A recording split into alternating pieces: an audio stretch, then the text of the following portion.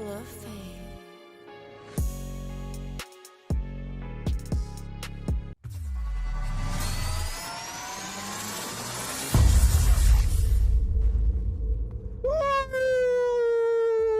We're back. We're back. We're back in the cut. We're back in the mix. Unfortunately, y'all, though, it appears right now that this actual game that we wanted to cast, the Khan versus V Gaming, doesn't seem like it's actually happening right now. This game I know has been rescheduled like 5 or 6 times already.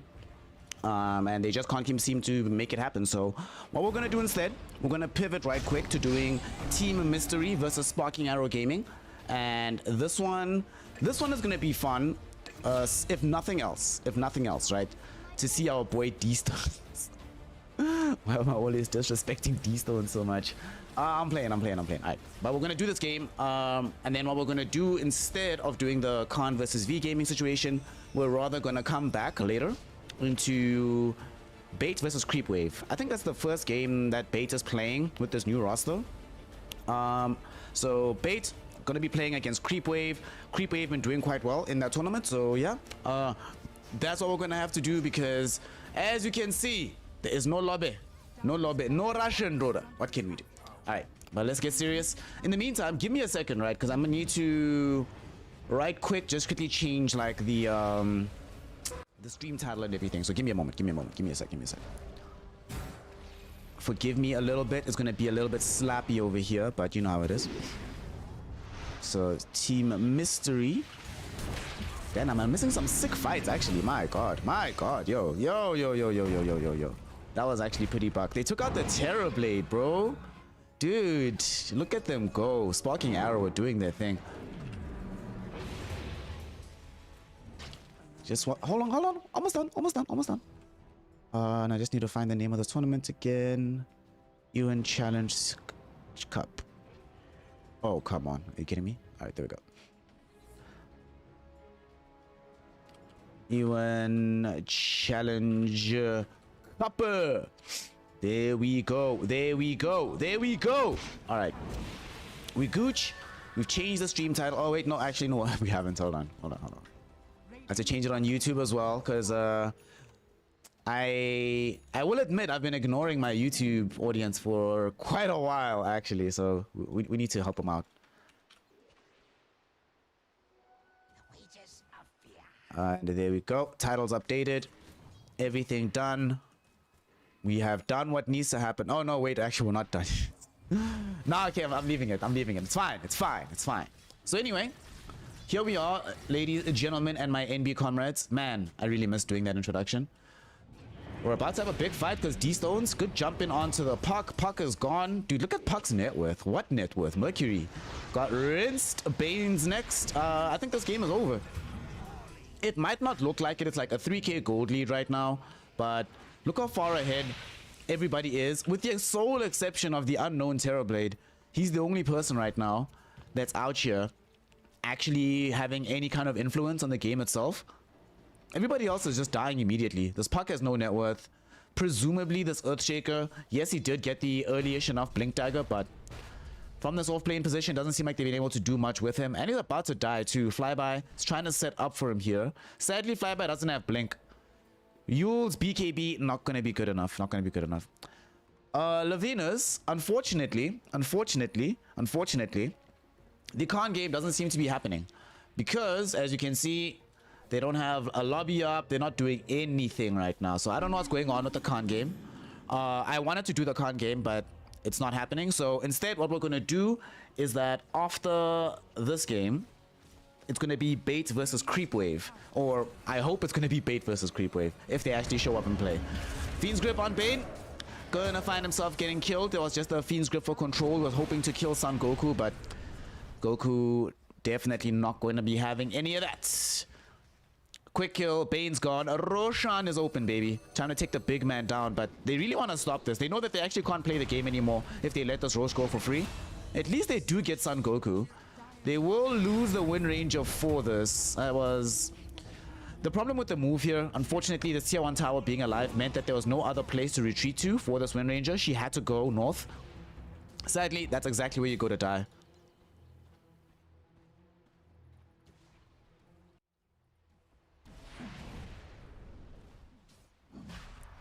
So now Roshan, a big man's getting taken out. Pretty sure they will be able to kill him without too much difficulty here. One of the problems and complications with this Rosh... Oh, what? Wait, hold up!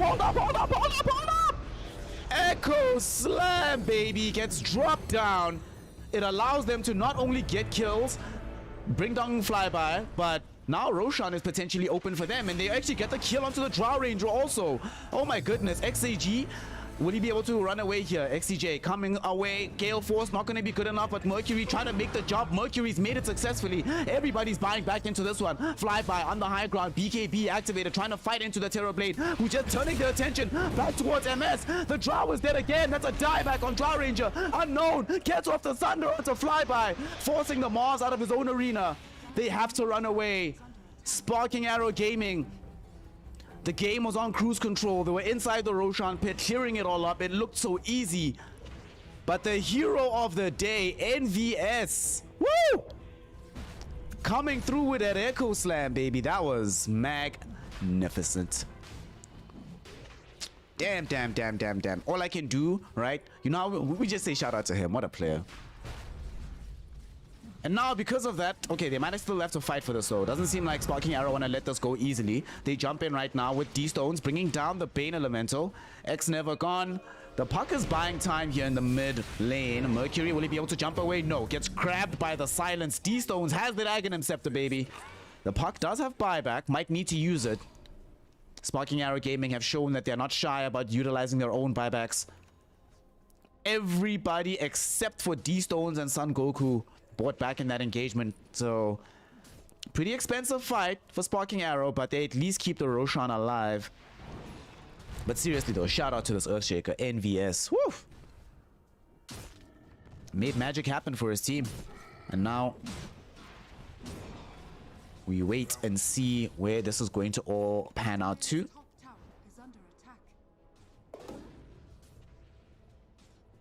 Big man, he's just chilling. I think one of the big things as well, hold on, something I want to do quickly. Let's do this while we have a little bit of downtime.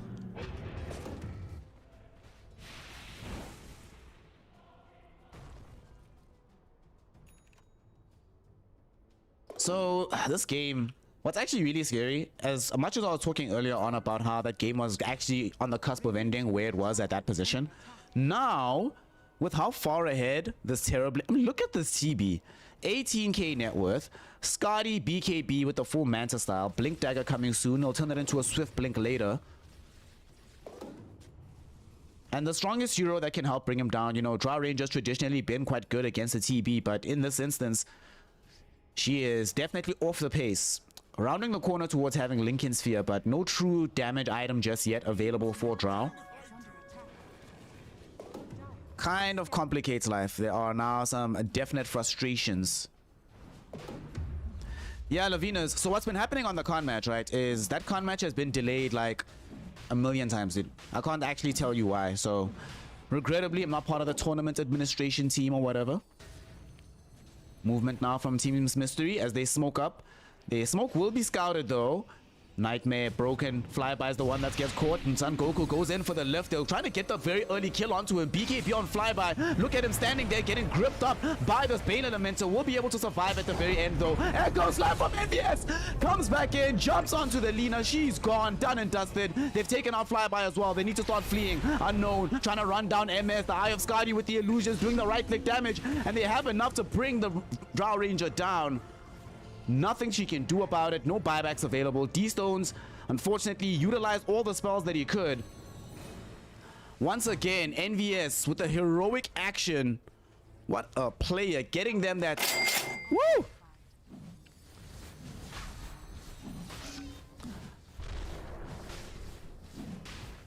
Now they're gonna get themselves a Roshan. Is this Rosh 1 or Rosh 2? It's Rosh number 1. Yeah. So how the schedule was initially supposed to go, right? It was supposed to be, to start with, Khan versus V Gaming, and then afterwards Bates versus Creepwave. However, if Khan versus V Gaming isn't happening, the rationale I'm operating under is that provided the schedule isn't impacted anyway, creep wave versus bait will still happen at the same time anyway. So that gives us time to finish this full best of 3, which is in a completely different tournament. Completely different tournament. So I'm pretty sure the way it is right now that Khan game is just not happening. At least not today.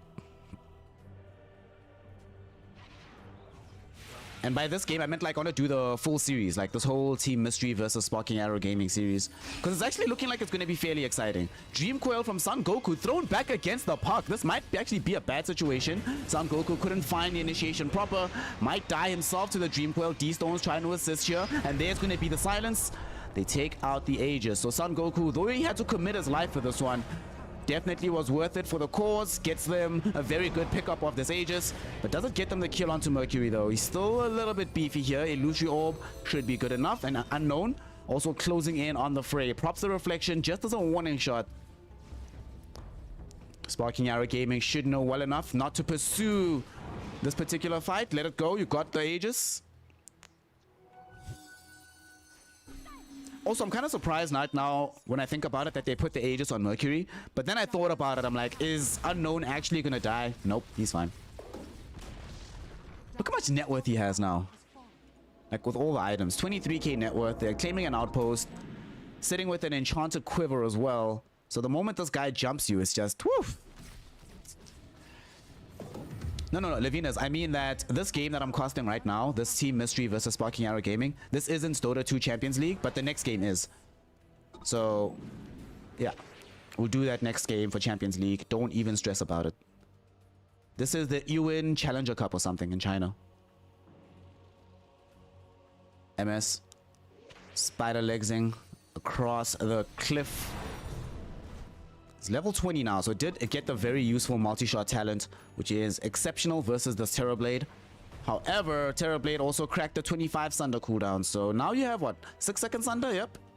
Good times. Good times.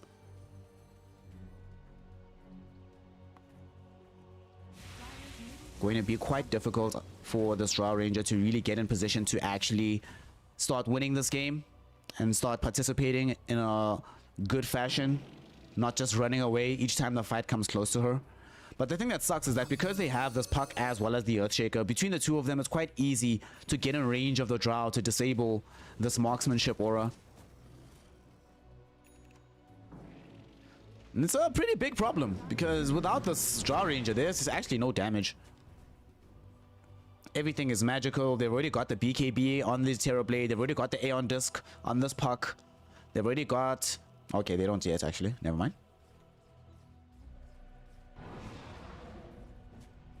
CJ, Gale Force holding him in position. And the fissure will be there, but they don't get a clean connection.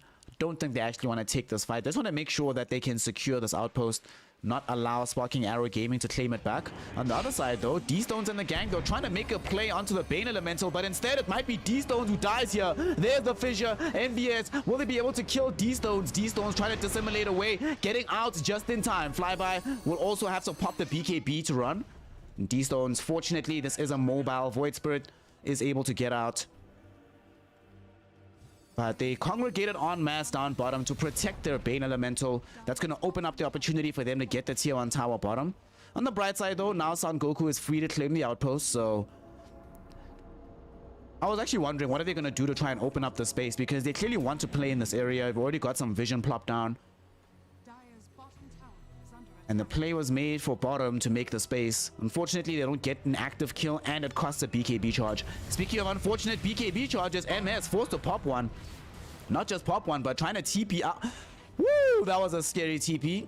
If they didn't believe that Drow was just going to walk all the way back, one of them might have stuck around when that BKB ended to cancel the TP. That would have been disastrous. But she does live. The tier 2 tower does not, though. And Team Mystery are just taking real estate for fun at this point in time.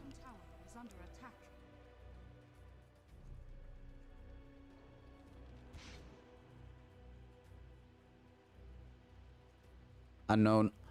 The Swift Blink, as expected, is now being queued up by him after finishing off this AC. Not that much additional room to grow. Might potentially consider going for like a Daedalus. I wouldn't mind seeing a Daedalus personally. I think it would be nice.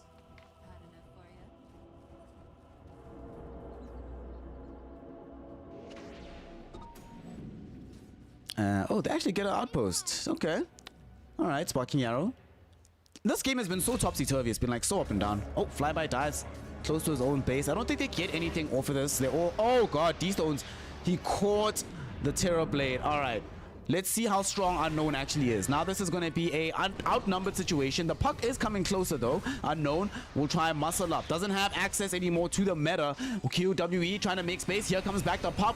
And they've created enough space for Unknown to get away. And I think he just sacrificed the Wind Ranger here. Yep, let this one go. Mystery is able to get himself out of trouble. Forced off forward by Son Goku. Desperately trying to catch the range for the Yule Scepter. But it is still on cooldown anyway. And look where Mercury is. Dude, Mercury actually made so much space. D-Stones, is he gonna miss? Yeah, doesn't catch him with the Aether Remnant. Mercury still drawing him away. And this is a lot of time. D-Stones used up the entire double damage rune here and got literally nothing out of it. It's a very sad situation. So D-Stones, still a good place to be if you are a supporter right now of Team Mystery. The fact that they don't end up losing Unknown. They can reset, come for another go, and that's exactly what they're going to do. Just need to wait for the Wind Ranger to close the gap, and then you can go in, baby. Go in.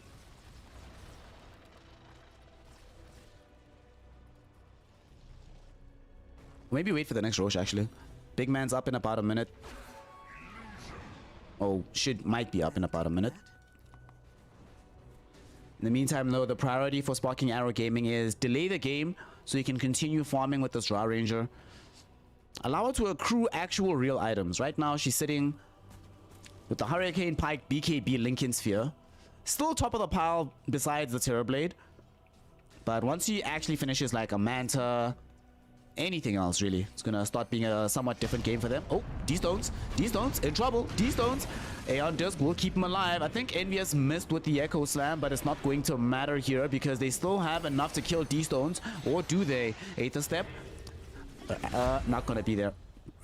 Can't get off the Astral Step. Can't get off a Dissimulate. And ends up just dying here. D-Stones. One of the earliest times that we've seen him die before a key fight, because this Roshan, if it spawns right now, it's so bad for them. Envious, yet again, they set up with this fissure. That's going to allow them to kill Son Goku.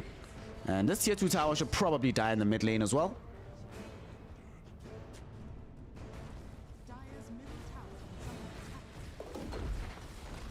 Tier 2 tower. Oh, snap. Can somebody please tell Sagara what's happening, that the game is delayed? I would type it in, but you know, I'm kind of, you know, in-game.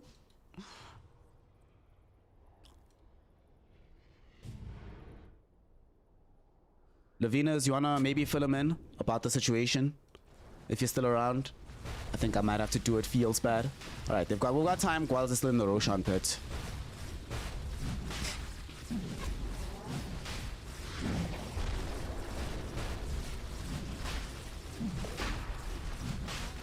No way for them to actually stop this Roshan attempt.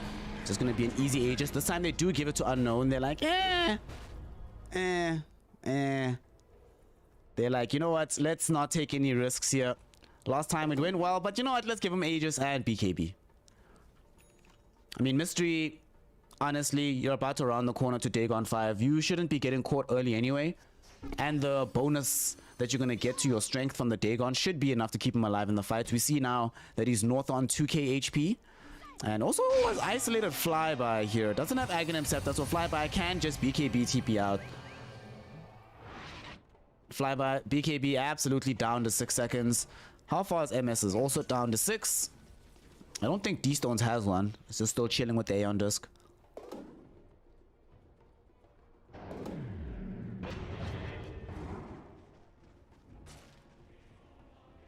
Very nice place to be for the side of Team Mystery with this Aegis. Who did they give the shard to, actually? I didn't see. Okay, looks like it went to the Earthshaker.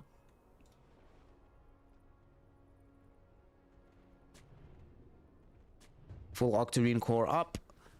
I don't think you need BKB on this hero. Maybe Aeon Disc for him as well. Because now they're only really concerned about an immediate burst. As long as they're able to get off a spell or two, any of these heroes, there's ability and capability to turn it all around. Oh, D-Stones is dead. D-Stones is gone. Nightmare, the trap has been set by X Never. There's the grip, baby. All right, they sort of overlaid their stuns a little bit. And, oh god, Invis didn't find him. Invis didn't find him. Yeah, they didn't need to use all their spells. Because they know that he has this Aeon Disc. Like, I think they hold the fissure, right? Because Aeon Disc triggers. Once he gets into the trees is when you actually utilize the fissure to stop him from TPing out. Nonetheless, I think he's at max combo now, almost. One more proc will put him there. But it does also mean now that he has to play a lot more carefully, since he doesn't have access for another 70 seconds. So maybe might not be able to jump in onto Mercury. As I say that though, Mercury makes himself a target, gets jumped on. Or will they be able to kill him? Looks like they do. They have the capability, they have the damage, they make it happen. Flyby pops up with the Arena of Blood to try and deal with Unknown, who's on a very far side of the fight. Doesn't have the Sunder or the Meta active. Will end up popping the Aegis, comes back, BKB active, jumps forward, they got a fissure out onto MS, and that's going to be enough damage to bring MS extremely low. Shackle Shot puts him in position to kill. And now that he's gone, they want to clean up house elsewhere. D-Stones, what can he do in this fight? Oh, the LSA catches onto the Earthshaker. D-Stones, with the help of XCJ, they get the kill onto the NVX. So now it's a very, very outnumbered matchup. Unknown, what can he do? Can he get off the Sunder? They're trying to chain disable him. Unknown, keep going, keep fighting. He can't do it. He can't do it. Flyby and D-Stones have ended the reign of terror. The Terror Blade is down and out. And with him gone, D-Stones should be able to clean up QWE. It's looking like a team wipe. It's looking like a comeback for Sparking Arrow Gaming. All off the back of the Void Spirit of D-Stones. What a player. And they wanted to take that fight on the side of Team Mystery because they felt, well, D-Stones doesn't have Aeon Disc. He can't be that risky in the fight, but Mercury ends up getting a little bit too far forward for Team Mystery. And that sets up a very, very poor sequence of events.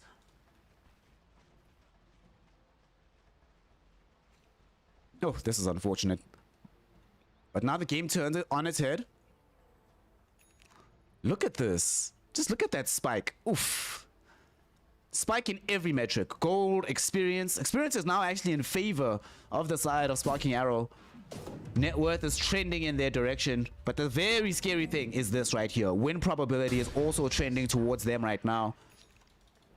One successful fight, and from there, they're off to the races. It is unfortunate, however, that MS wasn't alive throughout the entire engagement, so didn't get everything he needed from that fight. Wait, why does my camera keep like cutting back to that particular area of the map? That's actually so weird. Hello? Hello? Okay, it's weird.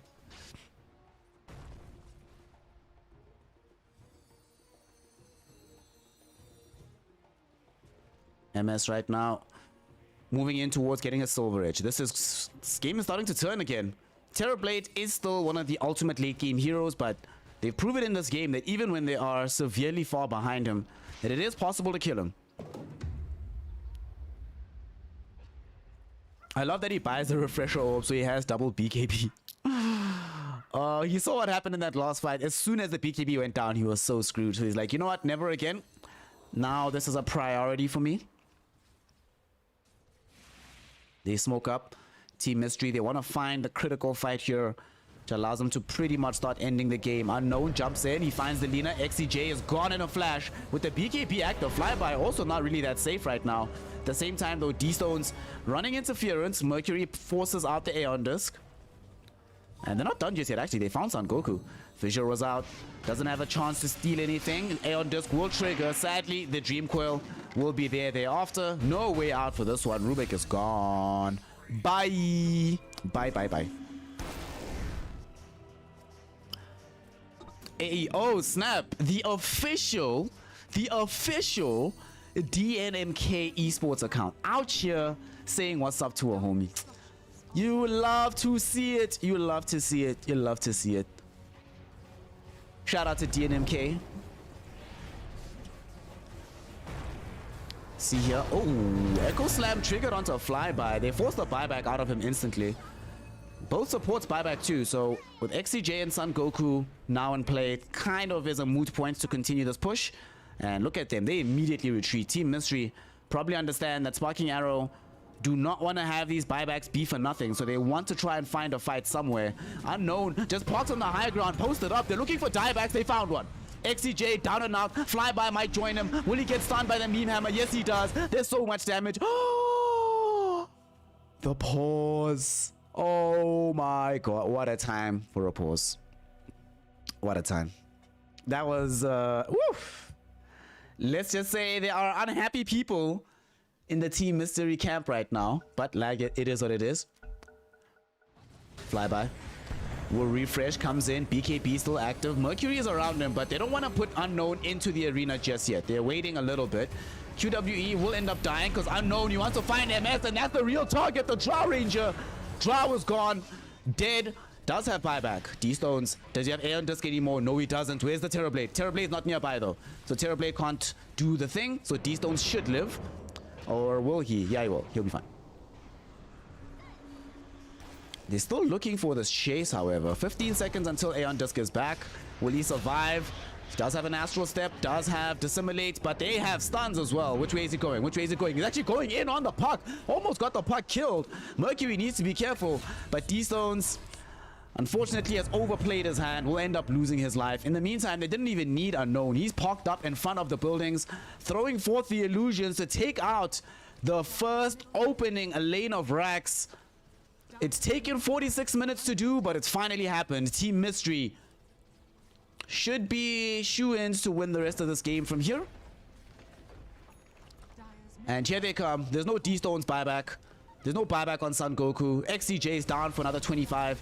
They're not looking for the straight up end. They would rather take all these buildings right now.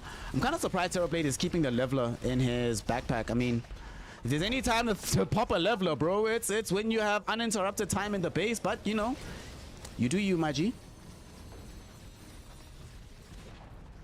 Oh, snap. KLM. What's up? What's up? What's up? How's it going? How's it going? Unknown. Oh, no, no, no. MS. You gotta use BKB sooner than that. It doesn't matter. GG. GG, GG, GG. Woo! Team Mystery, y'all. Team Mystery. Sparking Arrow Gaming. Not even just a known team. This is a DPC team, right? A DPC team out here. Sure, they were one of the punching bags of the DPC, but nonetheless, they get rinsed. And a Team Mystery. Woof. Shout out to them, yo. Shout out. Don't y'all love that we got the clouds back? Oh, it's nice. Although I clearly do need a new thingamabob. DNMK, look at this box here. I need a new box, you know? Need a new box. Unfortunately, the other one doesn't work as the nice line one doesn't work as well when I have the clouds up. Regrettably. But oh, this game, yo, I don't know if y'all saw that Echo Slam from NVS. That actually changed the game. Like, if he doesn't get that Echo Slam at that point in time, at that specific point in time, because what was happening is they're roshing. I wonder if the graphs will actually show us this. I'm pretty sure it was like here. Yeah, it was around here. Right, they're busy rushing. The game looks really good for the side of Sparking Arrow Gaming. It's like pretty much done and dusted, right? They're going to win this game. At this point, they're just closing out the Roshan so they can take that and walk down the base with it. NVS comes through, pulls off the Echo Slam of his life, right? The Echo Slam not only buys them enough time on the team to be able to be like, well, y'all can't rosh, and because you can't rosh, you don't want to play that aggressively with the Drow until she has some better items, right? That ends up not happening. So what ends up happening is the game gets delayed, and it gets delayed, and it gets delayed, and it gets delayed, and delayed, and delayed. And the longer that delay keeps going, you see this, look at the net worth of this Terrorblade. It just starts soaring further and further ahead from everybody else, and then no one can catch him. And nobody on the side of SAG is ever really positioned in the game itself to be able to do anything against an over-leveled, over-farmed Terrorblade. The Drow Ranger, who's supposed to be the hero you pick to help you in these kind of situations, she can't do anything because, you know, she had to buy these defensive items. What did she go first? She went, was it Hurricane Pike first? What was it first, actually? That Drow bought. She bought, I mean, BKB Lincolns into Hurricane Pike. This is not a strategy for winning the game, right? But you can't win the game because you don't have the Roshan. You don't have the Roshan. So that's the game, done and dusted. We're going to be waiting for the next one, which I already see the lobby has been made. It's been curated. It's getting ready. Still, as you can see, we do not have a V Gaming versus Khan match. So that's clearly just not happening today. It just isn't. I'm sorry, y'all. I wanted to. I wanted to, right? But it's not happening, unfortunately. Feels bad. Feels bad. So now we are going to just take a quick break. Just a quick break. And when we come back, we're going to be continuing with the games. We're going to be continuing with this best of 3 series. Is this actually the first day back? Like, yeah, it's the first day back in a minute. It's been a young minute. I've missed y'all. I've also missed Chinese Dota. I had a realization like how many just random Chinese players I know. I was like, yeah, you need to utilize the skill somewhere, bro. You can't just be languishing, lol. So we'll be back in a sec, in a flash, with some more dotes, with some more hype.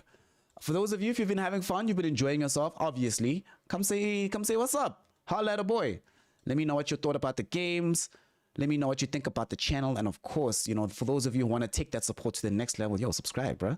Subscribe. Put your homie on. Hit that little button. And make life easier. Especially, you know, Twitch pays us like tomorrow or on Monday. So you have a little bit of time to do. No, I'm just kidding. All right, cool. Game done. We're going to take a break. We'll be right back. Sparking Arrow Gaming is now 1 game down behind the side of Team Mystery. Team Mystery with the surprise victory in that situation. And we're hoping that they can keep that kind of surprise going because it will be quite fun. It'll be quite fun. So see y'all in a flash. Game 2 coming soon. We'll be right back.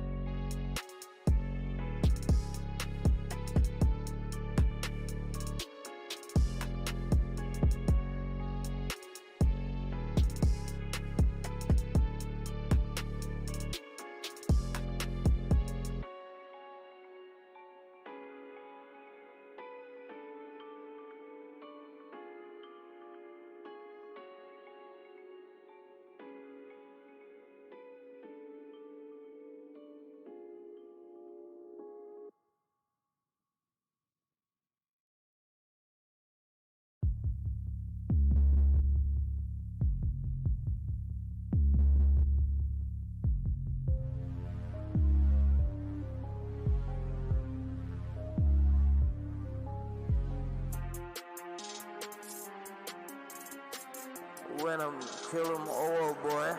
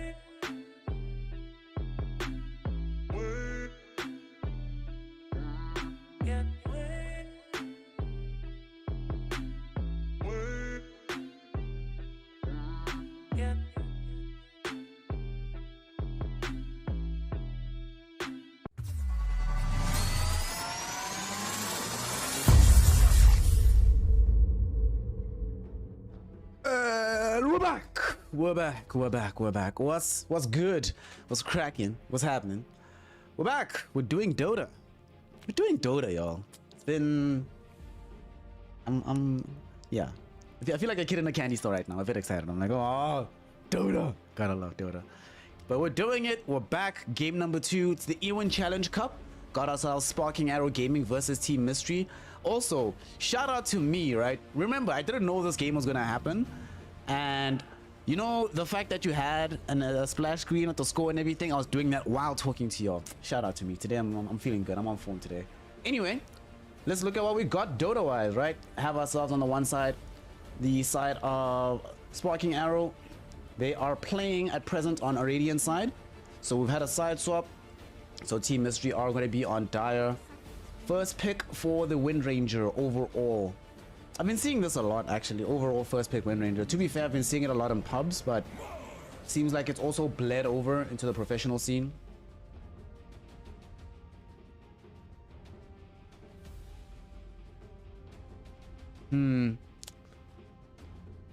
I have some degree of curiosity about how they're gonna run this. Actually, it's gonna be fun. Bane Mars, fairly straightforward. We actually saw the Bane already in the previous game, so X-Never is going to be reprising his role on that one. However, they're making sure that they can't give Flyby the Mars. I feel like that's fair. Mars is one of Flyby's best heroes. So if you're going to take any hero from him, it does make sense to take away Mars. And he's going to go for the Beastmaster.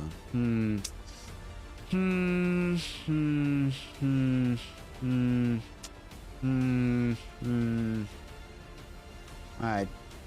The reason I'm like humming him and hawing, right, is yo, whenever I used to see this, like whenever I see him play heroes that don't have a big AoE stun Flyby, I'm always like yeah. So when Flyby's playing like your Tide, your Magnuses, away, no flop. But yeah, not the biggest believer that he's going to be able to make this Beastmaster work. On the bright side though, it does represent AMP for later on in the game, for whatever carry they want to get into the safe lane. Beyond AMP representation, it also gives them lots and lots of push. So got a very good time coming through in the safe lane.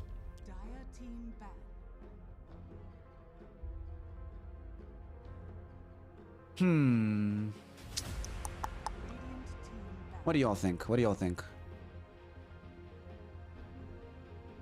I'm feeling here that they probably go for... Oh, Lina's banned already. Is there space for like a Grimstroke? I don't know. But I think right now maybe the priority should just be like securing the both lanes, because it's unlikely that this Bane is playing anything but 5. So we want something that's going to be quite strong, going with the Mars up top. So what are we getting? I don't think we'll see Rubik again. Elder Titan still in the pool. I could definitely see that being quite useful for the side of Sparking Arrow as well.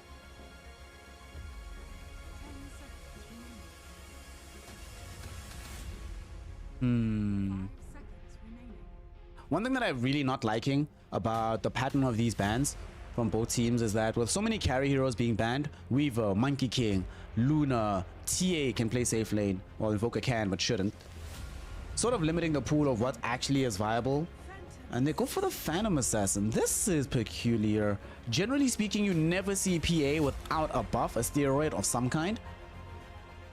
So usually it's Magnus. That's the primary way that you play this hero, but there's already a Mars in the game, so unless they're going to transition this Mars towards the mid lane, feels like there's definitely no space for a hero like Magnus, like Gustav Magnus.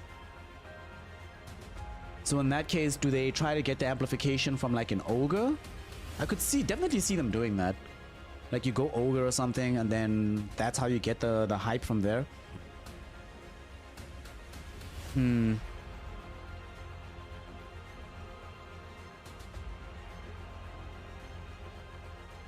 What do we have on the other side here from Radiant? Sparking Arrow. What are y'all gonna do? What are y'all gonna do? Now I think it's just about making sure that you have the favorable lane into the PA lane. Without help, this hero can really have some rough games. And she doesn't seem to have it right now in any real viable capacity. So now we start thinking about heroes that are good against her, right? Like, how do you deal with her at this point in the game? Disruptor still in the pool. Often see that. Silencer wouldn't be my preferred option, but is an option. I actually do like Silencer, especially because PA is not one of these carry heroes that wants to just stand her ground, hitting out damage. She needs to be mobile, using the Stifling Dagger, using the Phantom Strike jump in. So when you deny her that ability with the Global Silence, and not just with Global Silence, but between Arcane Curse and Lost Word, it's really annoying to play into as PA. On the other side though, if you ever catch Silencer and Silencer doesn't have Global, hasn't used Lost Word on you, this hero is just food. You just get eaten alive.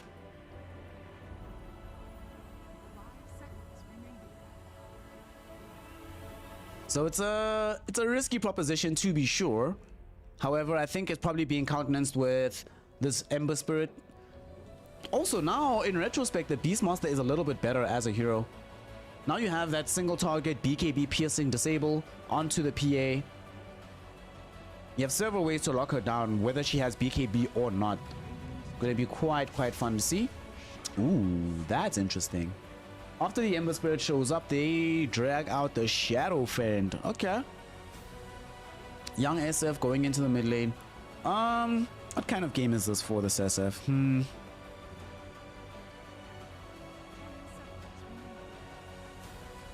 I think SF has a very good game here. Early BKB buyer. You know that you're gonna have a very fun time playing up into the mid lane. Because in the mid lane, yo, Ember Spirit is not have fun against Shadow Fiend. Anything that has a very high physical damage that the hero can't play around with in terms of his Flame Guard damage tends to result in pretty poor laning phases for Ember. The fear mechanic from the Requiem is really good, making sure that Ember can't just zip away, sets you up for like additional raises on the escape. Also, I love the fact that they have Presence of the Dark Lord aura with the PA. So that's a little bit of the amplification where it's coming from. It's not enough personally, but I would like to see at least one more hero, just not sure who will really help them the most. But this does definitely help the PA's damage output as well. And it does put the responsibility of the whole game. It spreads it out between the PA and the SF. They've got Roshan capability, good mid laner. Also, great team fight now between the Mars and the Shadow Fiend. That's really good team fight.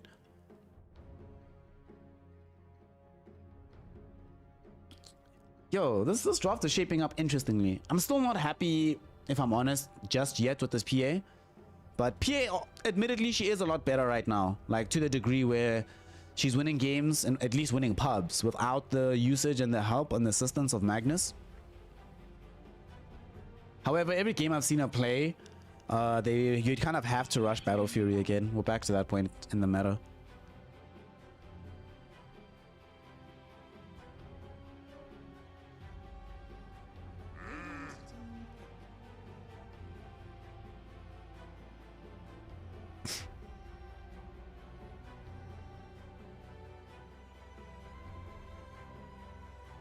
Wraith King.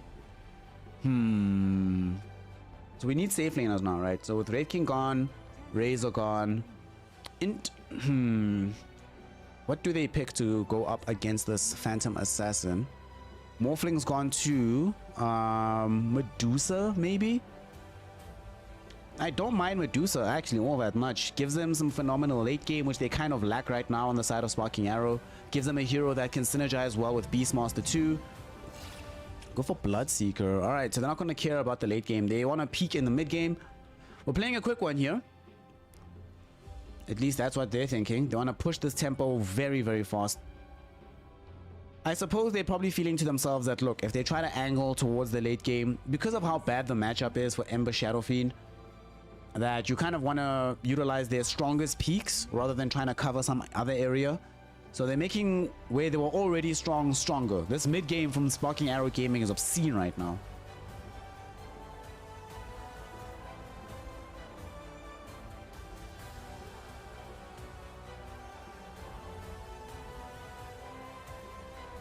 What's the last pick going to be for this team here? Team Mystery. Team Mystery.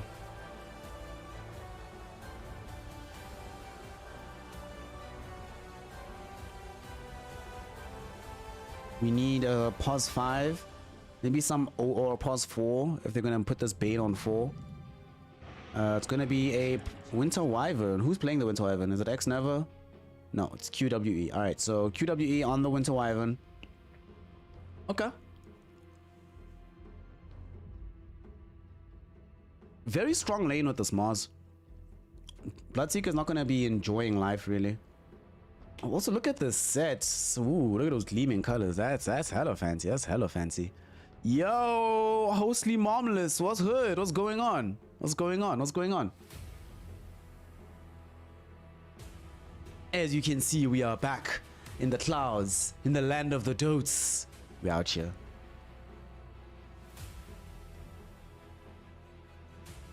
Let's see where this goes for Team Mystery. I think that they should be able to win this one. I'm not sure about... So they sort of double down on the silencers, right? Bloodseeker coming in with the Blood Rite, of course, is an additional silence after the BKB piercing disables held you in position, or you've been held in position by Ember, Wind Ranger. Sparking Arrow have such amazing skirmish ability. Like, they can fight so often around the map. There's only one key cooldown, which is the big global silence. At the same time, Team Mystery have a bit more of a balanced draft that requires them to play as a big 5 unit at some point in the game. They do have better team fight though. I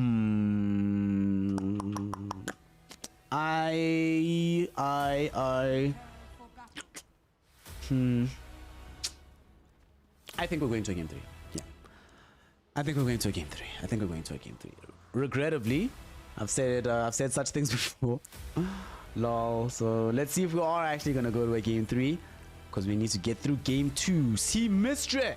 Sparking Arrow. Let's go. So we're going to be doing it game number 2. The most important part for Team Mystery, provided they can, because they do, I think they have better lanes, better team fights. Crazy skirmishing though from Sparking Arrow. Provided they can come out of this laning phase in a favorable position and then group up early to avoid losing key fights, I think they can do really well on Team Mystery. But it really does come down to positioning first and foremost. Oh, did they scout this ward? No way, dude. Let's see. Do they know? How good is your game sense, X-Never? I don't know if Envious saw him. Oh, game sense is incorrect. Didn't get the right sentry.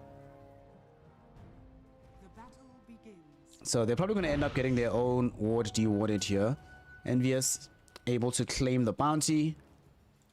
Nobody is... Okay, Son Goku doesn't want to try for it, but he does have a sentry ward to pop if needed.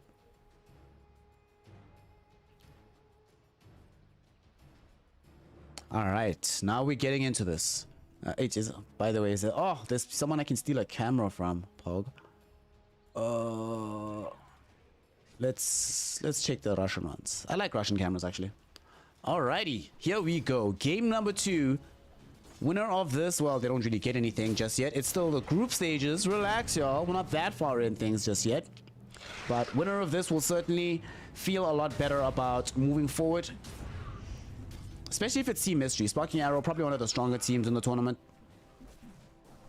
We'll see how it all pans out for them. Bottom lane, MS and XCJ. This is not really a lane where we anticipate them being able to muscle out this Mars Winter Wyvern. Like, this is a very strong lane with these two heroes. So all you can really do is sit back, get your own farm. The thing is as well, Silencer is not really the kind of lane support that can easily force opponents out of lane. So it's going to have to be a very considered performance here coming in this bottom lane for them. One thing that sucks as well is that they have everything that they need on the side of Team Mystery, right? Have sustain in this Winter Wyvern. They've got massive amounts of burst damage. They've got some lockdown. It's the kind of lane that you're playing in the off lane. This is the kind of backup that you want as this Mars. Oh snap! Is that a Camille Dota? What's up, guy? Also, you need to change. You really need to change that name, bro. Oh lol. The big consideration that I have here in this game is that in this mid lane, we're gonna see whether or not this Ember Spirit is actually going to be able to play this game. Right now, it's looking okay in the CS department, but as with all things against Shadow Fiend, level 5 is where it gets lit. And how did this happen? Alright. I have to take the camera back, sorry. How did this happen? Winter Wyvern looks like you just went too far forward. That was a little bit of a misplay there, because I'm seeing where the creep wave is, where this Mars is, and wondering why QWE died all the way here. It's not even a fresh ward either, so it's not a contestation over this.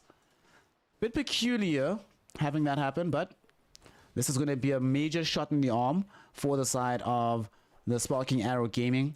It would have been even better if Bloodseeker was the one that got that kill, but you know, they'll take what they can get. They actually might try to bring down the Mars. Bloodright though will not trigger. Remember the days when Bloodright triggered quickly? Now it just takes so long.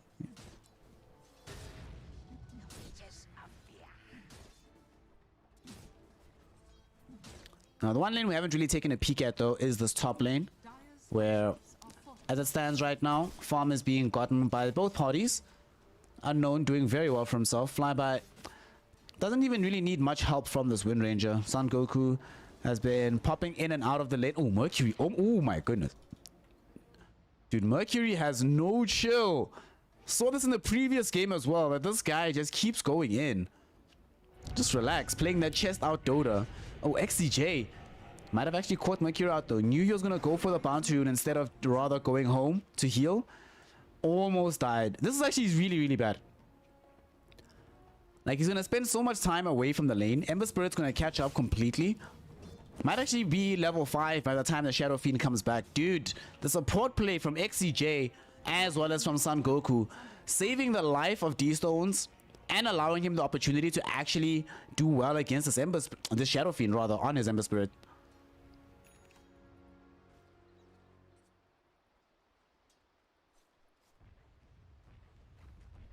At top, the thing is, now that there is a point in blur for Unknown, it becomes harder for Flyby to muscle the PA completely out of this lane. she can just play underneath the tower, rely on that for her own protection. You know, the boar harass is not really as reliable as it is against a lot of other carry heroes. And she has long range ways to be able to kill it. But at the same time, Flyby is just getting everything he wants out of this lane. So the two of them are just going to trade farm for as long as they can. Eventually, Unknown will dip into the jungle. When that happens, tower will fall. And then this side of the map should start belonging to the side of the Sparking Arrow Gaming. But we'll see how that goes, because a lot of that is also locked behind the progression of D-Stones. The better he's doing, the longer Flyby can spend in the top lane, not needing to participate on the map to give over space to D-Stones to recover. And I'm still bugging over that earlier support play. Really turned the tide for this Ember Spirit. Still level 5 on the Shadow Fiend, so now is when things start to get complicated anyway. But phenomenal stuff done, and these supports might find themselves assisting in yet another positive series of events. Sadly though, Shackle Shot does not latch, so Mercury able to mosey on behind the tier 1. Do they have a salve for him? Yeah, they do. Okay. So they give him the healing pot. Everything's okay. Dropping down some additional vision. They actually might kill the silencer here. Double raises plus some damage from Bane might be enough, but at the same time, this might also cost the life of the Shadow Fiend, and indeed it does. Great dive in from D-Stones. I'm wondering why they didn't want to use to like reposition to maybe use a long and medium instead of opting for short first, but ends up getting Mercury killed.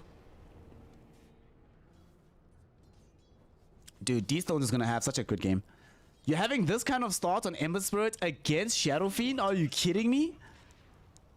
Such a good game. Such a good game. Son Goku in top lane. They want to kill Unknown. They've got Primal Roll. They activate it. There's going to be the power shot. Is the Shackle Shot going to be on? It not used just yet. The blink back from Unknown, trying to get an angle to escape. I don't think this is going to happen for you though, my friend. Son Goku right there. They're making sure that this is going to be a definite kill. They end up sharing the bounty between the two of them, but what's more important is that they actually got the kill. Unknown gone and down for the count. What a strong start to the game right now for the side of Sparking Arrow Gaming. It's only one lane really that's going well for Team Mystery at this point, and it's down here in the bottom lane, where Envious is still net worth leader in the game, having had a very successful time against the Bloodseeker. However, Mars is not a hero that carries games alone. It's always going to have damage issues and other associated problems. So we'll see where this build is going as well, because I see him queuing up a Perseverance. And I don't know. We'll see what they end up building. Now that the PA though has ended up leaving this top lane because there's too much strength here between Son Goku and Flyby, they can just walk down whoever has the temerity to show up to the side of the map. But oh, look at buying time with the Code Embrace. Envy is coming in. Beautiful arena. Catching both of them. Will he be able to allow space and time for QWE to escape? Yes, he does. And might even lead into a kill onto Flyby. They don't have Winter's Curse, so Flyby is going to be allowed to escape. But Envious shows up for his team. He's like, don't worry, fam. We are lane partners. I got your back. Very nicely done. The thing is, with the two supports that are available to them, they're not really the fastest pushing lineup unless the Beastmaster is there, and he had to go back to base, so they could feel secure in their knowledge that that TP top wouldn't actually jeopardize the life of the tier 1 tower bottom.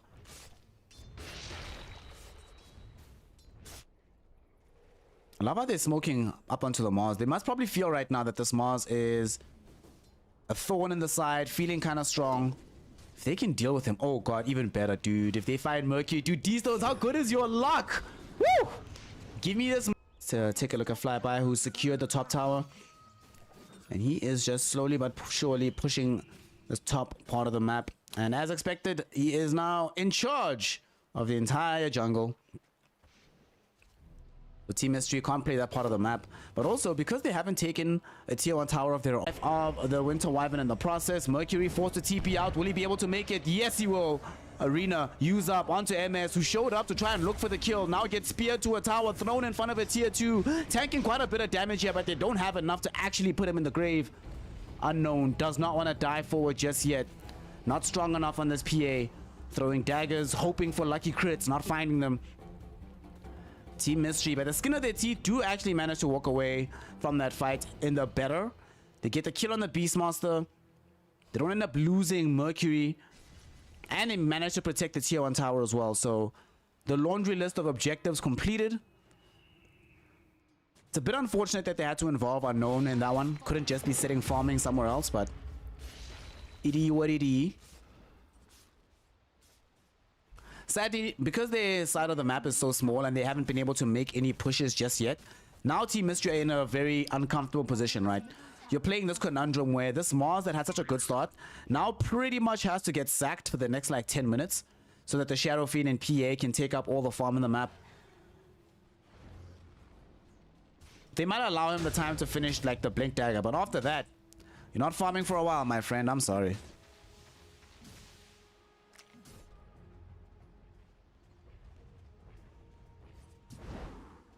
Envious. Oh gosh, this again, Saint D. This again, this again, this again, this again. All right, listen, y'all know the rules. If Saint D gifts a subscription, there's only one thing to do. Oh well, firstly, we need to see D Stones killing the Shadow Fiend on the other side of the map. That wasn't supposed to happen. That was definitely not supposed. Oh my goodness. Dude, Shadow Fiend, you can't die, bro. You're not allowed to die this game. Oh, gosh. But you are allowed to give subscriptions from D so that we can play the... Woo! The Don DeMarco, baby. Shout out to Saint D. Tier 1 tower getting taken in the bottom lane. Should be fairly simple for them to clean this one up. And there she goes. Winter's Curse will be used to try and delay this somewhat. Do they at least get this kill? Yeah, they do. Son Goku dies, and Envious finds a massive arena down. They catch several heroes. Unfortunately, Ember Spirit able to jump up. Unfortunately for him, X Never right next to him, looking for the Fiend's Grip. They've got the connection. Will they be able to get the kill, though? Not enough mana for the Spear of Mars, so D-Stones ends up living.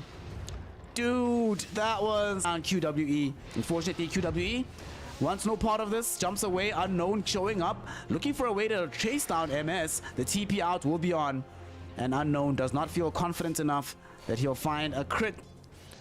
Allows the Bloodseeker to flee.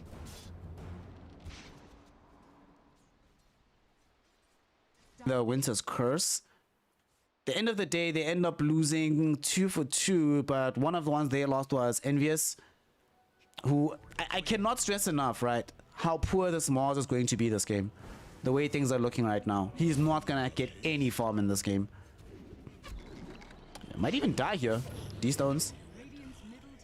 In on him with the Searing Chains. They know they don't have the quick burst just yet. If they had a Blink Dagger on Flyby, maybe they consider it, but Flyby primarily concerned with getting this home with the Overlord. It's more important to keep the push going than it is to go in for a quick kill on a poor hero anyway. Finally does have his Blink Dagger though, and it saved his life. Good job. Blink into Lotus Orb. I like that. I definitely like that. Ah, Saint D ain't ignoring anything, my guy. Ain't ignoring anything. Sosby. Sosby.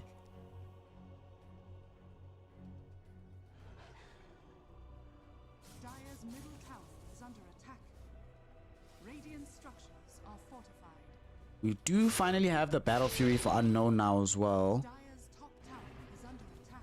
But this timing right now for Sparking Arrow. The next 15 minutes, Sparking Arrow is just terrifying on the map. Arena, plop down onto XCJ. Global gets popped. They end up actually being able to keep him alive, but Son Goku will not be as lucky because of the right-click damage of Mercury. Arcane Curse used with Lost Word again Dude, XCJ has just been a nightmare for them to deal with. Speaking of nightmares, one was used onto Flyby. Requiem comes in right after, and he's going to lose his life. Winter's Curse holding D-Stones in position. Do they have the follow-up damage? Envy manages to get the Spear of Mars, but they don't have enough for the Razors on mana. Mercury, how does no one on this team have mana? Somebody buy Arcane Boots. Oh my god. Another fight that they could have won for want of a little bit of mana. Instead, they're going to end up losing 3. Sure, they do get the kill onto XCJ. Unknown. Unknown. Oh. Dies in fountain. So sad. So sad. So sad. Oof. Oof. Oof. Oh my goodness. Oh, Camille, type something again. Sorry. I should actually just give you privileges, so you don't have to worry about such problems. Mercury. BKB being built up by the Shadow Fiend. If they had BKB in that fight, it might have been different. But man, just any mana. Any mana. Like D-Stones. That's the second time now where he survived simply because the opposing team didn't have the necessary resources at the time. Speaking of resources, X-Never trying to utilize vision resources. Sadly, we'll have to pay for this with his life.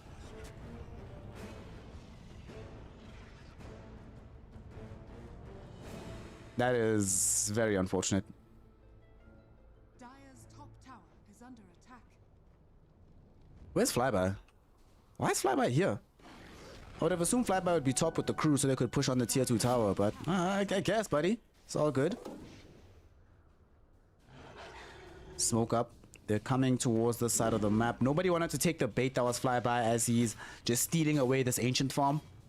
I suppose that is another thing that they can be doing, right? They know that this PA has access to Battle Fury, and one of the most effective ways of keeping Battle Fury carries down is to take away all their farm routes. Well, taking away their life can't hurt either, because he is in a lot of trouble. Nobody nearby to help him out. Trying to go in for the piggy pole. Come on, fam. You know what's up. You know what's good. You are a dead man walking, or a dead woman walking in the PA's case. As she goes down, easy kill. They smoke, actually. They want to head over towards middle because they've scouted Mercury. Will Mercury get out in time? Yes, he will. But now with Mercury no longer around, the path to Roshan is open. A double damage rune is also in the river to make sure that they take that path. Flyby is not nearby to give them the Vlad's aura or the inner beast aura, or to give them the ball. So he should probably go. SAG? SAG? Hello? Look at Lonely Roshers. He's like, oh, really? Y'all don't want to play with me? I feel like we should be looking at a dead Roshan right now. Falcon Blade Maelstrom on MS with double damage rune? Dude, that's more than enough. Nonetheless, they decide to rather play this one at a slower pace.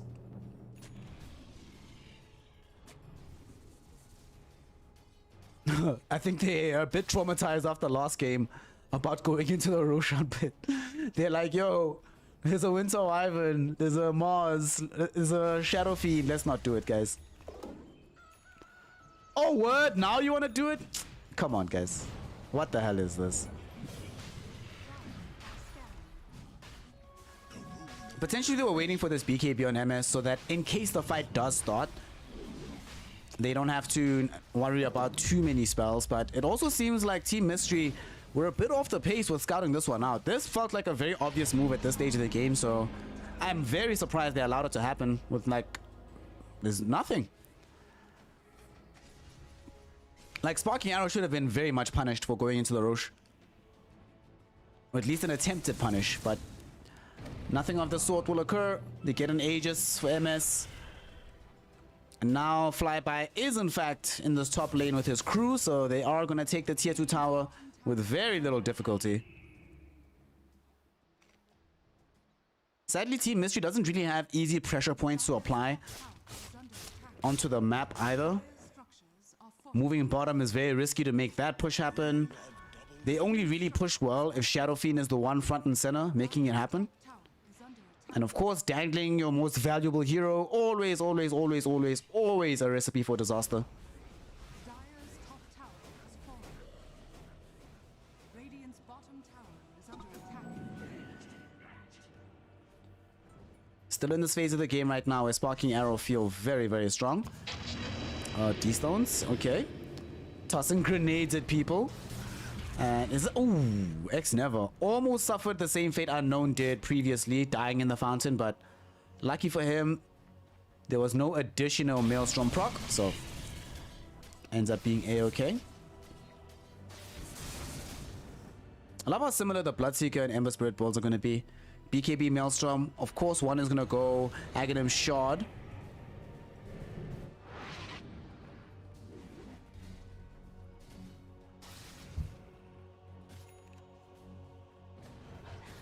But with double BKB, I feel like you have to go fight, right?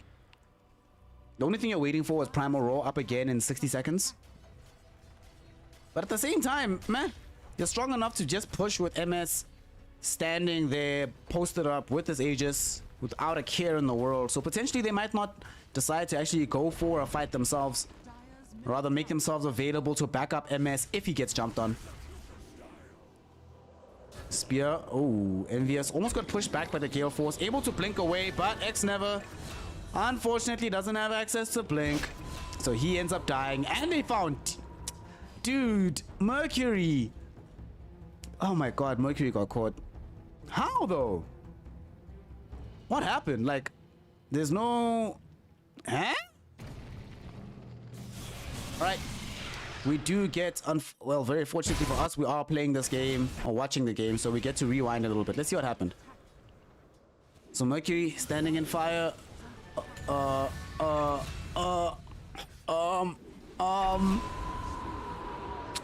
Okay. Okay. Okay. Okay. So he finishes, he knows doesn't have BKB, and he's... Okay. Well, that did happen, and now they're looking to push. Oh, Winter's Curse goes off, but it doesn't actually connect onto anybody except for the army of Flyby. But Flyby's army is quite strong. It actually takes out the Aegis. QWE might end up losing his life. Indeed, he does. D-Stones on a godlike streak. I mean, I told y'all that if he had that kind of start, he's just going to go off in this game. And indeed, he's just looking like a god right now. How far will they get with this push? They have no Aegis available, so they can't really play the full high ground. Arena is going to be there from Envy. But Envious, unfortunately, can only do so much. And the problems we foresaw with this Mars are very unfortunately coming to fruition. Also, Unknown is just not ready to fight. And we're still in that particular part of the game that's a power spike for Sparking Arrow Gaming. That's why they're playing so aggressively. They know that if they can win this game, for example, before we get to the level 20 on SF, God forbid the 25 on PA, then it's super easy. Let's do it. Looks like we have another smoke here from Team Mystery. Desperate to try and find a fight. Envious doesn't have access to the arena, so they'll be relying on the Blink Spear play, since they also don't have Winter's Curse. It's coming back in a few seconds. But they don't have any vision of a viable target to use it on just yet. D-Stones showing a little bit middle, but does have a haste rune. 17k HP, does also have BKB. Fairly difficult kill to pick up, but they're gonna go for it anyway. They're jumping on him. D-Stones, will he die? Yes, he does. XCJ goes in for the global silence, but not fast enough. At the same time, PA gets taken out by MS. Fiend's Grip finally coming out to try and protect Mercury. But look at the damage from MS. They're forced to try and run away right now. Mercury's out with the TP. X-Never and QWE following suit. And yes, they got the kill onto D-Stones, but the damage output just too damn high from MS. Unknown dies. Envious ends up losing his life as well. Fortunately though, because Mercury is alive, there's no way they actually take a lane of Rax.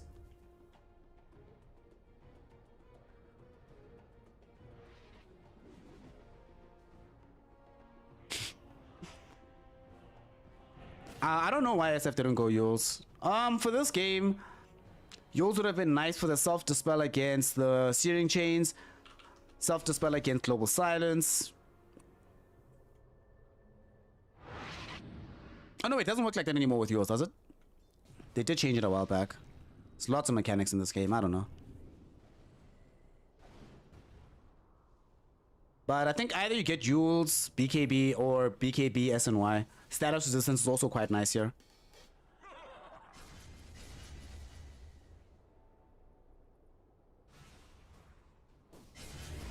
$10K gold lead at present for the side of Sparking Arrow Gaming. They were not able to utilize their first Aegis to break the high ground. They took out the tier 3 tower, but the racks still do stand. Although their siege is looking hella strong right now. Do you see a bird? Oh, dive bomb. X Never forced to kill it early. Gale Force pushing back X Never. How unlucky is this Bane Elemental player? Jeez. Just such bad luck. Such bad luck. Well, after the death of Bane is having access to buyback, fortunately. However, now they're going to be trying again for the push. They've got the flyby army front and center. They also don't have everybody stacked up for this defense. So Team Mystery, it looks like, are prepared to sack a melee Rax. Do they not have Cliff? Nothing? Cliff, Cliff, Cliff, Cliff, Cliff. Pop the Cliff! Pop the Cliff! Pop the Cliff!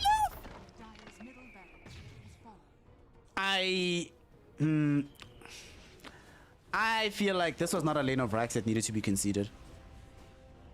They could easily have held these racks. Like, yeah, they were just not set up for it. And they had to have known that that push was coming, right?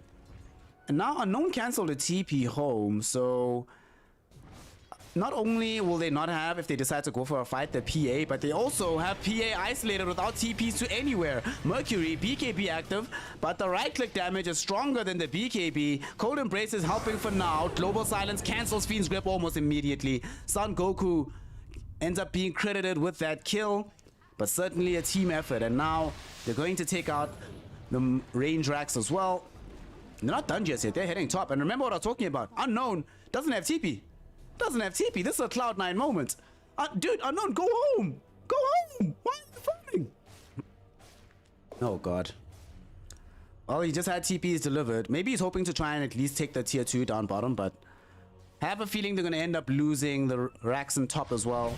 D-Stones looking for a way onto X Never. The unluckiest man in the world yet again gets Gale Force directly into the opponents. There is going to be a quick Winter's Curse. Unfortunately, though, Flyby and Son Goku, neither of them are going to be that affected. D-Stones, BKB active. He's up in front of this X Never Bane. Will he be able to bring him down? Yes, he can. QWE might be next as well. Going to be a killing spree for Flyby, utilizing the dive bomb to make that happen. Unknown is still not here. Dude. Jump up onto Mercury. Is this game gonna end without Unknown even being inside of his own base? Mercury is just gonna die here. No buyback available for the Shadow Fiend either. And yeah, Unknown's just giving up the game. Giving up on the game. He's like, yeah. They can't win just yet, bro. They still need to come through bottom lane, so it's fine. Envious. Trying to buy time. Gonna end up just losing his life, sadly. Gale Force, good spell, good spell. Alright, they at least leave. Oh, Unknown, dude. Unknown. Well, now he goes home. Maybe he felt like he couldn't actually participate in the fight anyway, so he was like, what's the point of actually showing up? And he does now have the full gold for a Satanic. This, that might be... That's gonna be costly. That's gonna be costly, though. It's like how I play pubs, lol. Man, come on. You know what I would have done if I was in his position? I would have ported in front of the entire enemy team, you know, then died. And then afterwards, it would have been like, damn, I should have queued BKB.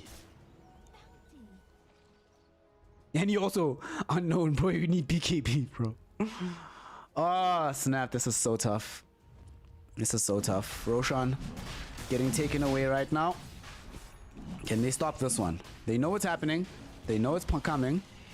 It's almost gone already, though. Not a lot of time that they have to try and finish this one off. MS wanting to get these kills. Envious jumps forward, will be able to get the arena, but MS picks up the Aegis. They've gotten the quick kill onto the Wind Ranger. Son Goku will buy back with immediate effect, and D-Stone's able to get the jump back out onto this NVS. Also, we have a Primal Roar onto Unknown. Unknown's in danger, but there's going to be the Winter's Curse. It allows them to at least get the kill onto X Never by making MS kill his own opponent, his own partner. But sadly, with MS having bought MKB, he can just run down Unknown as soon as the Winter's Curse is over.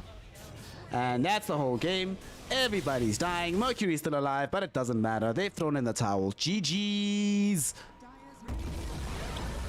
That was, woof. That was painful. That was painful. This was a stomp and a half. Stomp, stomp, stomp, stomp, stomp. Like, my gosh. They, woof. Not pretty, not pretty, not pretty at all. Not pretty at all. And the reason this ends up happening, it was pretty much decided, right? It was pretty much decided that this was going to be the game from that mid lane. The mid lane was too good for D-Stones. I feel this, okay, look at these net worths, right? At 10 minutes, this can't be allowed to happen. Like, at 10 minutes, Ember Spirit is not very far behind Ember, right? Of the Shadow Fiend. That can't happen, right? And then at 15, this really can't happen. Ember being ahead of SF, that should not be allowed to happen. D-Stones just had too good of a game from a poor lane. And how much damage did D-Stones actually end up doing in this game? Because I feel like this Ember Spirit did a lot for the squad. 13, 1 and 11 on the 13, 1 and 11, dude. Yo. Having dealt 29,000 hero damage. It's alright, it's cool, it's chilled. Jeez, just phenomenal stuff. The bottom lane wasn't going that well for MS, but it didn't need to because everywhere else was going well. Also, once they started applying pressure onto Unknown, it really felt like Unknown could not deal with it. Very poor farm route selection. Itemization is, I don't mind Battle Fury Deso, but I feel like the BKB would have been more value than Satanic. Hell, even in that last fight, Satanic didn't really do anything for him. The BK Mercury changed his build like twice. Also, just had an out and out poor game, honestly, on this Shadow Fiend. So, XCJ certainly for me helped to make all of this a possibility. The early rotations to the mid lane made a huge difference. Also, really frustrated the life of the Bane, who could never really channel a full Fiend's grip. So, they didn't have their own BKB piercing disable reliably in the same way that Sparking Arrow had it. So, now it's 1-1. I think if that game in particular is any indication, Sparking Arrow should be able to just walk away with game number 3. I also feel like Team Mystery definitely got lucky in game 1 as well. Not lucky, but events played out in a very favorable sequence for them. So we'll see game number 3. They need draft adaptation, I think. Because the PA, there's also reasons why we don't see PA played, right? Without Magnus. What did the hero actually accomplish in this game? Did literally nothing. How much damage did no damage. Literally the only hero in the game who did less damage than this PA was Bane. And even then, not by much. Like, not by much. Yeah, change it all up. I'm done. I'm done with this. Let's go. Game 3. We'll be right back. Make sure you're following. Be like Loki. Be like Saint D. Make sure that you subscribe. You know why you want to subscribe? Not just to support your favorite local streamer. Wherever you are in the world, I am your favorite local streamer. But to make sure that you also get a young Don DeMarco, baby. Ha! Woof, we'll be back. Game 3 coming up.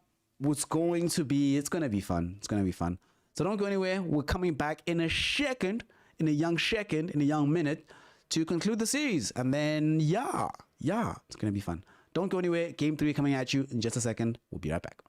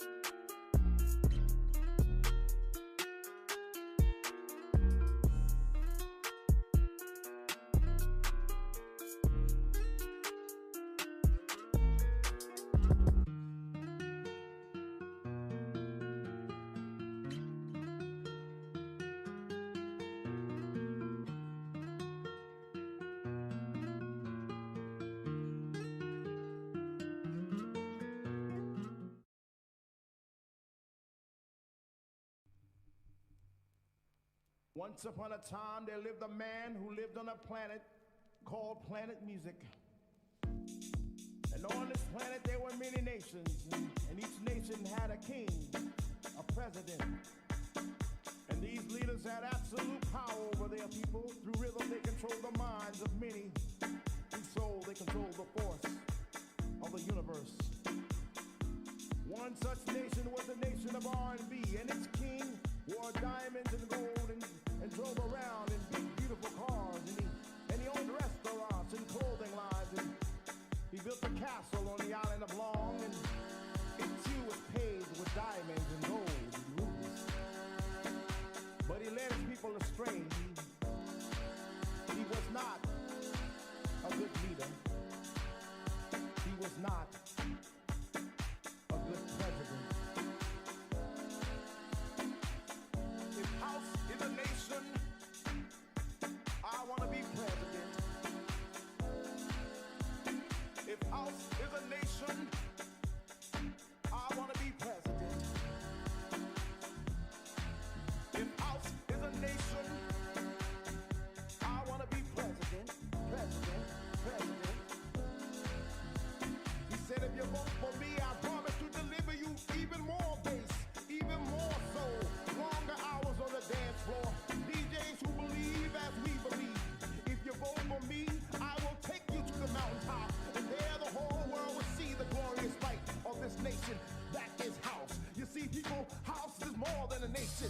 House is a feeling. House is a sanctuary. House is a release. House will pick you up when you feel down. House will make you strong when you feel weak. House will fill you up when you feel hungry. He said, if you vote for me, I can make the sun rise, take a little bit longer. I can make the dance floors just a little bit stronger. So y'all can stomp y'all's feet all night long. Clap y'all hands all night long. If house is a nation, I want to be president. If house is a nation, I want to be president. I will take you to the mountaintop, and there the whole world will see the glorious light of this nation. That is house. I will take you to the mountaintop, and there the whole world will see the glorious light of this nation. That is house. I will take you to the mountaintop, and there the whole world will see the glorious light of this nation. That is house. You see, people, house is more than a nation. House is a feeling. House is a sanctuary. House is a release. House will pick you up when you feel down. House will make you strong when you feel weak. House will fill you up when you feel hungry. He said, if you vote for me, I can make the sun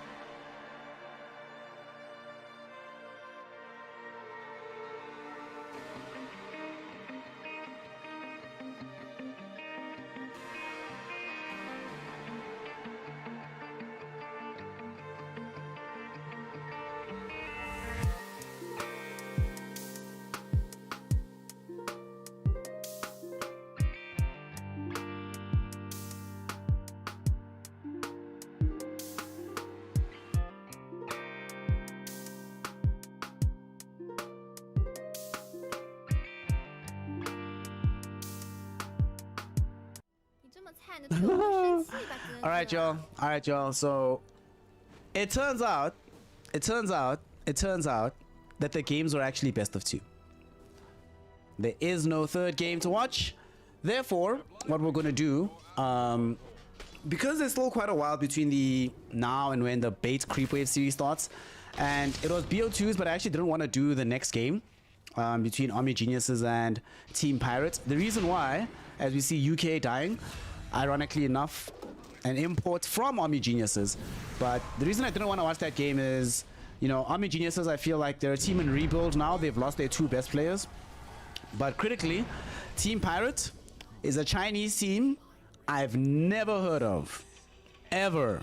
I've never heard of them, never heard of their players. Yo, and yeah, that should tell you how deep in the trench we're going there. So, you know what? Rather not. We're gonna come, we're gonna chill, we'll hang out, do this one. And then afterwards, later on is where it gets really lit. The bait versus creep wave matchup. That one I'm actually really looking forward to, but not happened just yet. It will come. It will come. For now, we're gonna hang out with some C Dota, yo. Just some C Dota. Play a game. Oh my god, dude. Play a game. No. That's not happening, bro. That's not happening, bro. That's not happening, bro. That's not happening. At least not right now. Not now. Why you want me to get embarrassed, bro? What's up with you? What's up with you? What's up with you?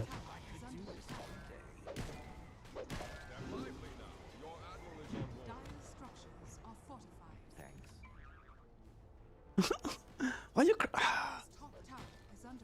oh, nah, dog. Nah, bro. You got a shame kink. Lol. You got a shame kink. Lol, dude. Imagine. Take it easy, D. Lurk hard, bro. Lurk hard. Down bottom, in terms of who's lurking, they were lurking behind the tier 1 tower, prepared, ready to get some kills, and they got him. This is not good for YoCam. Him dying here, this is actually a big deal. Losing lives on your support Weaver. It's a big deal because it's not like this hero has inconsequential items to pick up for the game. Spirit Vessel, Aghanim Scepter down the line. These things make a huge difference. So it's always really problematic when you're dying without getting the farm to get towards those items.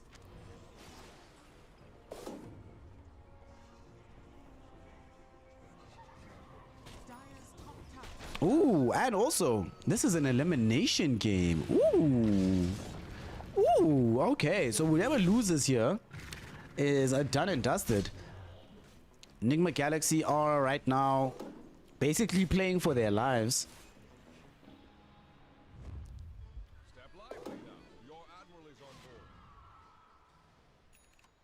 Smoke up right now from Neon.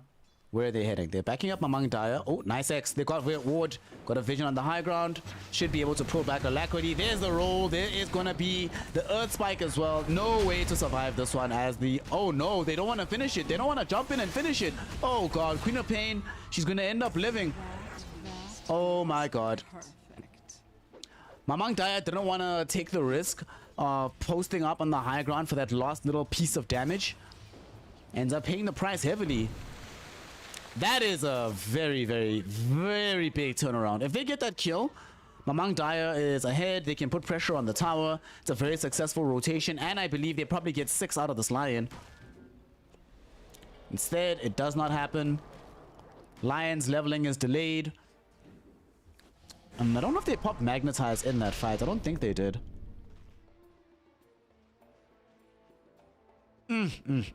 Big deal, big deal. Big fight.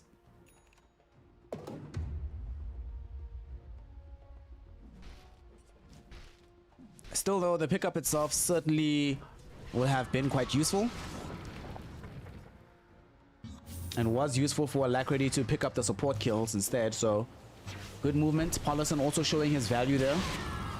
This Abaddon hero honestly is... wow, yeah. Abaddon is something else. Abaddon is something else.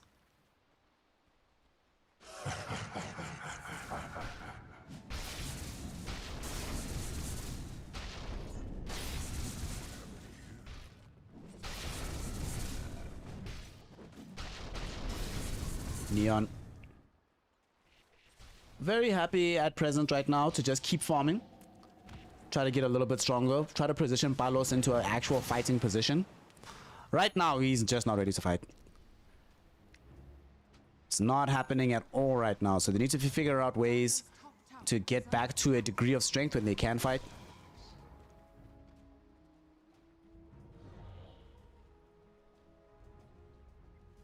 Dire's structures are fortified. Paulison wants to rush this Aghanim Scepter. Does seem like the kind of game where Ags would actually be fun. Oh, let's see what they're gonna have happen here though, because we've got a smoke move from Neon. Who do they catch? They find Mizu. Good easy kill here. There's no way to escape as the Sand King. They even pop the Finger of Death. Oh, Paulison got caught in actually by the Earth Spike too. He's now in a little bit of danger. Already had to pop the borrowed time. Will they be able to get out of here? Enryu had dropped the wall down. They're jumping in. Chrono on the 3. They got the Abaddon. Now they're working over this Queen of Pain. Earth Spike will be there. Do they have enough to kill her? Yes, they do. In Your Dream will drop down the Wukong's command, looking for a way to at least get some revenge. Does force Palos to time walk away, but he's quite isolated here. In Your Dream, do you have access to TP, my friend? You do not, but you do have Tree Dance, so you should be okay. Is under attack. Woo! Scary times, and what a chrono though.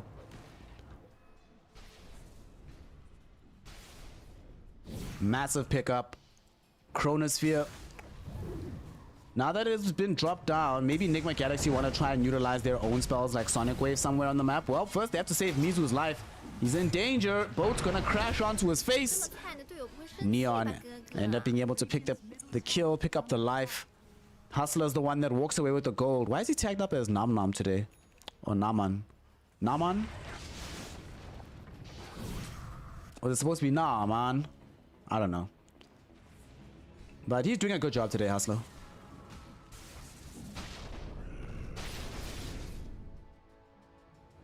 We're playing some strong Dota. Let's see in which direction this keeps going. Yokam. What we need from you, good sir, is to just finish this. You see what these deaths are doing to him? At some point, he was actually really close to getting the Spirit Vessel, but just gets kept ground down, under, over and over and over again. Can't make any progress. That being said, there's virtually zero progress on the other side of the team. On their supports as well. So, it's acceptable, it's fine. It's a very close game as things stand right now. Obi Neon in a little bit of a better position. Their cores are all in this nice little neat like stack of net worth. Positions 2 through 5. Oh, 2 through 4. What just happened? My tongue got tired randomly. I don't know what that was. Full Piper Insight available now for the D2CL. D2CL. I would love to see what happens if they can get an early Ags. Like, I understand why they want the Blink Dagger for this hero. They'll have so much reach at that point. If they can get Blink on D2CL as well as Lion, Is under attack. then both teams would just be playing in a situation where there is no backline anymore because everyone can be reached.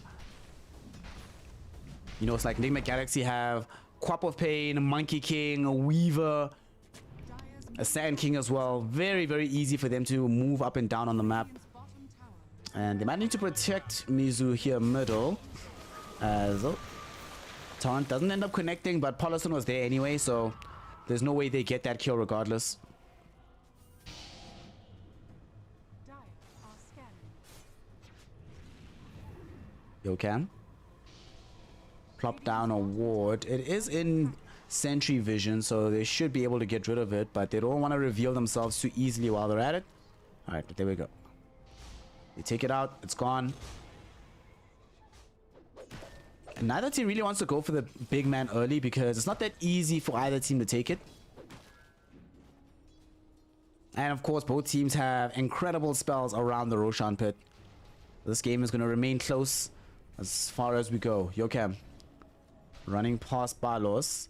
They know that in a way, he's a little bit more trouble than he's worth. But Alacrity, though, this is a primo target. Norman is hiding. Hustler got caught right now. They reveal the orchid on his face, but this is a dangerous position. There's going to be the wall. Drop down into the chronosphere. Palos catches the Queen of Pain. She's going to end up losing her life. Who else is on the chopping block? That is very deep. Palos, though, find himself right in front of In Your Dream and Mizu. There's gonna be a boat, though. In Your Dream, he can't trigger off the ultimate. He's trying to survive using this young Mischief. But Mischief will not get you out of trouble this time, my friend. He loses his life. Mizu coming in with the epicenter. Burrow Strike connects onto Mamang Daya. He gets given the surge. Ennu allowing him to escape. The dogs here kept him alive. Yokam wanted to chase, but he couldn't make it happen. Mamang Daya starts armlet toggling. Starts bottling. He is fine. Phenomenal engagement taken there by the side of Neon. Hustler looked like he was just going to be the sacrifice, but he ends up being able to get them the kills of their lifetimes. Just as a little bit of dessert here, Enryo and Palos will come across a little bug in the jungle. Quickly squish it, pick up the gold. Life is good. Life is good. This feels nice, nice, nice.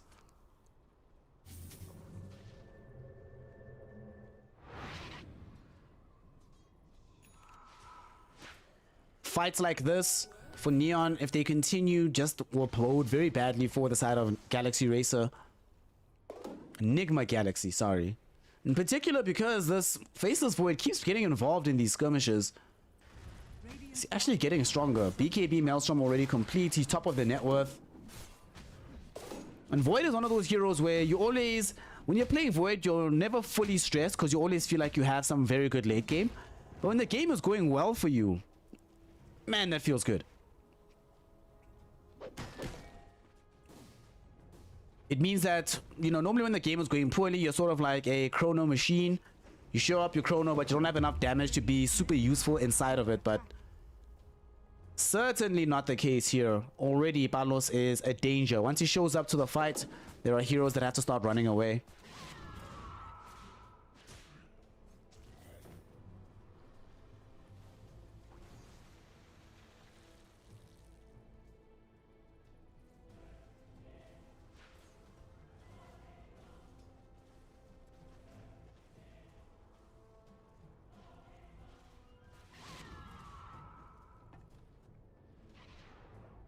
Top side of the map, Mizu.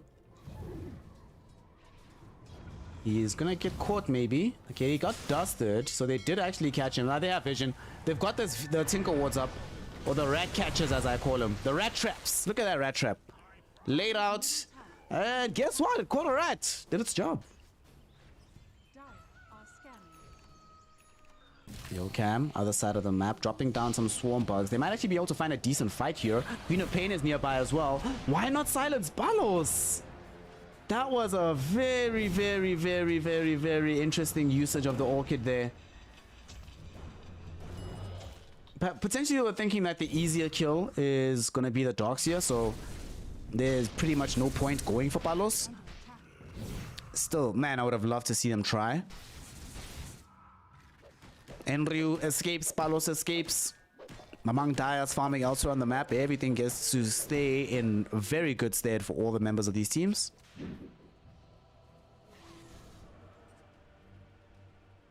Enryu.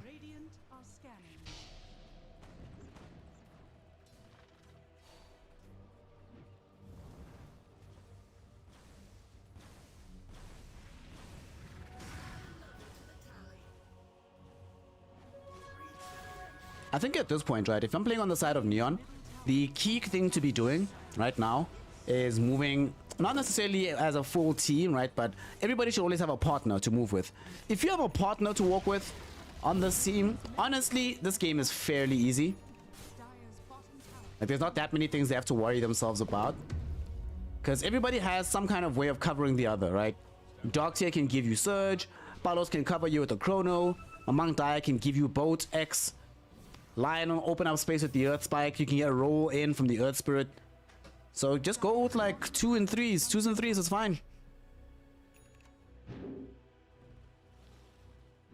And it's allowing them to really start farming up because Galaxy know full well that it's quite difficult to get involved in a fight here against a team like this. So they can't play as, like, if you look at their draft, they want to have assassinations, right? Sand King, Queen of Pain, even Monkey King to a lesser extent. Want to be able to find heroes on the map, burst them quickly, and then be gone in a blink of an eye. Sadly, not really a possibility for them here, so they are going to be definitely struggling. Sort of forced into this farm race, and in a farm race, you're not really happy farm race farming against Kunkka Void. Not the most incredible experience, but as time goes on, they still do get some very good power spikes themselves. Ooh, blink reveal, UK. Going out now onto the Sand King. Sand King gets pulled back. This should be a kill. No way to defend him. They might get some revenge though in the mid lane. Will they be able to get this one? Barlos drops the chrono onto Yokam and Polison. Yokam might die. Oh, it doesn't get time to get off the time lapse. He will die. Polison now in danger. Will he be able to escape? Still has the borrow time to his name, but unfortunately, it's not going to last forever. Oh, Sonic Wave from the high ground. Alacrity. There's an assassination for you. He shows up, saves Polison's life, and they're able to make sure that they secure the kill onto the Earthshaker, Earth Spirit rather. Polison does eventually still end up losing his life, but now Barlos has come up on the high ground. Wants to fight in your dream. He's gonna find himself biting off much more than he can chew. Radiant's bottom tower. Alacrity, what a player! Single-handedly turning the tide, or not just the fight, but potentially the game, killing two important targets.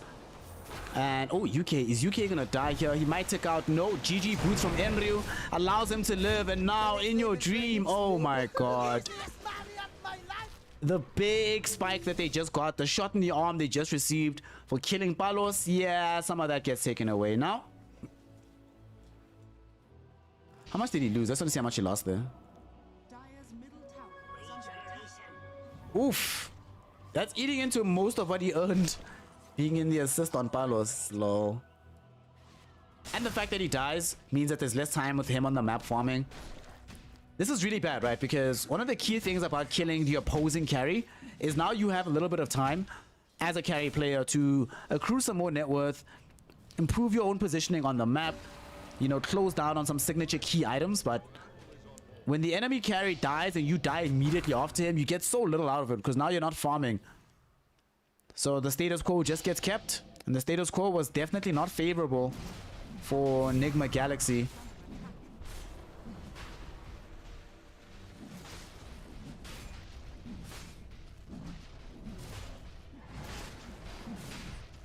Neon now inside the Roshan pit. Will they smoke to stop this? Enigma Galaxy, they know something's up, but they're too late. They're too late.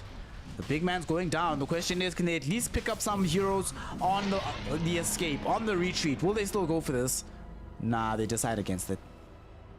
The objective's already taken. It's a dangerous fight to be going into. Do not take the risk. Rather, just let it happen. It sucks, but it is what it is. Palos now is sitting with an Aegis. Is the real, not a hero. What's up, OG? What's going on, fam?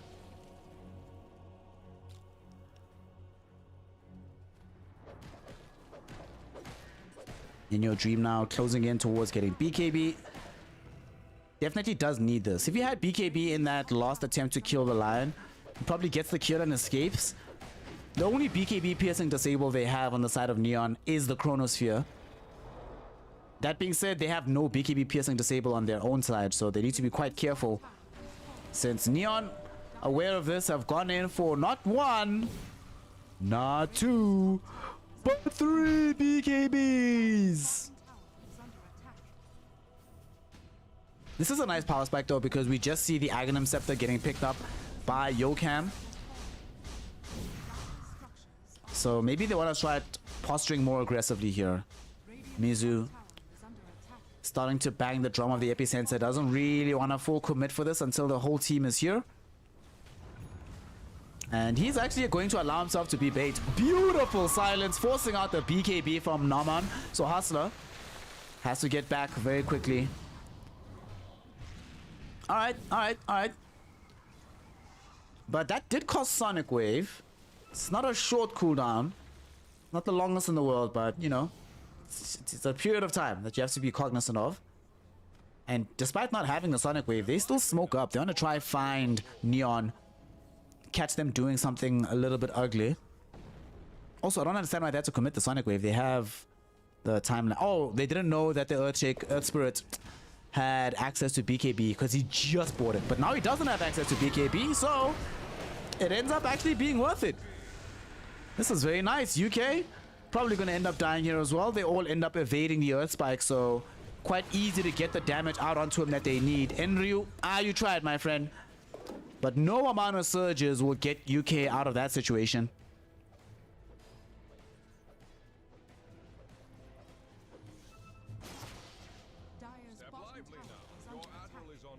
This is a bit concerning for Neon. Since they've picked up this Aegis, most of the really positive moves that have improved the team's positioning have come from Nigma Galaxy rather than from OB Neon. They forced them away from pushing the tier 2 top, get a very nice kill onto the 2 supports. Despite having popped the early Sonic Wave, they end up still being able to take a decent skirmish, finding some assassinations, and they forced a BKB charge, the inaugural BKB charge, out of this Earth Spirit, not allowing him to utilize it in a bigger fight. So this is a very good sequence of events, I think, for Nigma Galaxy. Hey, long weekend, bruh. You have to, sorry, Yokam. Yokam's dead. Oh, Yokam's not dead. They missed the Earth Spike. Yokam's fine, dude.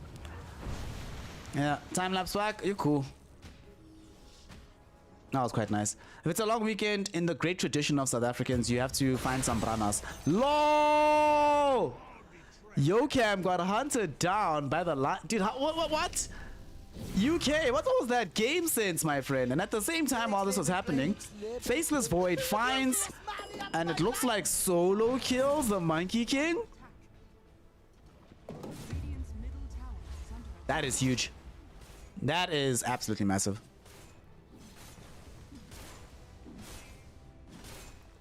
Seemed like it did cost a chrono and potentially a BKB charge as well. Yeah. Nonetheless, certainly worth it to claim the life of this Monkey King. Now he's not available to assist in defending this tier 2 tower. Their push itself is fairly mediocre on the side of Neon, but they can make it happen. Oh, nice job, Mizu and the gang. They really want to try find Mamang Daya, but they're too late. Gets off the BKB, throws in the boat. Do they have enough damage to kill him? No, they don't. There's going to be the back wall. They're dragging Polison and Mizu into a bad place. Mizu's gone. Polison soon going to follow him. No way out. Hustler making sure of that one by slowing him up. Yokam, very nice time lapse, but unfortunately, that's just going to cost both of their lives. Oof. Double kill for Palos. Enryu does die. Mizu able to claim the kill. I would imagine that came from Caustic Finale. But wow, oh wow. OB Neon looking hella good. Great particular fights for them to take, especially because, you know, they really didn't need to come like that on the side of Nigma Galaxy. They were set up in every way possible from Neon to prevent losing anything significant in a fight like that. And indeed, they lose nothing. Yeah, fam, I was also a bit like weirded out when I first saw the draft.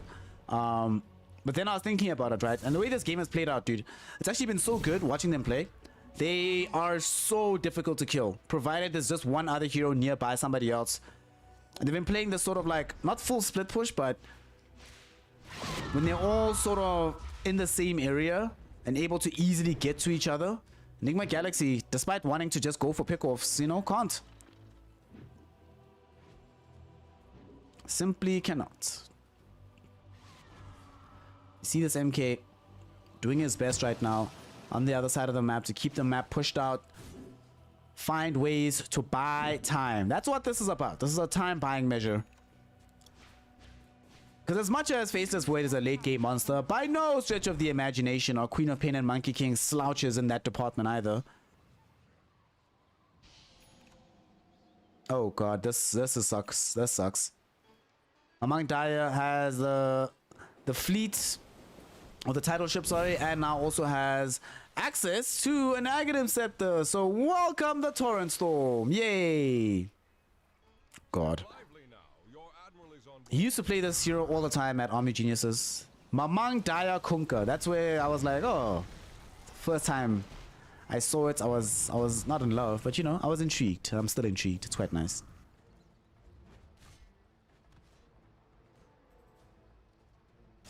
Queen of Pain finished an AC, so they have some additional punching power from themselves. If they can continue to somehow still keep splitting this map, Tower is under attack. Dire are you know, things can start to turn for Enigma Galaxy. But things are also starting to look scary from Neon. We're approaching level 25 for this Faceless Void, so that's kind of scary. At the same time, though, the experience is actually not too terrible between this Okunka. Oh, hold on. Mizu, is he dead? Yeah, he's dead. Bye. Bye. Bye. Does have buyback, though.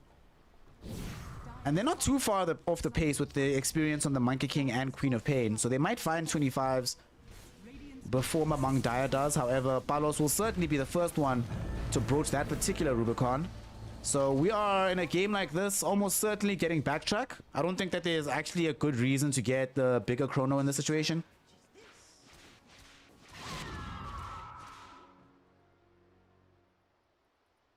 Alacrity. Still just buying time. Bloodthorn is being queued up. Enryu. Also going to farm for the refresher. So we're going to have double wall. And eventually he's going to actually have access to 25. So then we'll have many wall. Many wall. All the walls. We'll have Paul Wall. Yo, do y'all know who Paul Wall is? I'm glad St. D is lurking right now because I know he knows Paul Wall. Please tell me some of y'all know Paul Wall. Hustler. They're just gonna come through to get an easy kill onto Paulison. Nothing you can do about this. They've got so much lockdown. Tidal Wave, Torrent Storm, Torrent. Just, oh gosh. You're going nowhere, sir.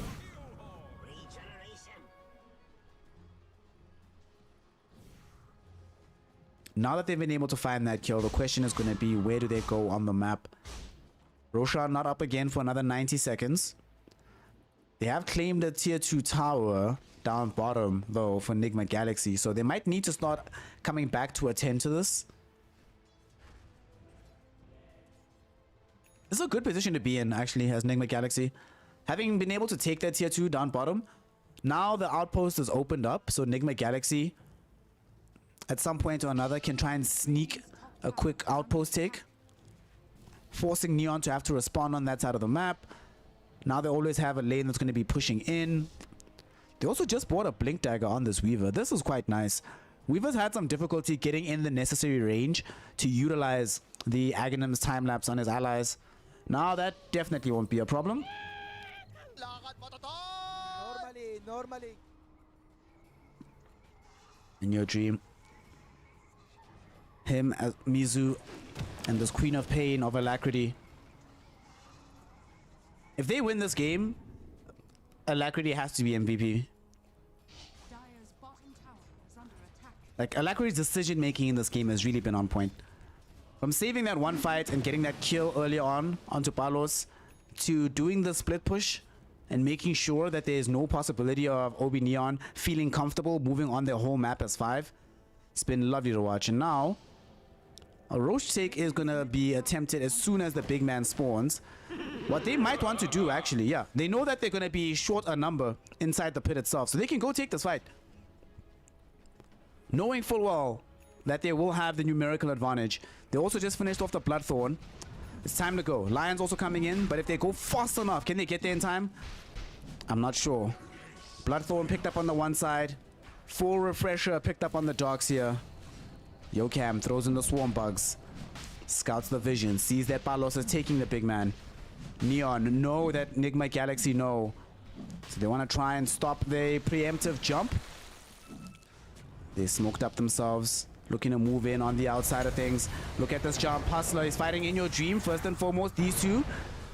Both doesn't connect though, and we haven't had any ultimates used just yet by In Your Dream. He might be in danger here. Palos is trying to bring him down. There's going to be a very, very nice time-lapse there. In Your Dream activates the Wukong's command, but Obi Neon just walk away from it. That's the one major drawback for Enigma Galaxy, is that if they don't find the Burrow Strike initiation, they have very little easy disable. Paulison will die. Does have buyback. The same is not true of Yokam, however. He bought out for this Blink Dagger, so he's completely bereft of the money needed to come back into this one. As a result, Obi Neon are easily going to be able to claim the Roche Aegis and give the shard to our Faceless Void. So give us the Time Walk back. Reverse it.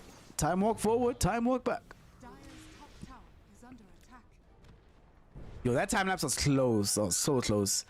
Ended up not mattering, but very, very close. Almost lost the Monkey King there. He also went for an MKB. This is interesting. Ah, there's a Butterfly and Void. Okay.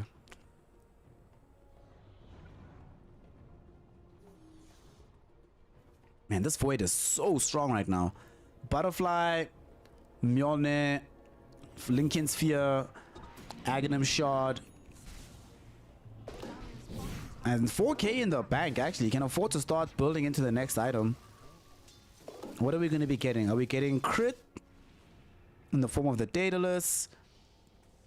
Are we going to get tank ability? Are we getting Skadi? What's going to happen? Alacrity.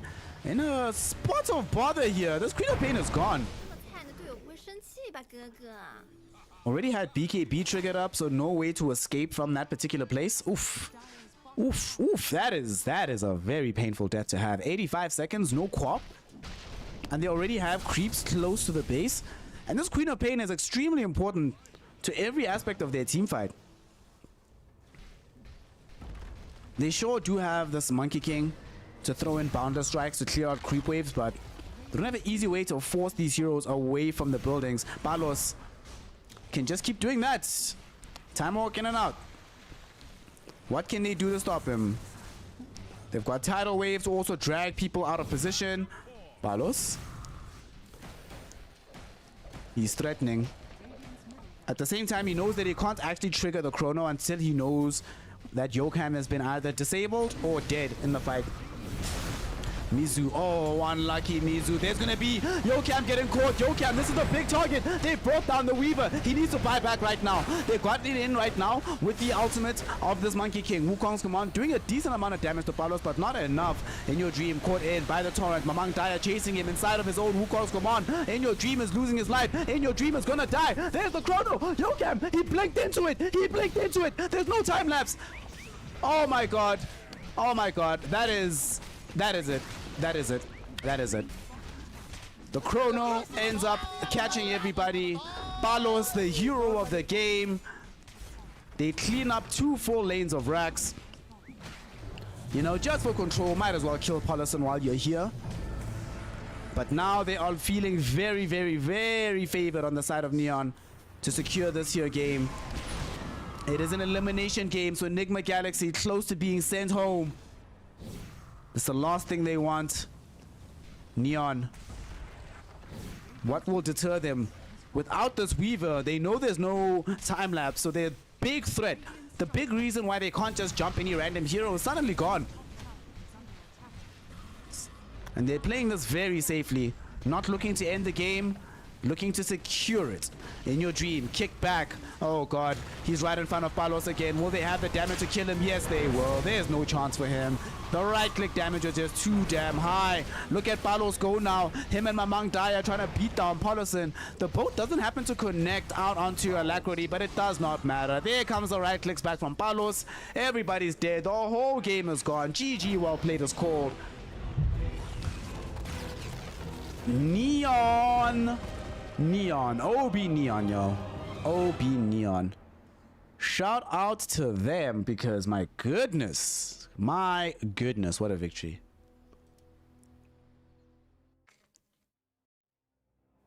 Woo. That was a fun game. Fun game.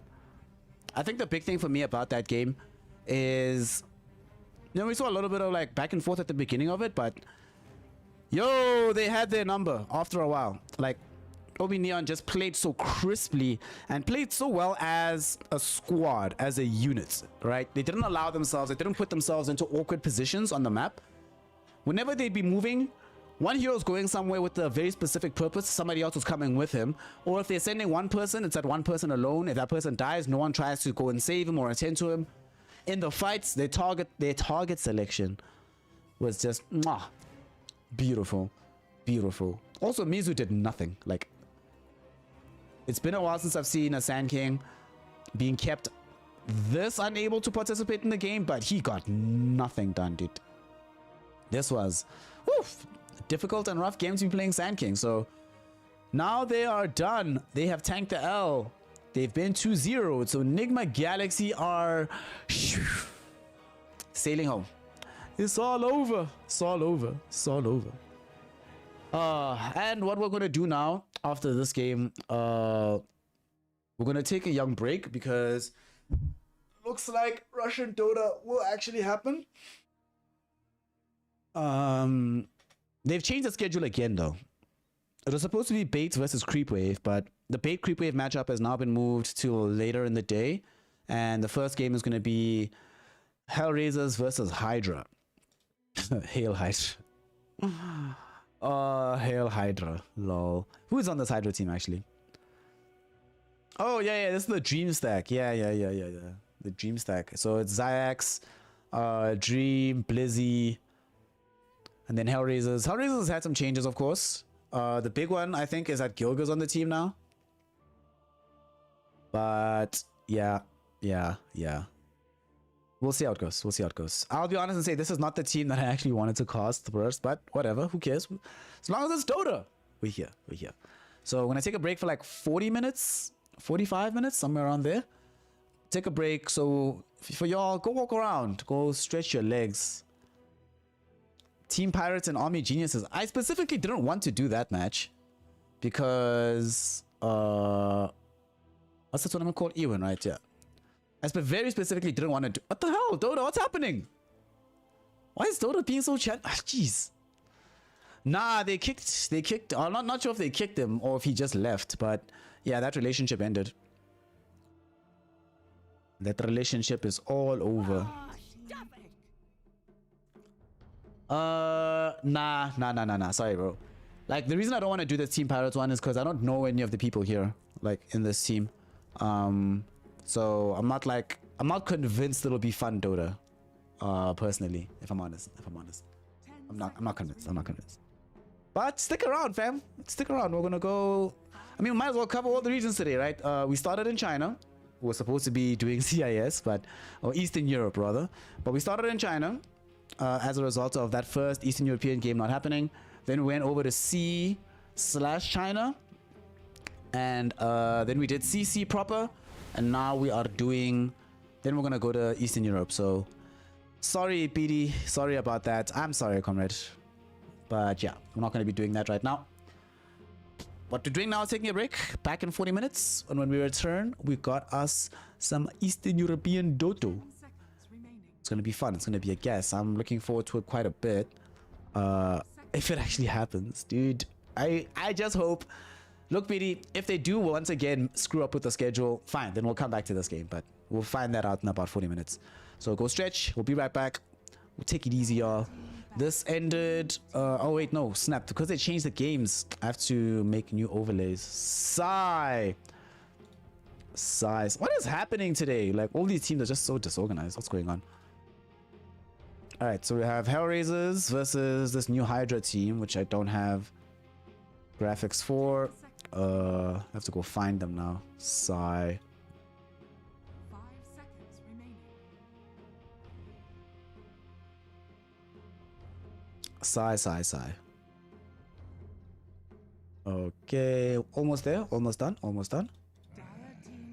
That's probably the worst part of the thing, actually.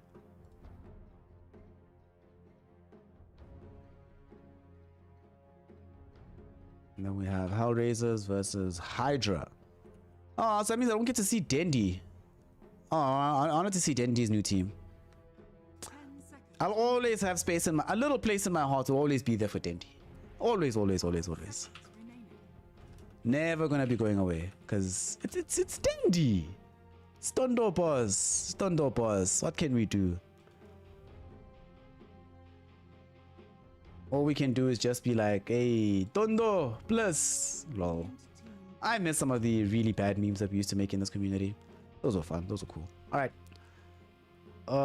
Here we go. So Hydra will be playing up against HellRaisers in approximately 40 minutes. Don't miss it. Be here. Be back here. Go stretch in the meantime. Go take it easy. And I'll see you soon.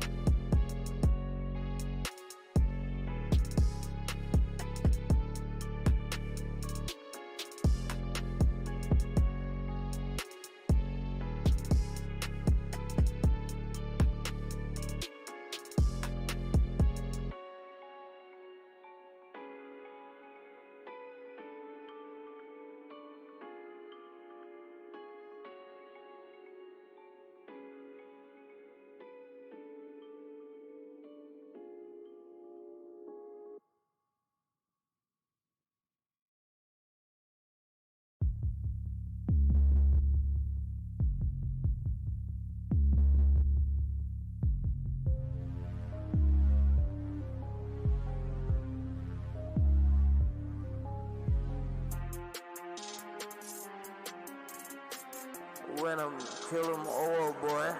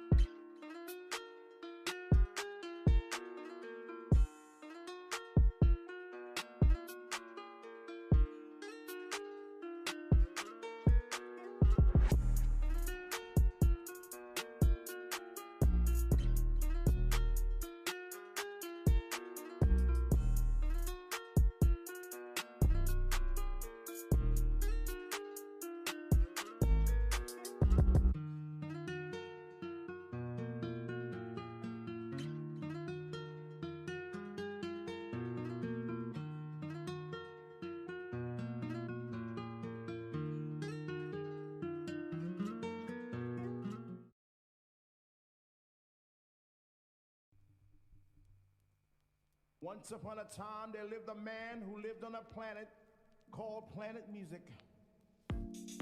And on this planet, there were many nations, and each nation had a king, a president. And these leaders had absolute power over their people. Through rhythm, they controlled the minds of many. Through soul, they controlled the force of the universe. One such nation was the nation of R&B, and its king wore diamonds and gold and drove around in big, beautiful cars. And he owned restaurants and clothing lines. And he built a castle on the island of Long, and it too was paved with diamonds and gold and rubies. But he led his people astray. He was not a good leader. He was not a good president. If house is a nation, I want to be president. If house is a nation, I want to be president. If house is a nation, I want to be president, president, president. He said, if you vote for me, I promise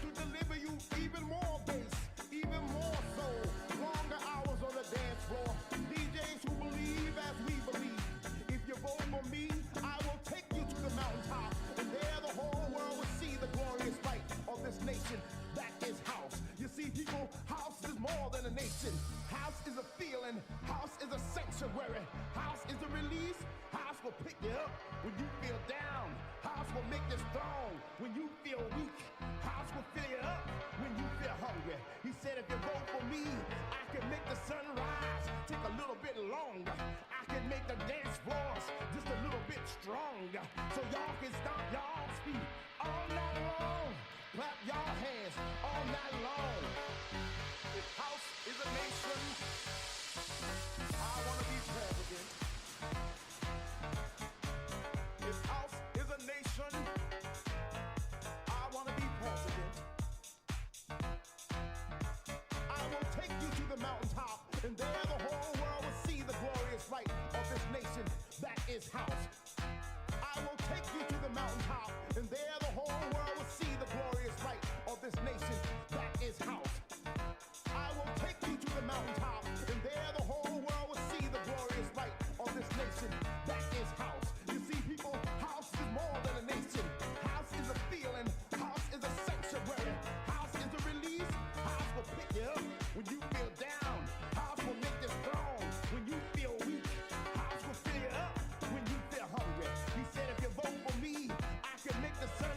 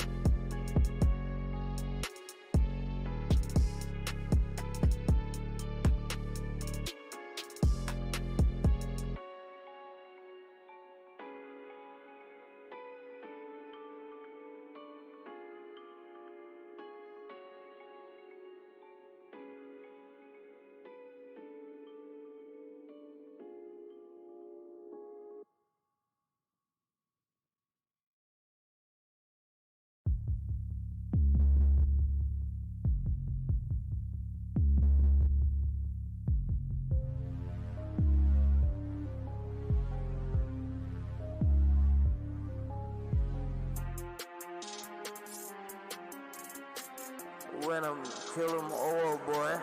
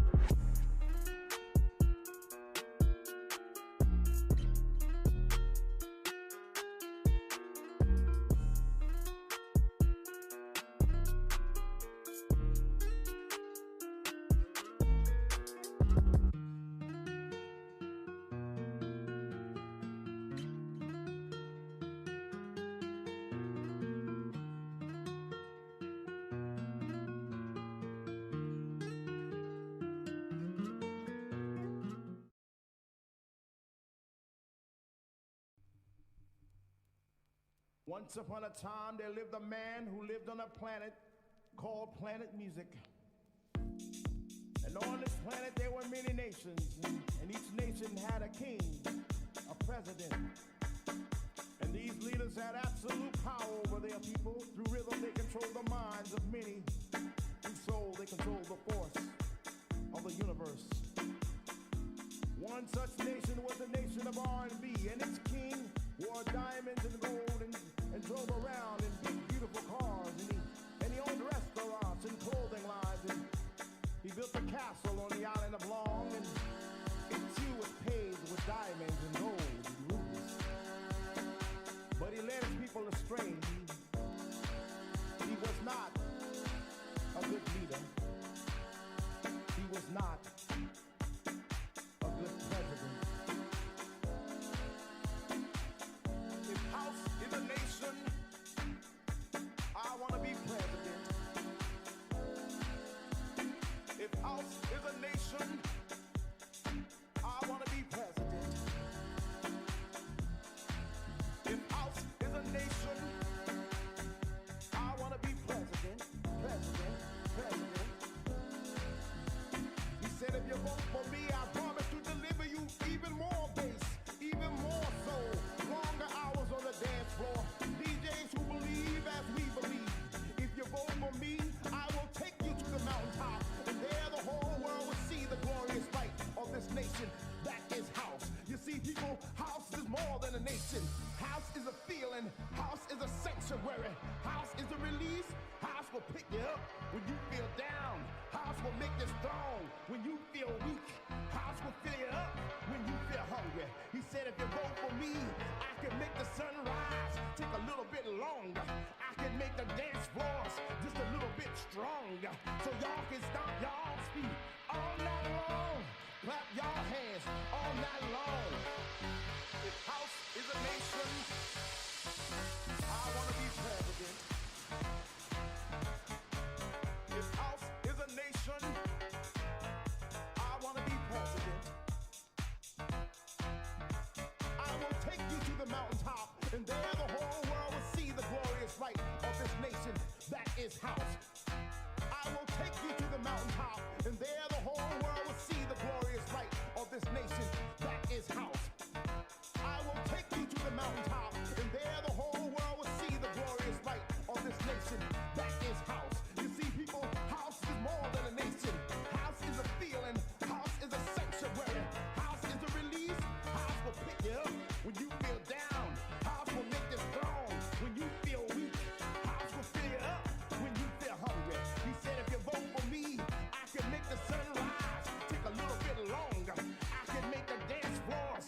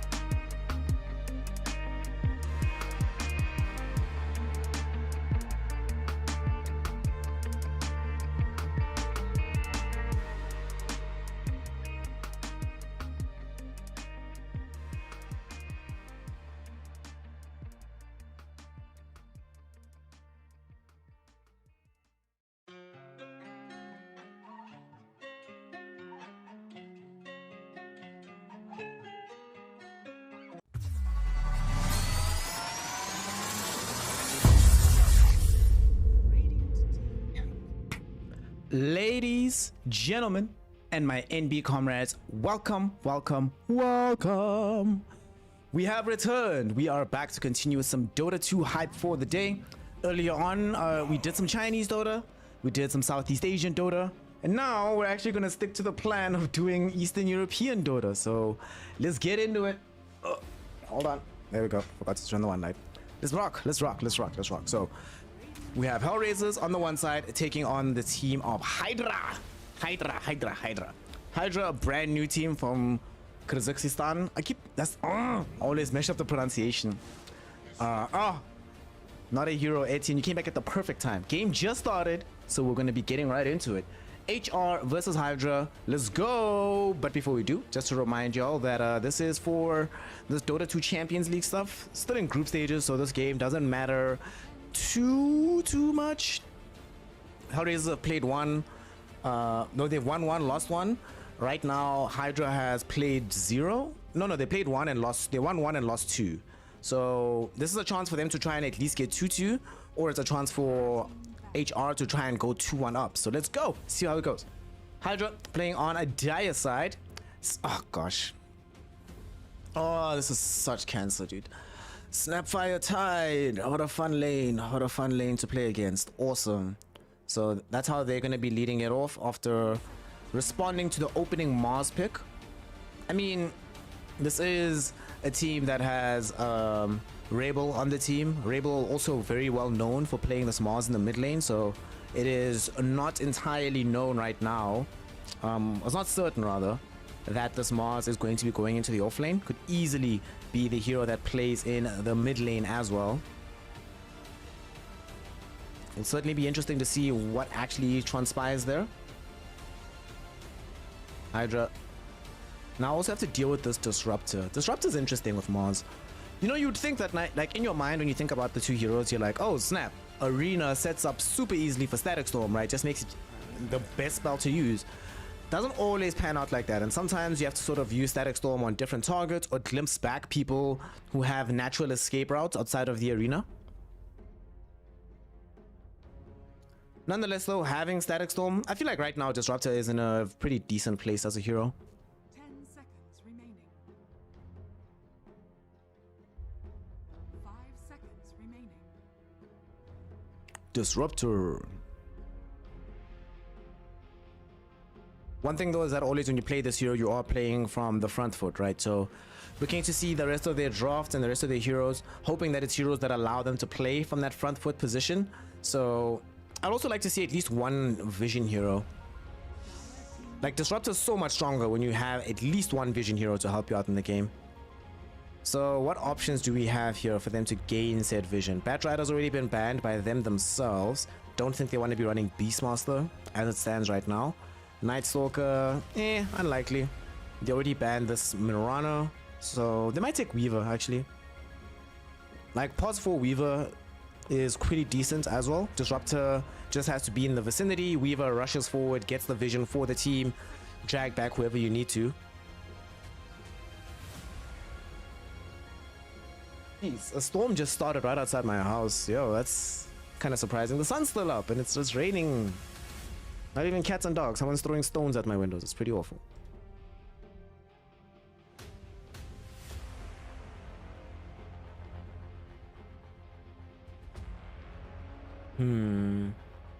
What happens now? Hydra.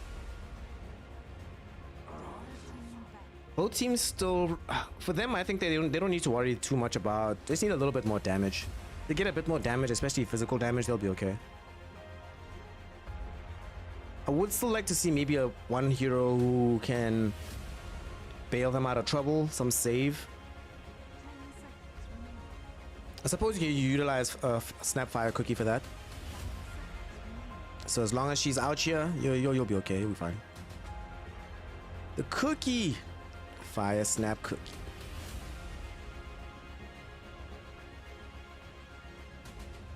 You know, I wonder if somebody's gonna start picking. In this game, I would like to see one of the teams get Silencer as well, and I'd like to see pro players start picking OD. I feel like OD is actually in a good place right now. Like that, I feel is a good hero.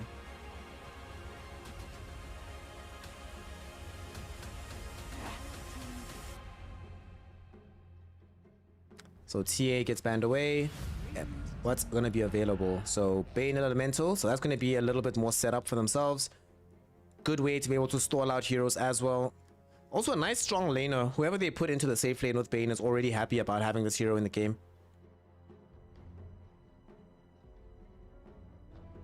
HellRaisers do have ways to cancel Fiend's grip here, but not easily.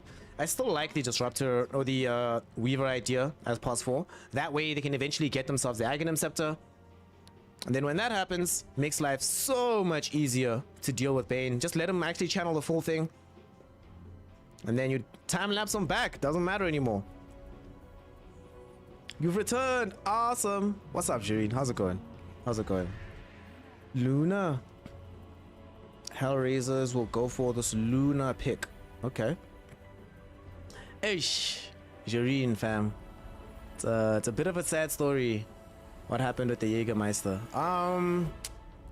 Let's just say he doesn't have access to his PC right now. So pretty much all the time that Jäger's, if he's online, he's only online like with his phone.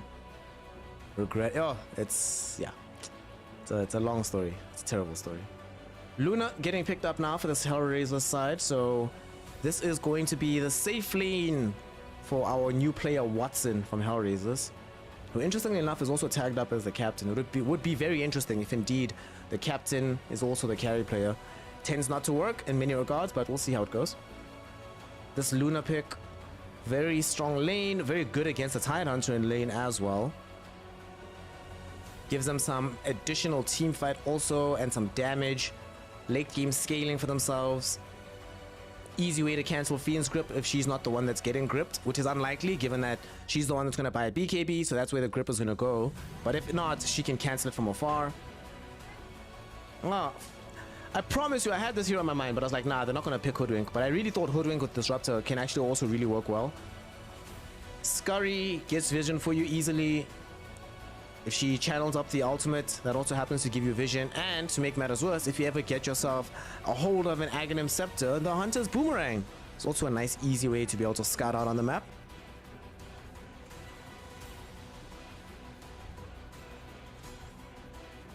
This also means that it's a lot easier with Hoodwink, right? Once you're utilizing Bushwhack to put everybody in a position where Kinetic Field catches them or the Arena from Mars catches them.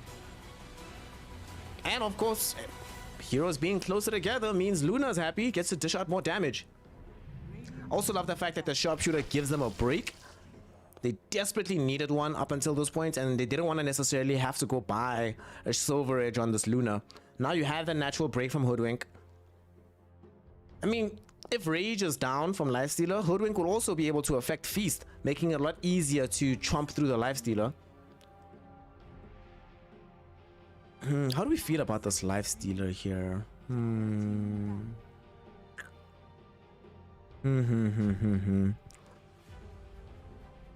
Strong lane against Mars. Decent scaling, I suppose, against Luna.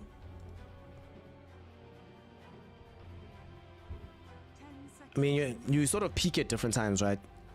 In the matchup. 5 seconds remaining. But it's certainly one of the heroes that can actually take the hero to task, like you can have the carry job. Oh god. I hope. No. It's not a Discord scam, not a Discord scam. I wish it was something as simple as a Discord scam, but no, it's yeah. It's not my story to tell, but yeah.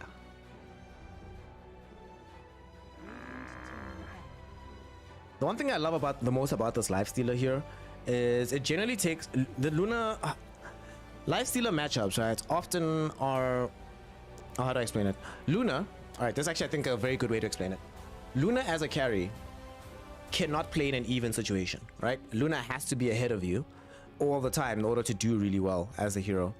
Whereas Lifestealer doesn't have to necessarily be that far ahead of you, or if at all, actually, and he can fight into you well. So up until the point where the Luna's ultra stacked, large portion of the game where she doesn't actually ever want to see Lifestealer close to her face, ever. That being said though, Hydra also has several ways of keeping the Luna in her place. It's got the Snapfire with the Fire Snap Cookie, got the Bane Fiend's Grip, got Ravage. Jareen, it's possible that they flex the Snapfire to the off lane, but or even put it mid potentially, but highly unlikely. Just leave the watermelon there, it's fine. Wonder when they add Marcy. Hopefully not soon. Hopefully not soon. Wow, neither team has actually picked up their mid laners just yet. Ember Spirit would have been so good for Hydra. Now, who's getting Void Spirit basically? I feel like Hydra would do really well with Void Spirit. They need reach. They're feeling a bit like stuck, a bit static in terms of how do they actually get to some of these heroes, right? Once Mars erects the arena and, you know, say Shadow Fiend is nearby that arena triggering Requiem, how do you actually get to, say, a Disruptor or a Hoodwink? Well, the answer is you don't worry about it. You just actually try to fight them head on. I'm really worried actually though. This team feels very, very slow and static, and not to say that HellRaisers has the highest mobility team either, but I can just foresee them. It just feels in my mind when I'm looking at that HellRaisers lineup a little bit easier to play. There's fewer things that need to go right for us to have a good light game. Yeah, SF pick was amazing actually. The SF pick was amazing. Honestly, even into SF, I still would have picked Void Spirit if I was Hydra. But now, they have no reach. This doesn't really help their team fight all that much. Their Roach take is somewhat abominable. Their Tower Siege, I'm assuming this is going to be a QE Invoker. So, not much Tower Siege until much later when we can put Alacrity on Lifestealer. Yeah, I think HellRaisers got this. I really like this HellRaisers draft. But let me know what y'all think. Oh wait, predictions already done, lol. Nah, but none of y'all predicted. Hold on, we're just gonna do it again. So we're running these predictions one more time. And let me know who you believe is gonna get the dub on this one. Do you think we're gonna have a HellRaisers victory? Or will the side of Hydra pull off a surprise and somehow make this Invoker work? It's not just me, right? That's not a fan of this Invoker, right? I'm not just being a hater. Because yeah, I'm just not feeling it. I'm not feeling this Invoker at all. Oh, whose camera is this? Is this T-Panda's camera? No, it's a Russian camera. Okay, thank God.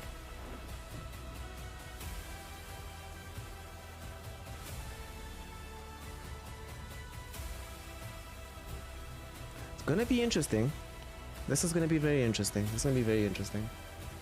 I'm very much favoring the side of HellRaisers. I feel like they're gonna end up paying a bit of a penalty for this Osgold pick, but we'll see how it goes. We'll see how it pans out.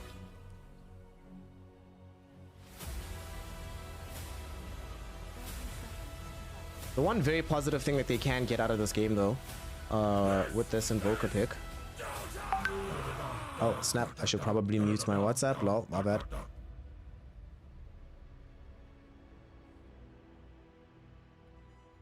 The thing I'm a little bit concerned about though as well is it feels like in the fight, it feels like this game is going to require so much out of this Lifestealer. Between Lifestealer and Snapfire, it feels like they're the only sources of damage for quite some time in this game. So yeah, we'll see how it goes. Well, the horn has sounded, runes have been picked up. We're going to get into some Dota 2. So game 1, HellRaisers versus Hydra. Let's go. Let's go. Let's see how it goes. Let's see what happens.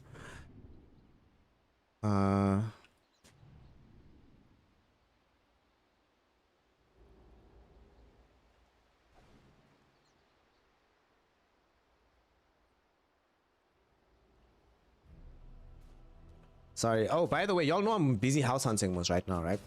And yeah, there was a message from a rental agent guy that I had to just respond to right quick. All right. Jareen is 100% correct there in chat. Oh, snap. Is it still blasting? The TI music, SARS B.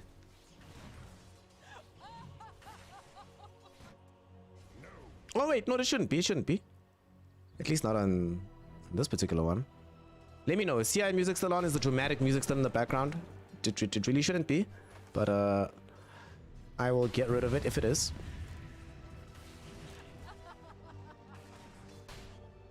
As it stands right now, I'm very concerned about two things, right, for HellRaisers, like I was mentioning. I'm concerned about their lack of damage, but I'm also concerned for Hydra, excuse me, but I'm also concerned about their cooldowns are very high, but the execution level is quite high as well. And because they're not playing with this X-Sword Invoker, every single time that they need to land all their spells and actually, in order to actually do anything and kill targets, there's no such required out of the side of HellRaisers.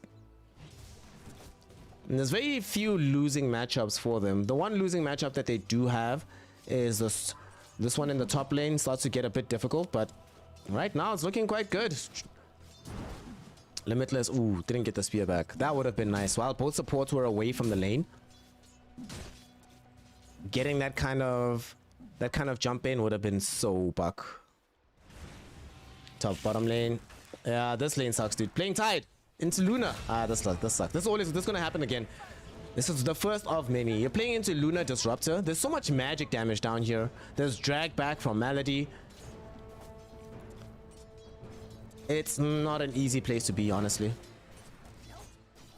So I can completely understand that HellRaisers very, very positive with this Watson pick for the Luna. And this is not really a lane where this Snapfire can help out either, right? She is extremely limited in what she's going to be able to do down here in this bottom lane.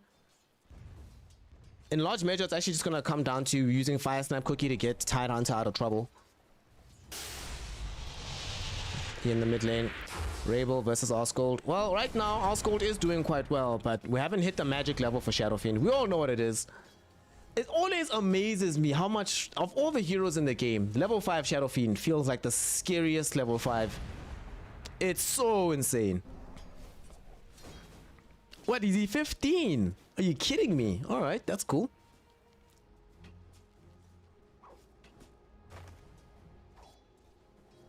Radiant structures are Here in the top lane, Gilga and Zax now just playing around each other a little bit. You know, Gilga's gonna try and make sure that this particular creep wave does not get to rejoin in an easy fashion. But getting zoned out by this Bane Elemental somewhat. Malady, they pick up a kill down bottom yet again. They bring down Muka the Suka.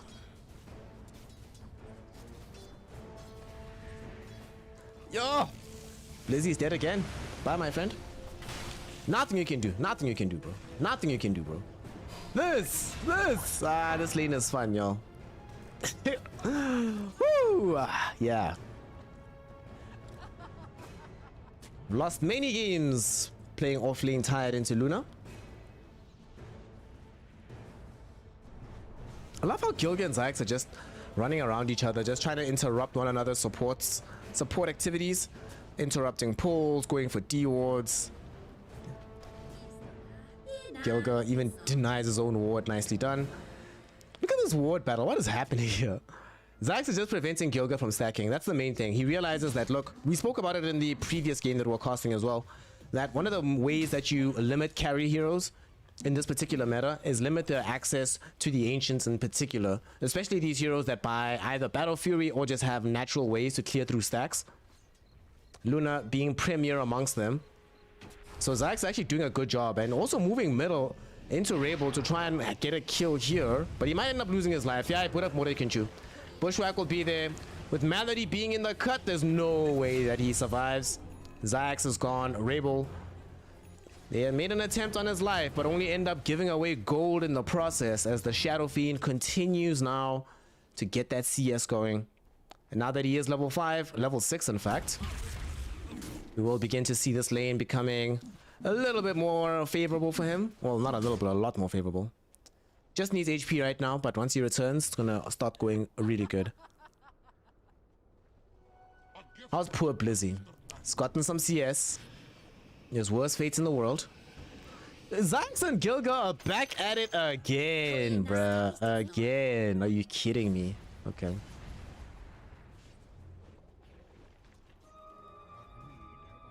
I'm a little bit sad that Gilga left the Hellbear Smashers. Personally, I think he was one of the better parts of that team. But it is what it is, you know. Dota 2 is a shifting and ever-changing landscape. Speaking of ever-changing landscapes, one thing that will not ever change is going to be the first item that Luna buys. Has to be that Mask of Madness. She's going for it. Gonna make her feel very good. After that, the way this game is going, they actually might be able to give over space in the lane to Disruptor. Have him be the one that secures some additional levels. Get some farm, maybe like an early Aether Ends or something like that. Zayax, I think you're gonna end up getting brought down again, buddy. We'd have a short and a midi raise remaining, so Rebel. Osgold is actually coming in as well. Don't turn, Rebel. Just keep running. Just keep running. They're gonna go for a kill onto Gilga. Fire Snap Cookie thrown out. Tornado will catch and kill him. Rebel, will he find revenge by bringing down Zayax? No, he took too long. He didn't trigger the long raise. Zayax is fine now. Zayax is gonna live. Radiant are scanning. Had he long raised them just after he made the turn on the tree, he would have actually killed him, but it's fine. Down bottom, Watson kills Blizzy again, but now revenge is coming. Now revenge is coming. Here are Osgold and Muka. Will they be able to find this? The big rotation from the Invoker. Is it good enough? Is it good enough? It looks that way. Watson uses the wand. Tornado will be there. Osgold makes it happen. If they find some revenge, they end the killing spree and secure the life of the Luna in the process. The Moonrider is down, and finally their fortunes in this lane are up. Radiant's bottom tower is under attack. Are scanning. And they know that Melody's still in the cut though. Osgold is looking for him.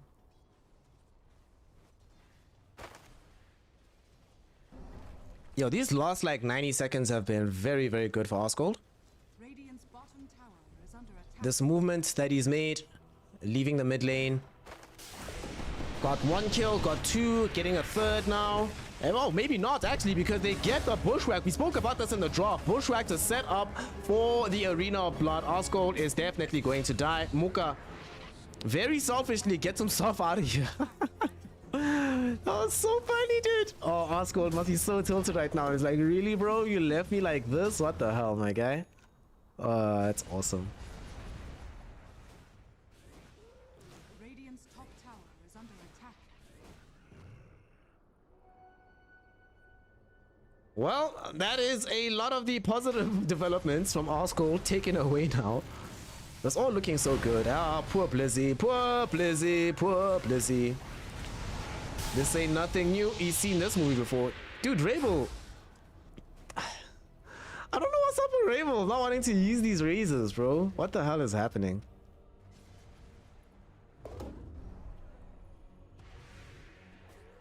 As a result, they keep Blizzy alive. He does have to retreat though, but they want to at least keep some pressure going for themselves.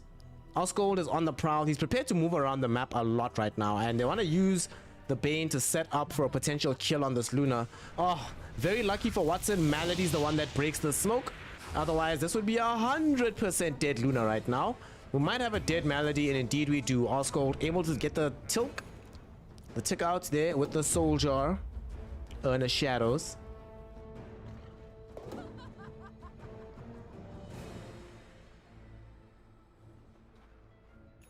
That's probably one of the coolest names of actives from items in this game. Soul Burn. Oh, Soul Release. Even Soul Release is actually kind of lame. Never mind. Soul Burn is buck, but Soul Release, man.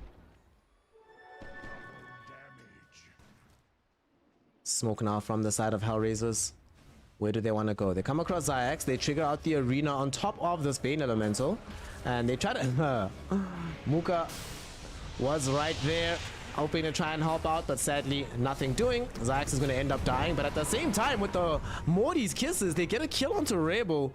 Osgold now has a positive advantage over Limitless. Will they try to throw down some spells? The Smalls at half HP that glimpse back onto Invoker. He's inside the Static Storm right now, but can they kill him? Do they have the damage? We just need like, dude, Lucid Beam him, Lucid Beam him, Lucid Beam him, no! Melody kills him. Melody's on it, makes it happen, and now Watson, feeling a bit more brave, can move forward a little bit. They don't have enough mana for the Ravage. Blizzy can't do anything to stop this. Muka gonna get Thunderstruck, will end up dying. Ravage finally gets ripped up, but it's a little bit too late. Mooka's gone. Limitless might end up juking them out. Actually, I thought he was going to deny himself to Roshan. In the meantime, he's got the dancing shoes on. Gets past them. He's through. He's out. He's on. And they walk away with a very, very good comeback. It looked like it was going to be terrible initially. Losing Shadow Fiend in exchange for Bane for free effectively would have sucked, but they had the rest of the team come in en masse and they make that turnaround. Now the whole team is going to be sitting together to take out the tier 1 tower in the top lane. Dire's top tower is under Ah, Soulburn is Orchid, yes. That's cool.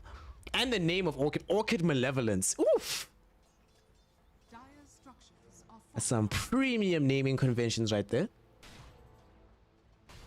Dire's top tower is under attack. Mid lane. The push is ensuing now. Under attack. Dire's top tower Will they be able to take this on the side of Hydra? They took the tier 1 tower in the top lane for HellRaisers. They need to try and recover their position, come back ASAP. Yo! Dire's This time, Blizzy is hating life. Blizzy, dog. I feel so bad. I feel so bad for Blizzy. Like, yeah. This is not a fun place to be, honestly. Not a fun place to be. attack.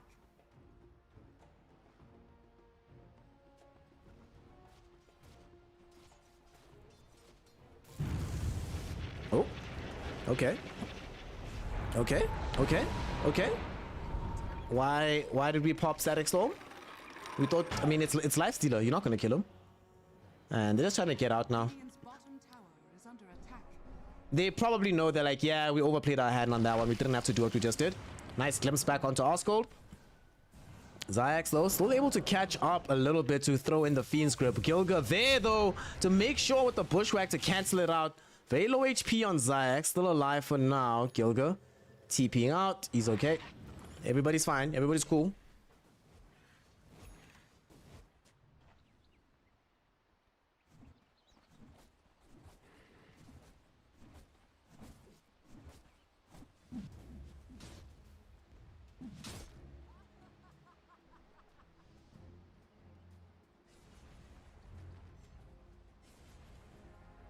Poor Blizzy. Let's see what they got though. They are smoked up on the side of HellRaisers, hoping to try and accomplish something here, but nothing doing just yet. The way this game has gone though for HellRaisers, as much as they are ahead, right? And they are definitely ahead, right? They're not super far ahead. And honestly, the way the game is trending right now, it feels like it's actually getting pretty decent for the side of Hydra. They've managed to keep this involvement of the Lifestealer to an absolute minimum. Well, we'll talk about it in a second as Blizzy, yet again, might find up being the sacrificial lamb. Does get the Ravage off first, though, so they allow themselves to get a quick kill onto Limitless.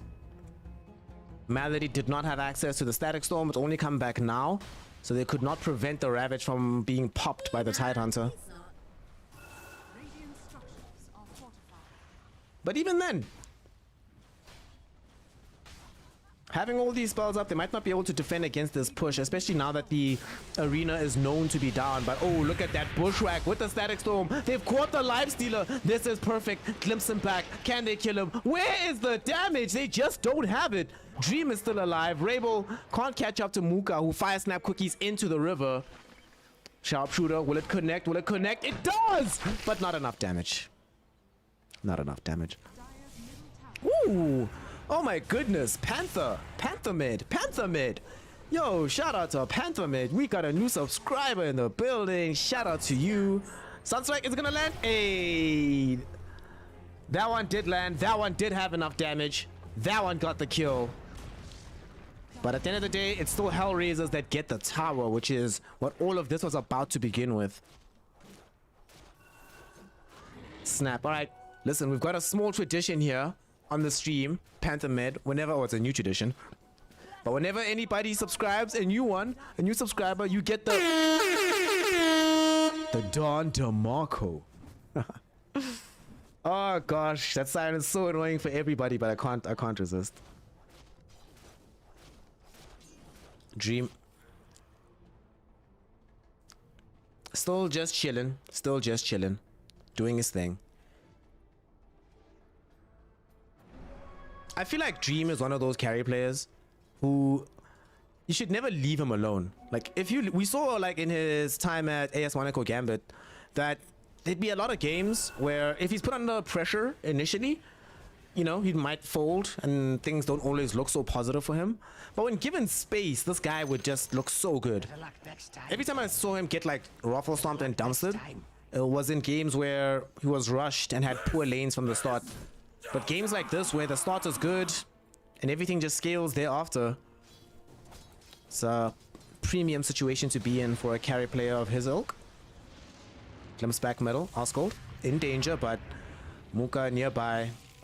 It's so funny seeing Fire Snap Quickie used and he's just like on the edges of the arena or the kinetic field. Gilga in a very dangerous place here. Shame. Nothing you could do to get out of that situation. Starting to feel a bit Да нет, друг, я не оправдываюсь. Hey, shout out Pantherman, shout out Pantherman. I will keep kicking for you, just for you.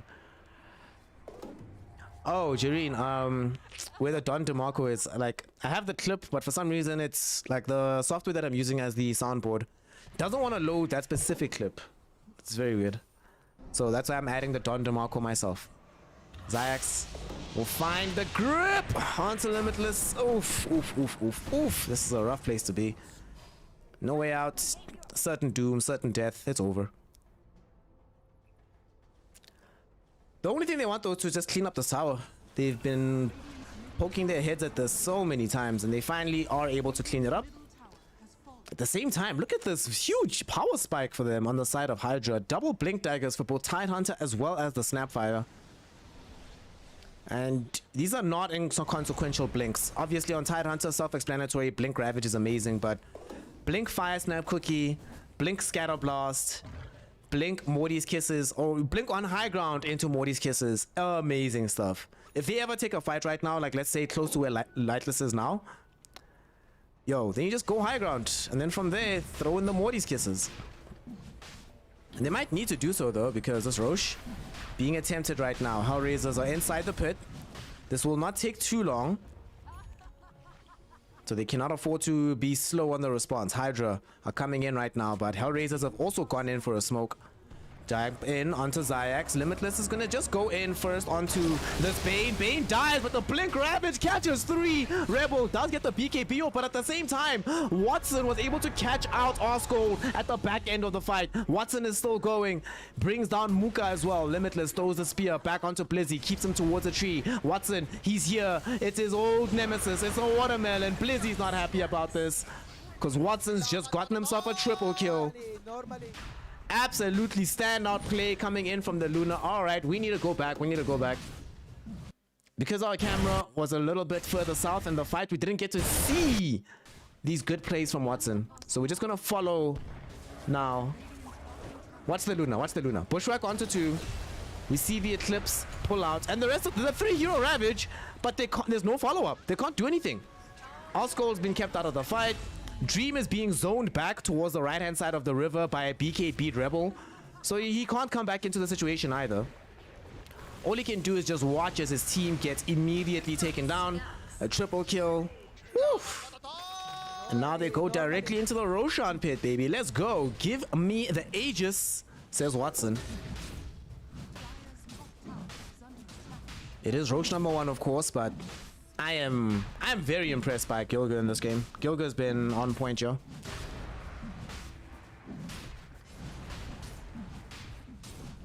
How much gold did they get out of that fight? Look how much gold Watson got alone. 1,000 gold for this Luna. Simply incredible. And with this Aegis in tow, they should be able to claim this tier 2 tower. They know that they're not going to be playing into a Ravage for quite some time. But they also know on the side of Hydra that if they give up this tower, this game is much harder to play without outposts. They need to defend. How will they do so? Limitless might get brought down here. Grip into Morty's kisses. That's certainly going to make a difference. One huge kill. Muka, can he find Gilgo? Tornado will be there. Sharpshooter hit back. Well, it's not going to be alive to keep him alive. Malady ends up trying to juke the Fire Snap Cookie, but it doesn't matter. Still going to end up losing his life. The lone survivor of this engagement being Rebel, who opts the BKB. He knows that there's no grip anymore, so there's no cancellation possible. 100% safe TP out. A very good game sense from Hydra. I will actually just say heads up that I've been, you know, obviously this is small sample size, but I think this Hydra team can work, yo. The cavalry has arrived.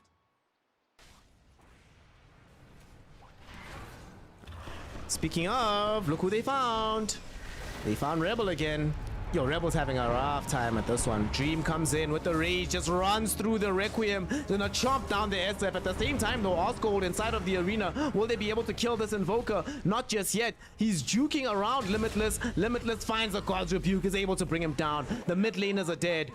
Blizzy, can he escape with this Lifestealer inside of him? Not just yet. He gets glimpsed back. There's going to be a Watson Eclipse going down. Blizzy still keeping his passenger, but the Ravage comes out on the 2. Watson going to end up losing the first life.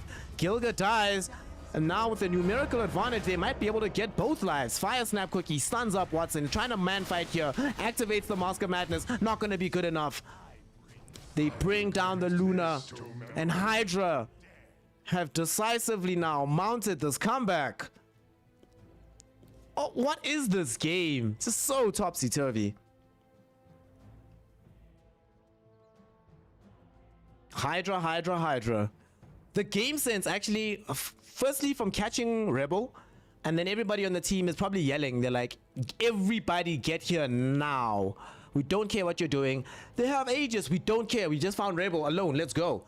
So the fight starts off already off the back foot, right? So they're not actually starting it off in a very even capacity on the side of HellRaisers. They're busy running away with Shadow Fiend. And sure, Limitless does manage to jump in. He catches the Invoker in the arena. He makes sure that they get the kill at the very least onto the opposing mid laner. It takes all of his resources to do so. And at that point, Invoker's already done his job. Made sure that Shadow Fiend is dead. And from that position, without the Shadow Fiend, and without having to worry about Arena, since it's now been used by Limitless, the fight is a lot easier for them to take on the side of Hydra. Especially with this Lifestealer who just bounded across through everybody with the rage. Completely unstoppable. What's he got queued up here, Dream? What's he building with this Myth Hammer? Radiant are Could be Maelstrom. Already have the Sange picked up as his opening item. And now he's even with Luna. We saw in that fight just how little Luna enjoys having somebody directly on top of her face. Oh, was it Basher? Okay. Wait, he has the full Basher. Oh, snap, man. dire structures. Oh, lol. Shout out the Russian cameraman. Oh, observing the very weird movement on the creature being ridden upon by the grandmother. Now though, HellRaisers, after that fight, they still feel strong enough to come for the tower because they're like, well, there's no Ravage anymore. We have all of our ultimates back. Well, except for Eclipse, but we don't need it right now. Radiant's bottom tower is under attack.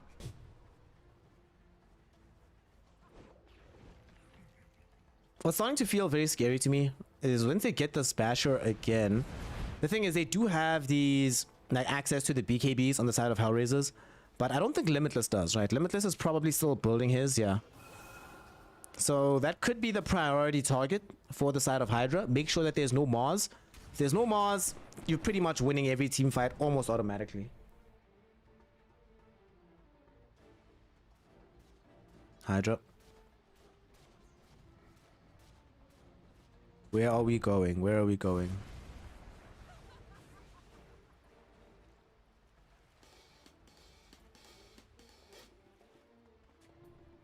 A pretty big thing as well that I'm Radiant's bottom thinking about in this game is whether or not on the side of Hydra they are going to be... Oh, we'll talk about it in a second because we're going to get a pretty big smoke fight coming in right now. They're looking for this pincer maneuver. They're sitting with this hoodwink. Gilga's going to try and scout this out for them. Limitless. Can he blink forward? They know the more or less area where these heroes are positioned, but the positioning is also quite hard to crack. Who do you target first? Dream? Oh, Dream's open. Dream's open. Will they static storm him? Yes, they do. He's static stormed. He's static stormed. You can't get the rage off. Can they kill him? Yes, they can. Dream is gone. Blizzy now needs to run the hell away from this fight. Watson closing him down with this Luna. They glimpse back Osgold. Osgold will pop the BKB. But they now have forced the Invoker away from this fight, and they might still want to chase here. Limitless is on it, looking for an opportunity to spear forward, and he's got it now. Fire Snap Cookie. No, that actually doomed Osgold. It put him in the wrong direction. Watson's able to kill him. Watson gets a double kill. All 3 cores are dead, and HellRaisers now going to be able to clean up the tier 2 tower and potentially try and look towards breaking this high ground. They've got a Luna. They've got a Shadow Fiend.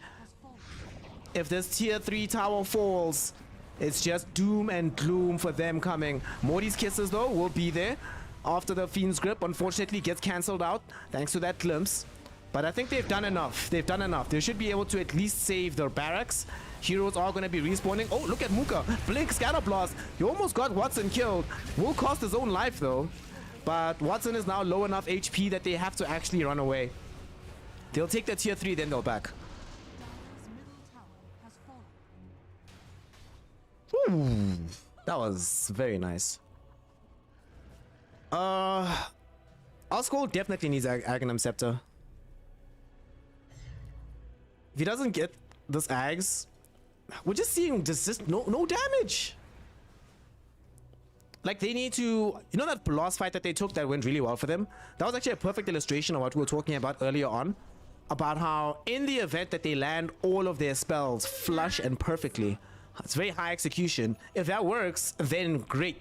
You actually can kill heroes, but missing any of these key spells, suddenly there's just not enough damage to kill anybody. So Osgold probably needs to try and help his team out in that regard. If he gets the Aghanim Scepter, you know, then we get the Cataclysm at the very least, so that the follow-up on Ravage should eliminate at least 1 hero. But speaking of Tidehunter, Blizzy is about to have an even rougher game. Rebel has Silver Edge. Gilga. Ooh, they get it. Oh, Static Storm. No, Dream walked into the Static Storm. Oh my god. Oh my god. Lifestealer's gone. Lifestealer. That's game over. GG. Honestly, 100% GG. There's no way to defend this now. A exposed lane of barracks versus a Luna with Shadow Fiend? Yeah, good luck. Oh my goodness. Gilga scouted out Zayax, found him. And afterwards, Dream thought he was coming to save the support player, but instead only ends up being a sacrifice to HellRaisers. 2 lanes of barracks fully cleaned up. Fortunately, they still have a tier 1 tower bottom, so there's no risk of getting megaed right now. However, this game just went from bad to oof. Look at that spike on everything. You know, before that death, it wasn't looking too terrible. You know, it's not bad. It's alright. It's alright afterwards. Yeah, everything is just looking perfect for the side of HellRaisers. 93% win probability. Alright. Yeah, this has not been a good showcase for Dream, I'll be honest. Especially when earlier on in the game it was actually looking quite good. But these last 2 deaths, not very good. Not very good. It's almost like the thing about playing Lifestealer, I think, as a carry player, is you have to get yourself out of the mindset of I'm a BKB carry, so I'm gonna go dangle, get hit with spells, pop BKB, and I'll be fine, you know? Preemptive gameplay is very different, and Dream, we've seen both sides today. The par excellence of preemptive gameplay and the very much dropping the ball type of play. Rebel. Silver Edged. Looking for a target. They see poor Blizzy, but I think Blizzy knows that something is up here. Yeah, they pop a scan on that side of the map, and he's like, "Hey, no, guy, no, I'm getting back towards middle."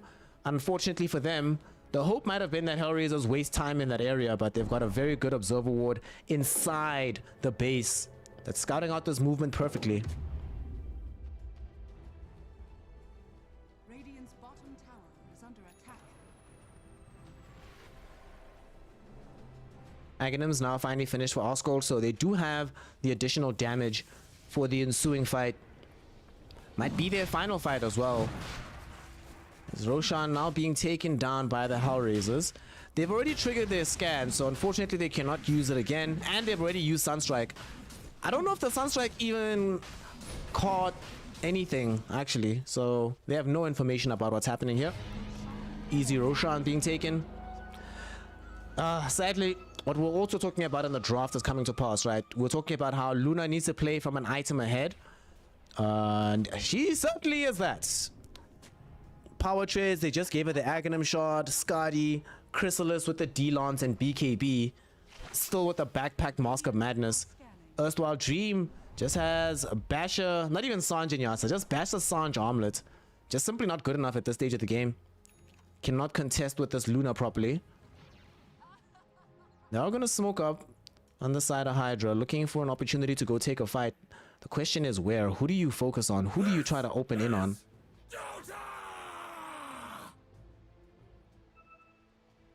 Hydra, having seen that the smoke probably ill-advised, are rather going to go home. They know where the game is coming from anyway. They know that eventually... Oh wow, actually, and I wasn't paying attention to this Luna properly. Look at this beast she's riding. Oh, what is this mount? Mount of the Winged Sentinel. Based. Looks so good with this particular set. Limitless. I think they got Muka. Does Muka have Blink? There's no Blink, but with enough heroes showing up, it's just a wasted arena from Limitless. Dream now does have the full AC. Okay. So only one item behind.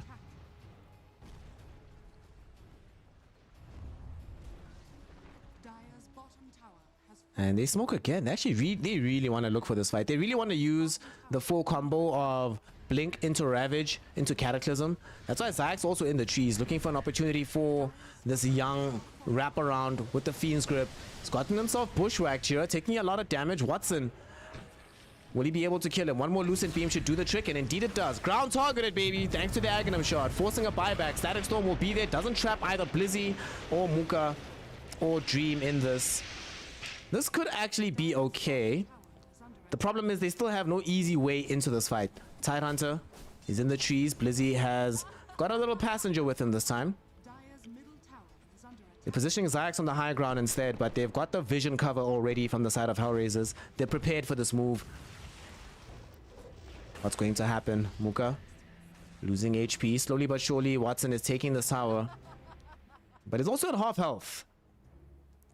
The combo would actually kill him. So he needs to be somewhat careful here. And they're just trying to wait for an opportunity. This is patience from Blizzy. No! So sad. Ground targeted Lucent Beam hits you with an auto attack. Feels bad. And now the entire kind of way to do this is over. And they need to come back home.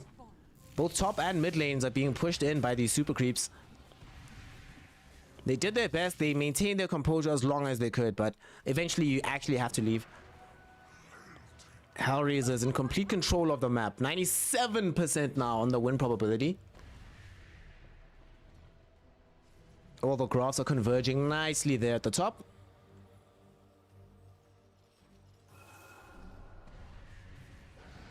Where's Blizzy? Where's Blizzy at? Blizzy needs to be here. Limitless. Oof, they get the arena around Dream, but Dream is able to juke around it a little bit. Fire Snap quickly gets him out. Oh no, Dream! Dream! How? How? How? Oh my god. Well, that's game over, game over. Okay, Ravage, there's gonna be the Cataclysm. Rebel's almost dead, actually. Almost having to get brought down. Watson also taking a lot of damage. Will end up losing the first life. Rebel doesn't end up tilting over or ticking over at the very end of things. Osgold trying to drag him back. Fire Snap quickly tries to get him back into the fountain. It's not going to be good enough because there's a Lucent Beam from Watson. And that's GG. That's game. That's game, game, game, game, game. Woof. Woof. Woof. Woof. That was a oof. That right there, for HellRaisers, good game, but for Hydra, let's just say dreams turned into nightmares because my god, that was damn, that hurt. Damn, that hurt. Damn, that hurt. That hurts so much to watch. It hurts so much to watch because there is a world where this team is actually still playing and they actually have a way back into the game. Oscold and Blizzy, shout out to them. They actually did a lot to try and drag the team back into the game. Dream did get that one really good kill on Shadow Fiend. That was pretty buck, but for the most part had a very inconsequential game after what started and looked like it was going to be quite hopeful at the beginning. And then did it stay hopeful? Not really. Not really. Not really. Not really. Catch some branches. Bait will be playing after this because they changed the schedule. No, not after this, at the end of the night. So what they did with the schedule is that now the first team playing is this one, you know, HellRaisers and Hydra. After this, we have Nemiga versus Brame, I believe. And then at the end of the day, we have Bait versus Creepwave. So that's still later on. And depending on my energy levels, yeah, depending on my energy levels, I might decide to do it later. But after this, I have to go cast FIFA. And then that's what I'm saying. Like, I don't know if I'll have enough in me to come back at night as well, but we'll see. We'll see how it goes. We'll see how it goes. Oh, that's a good game to watch. But sadly, honestly, Hydra lost because of Dream. It was like a 4v5 kind of situation where you need your carry player to step up in these kind of scenarios. We saw Watson. Watson stepped up massively. That one big fight especially, where Blizzy got that 3-hero ravage. It looked super buck. And you think to yourself, oh, after that, Rabel's dead, Limitless is dead, the whole fight's over. But the reason the fight doesn't go their way is that Dream's not in the fight. He gets muscled out. And Watson just goes for the correct targets. He's like, I know who to go for here. Like Watson really stepped up. Had a pretty impressive game. Sadly, the same cannot be said of our boy Dream. So, oof, that's painful. That's such a painful way to go. But that is only game one. That is at least a bright spot on this, is that this is only game one, right? Therefore, there is still plenty of opportunity, plenty of chance for them to come back. You know, for them to come back.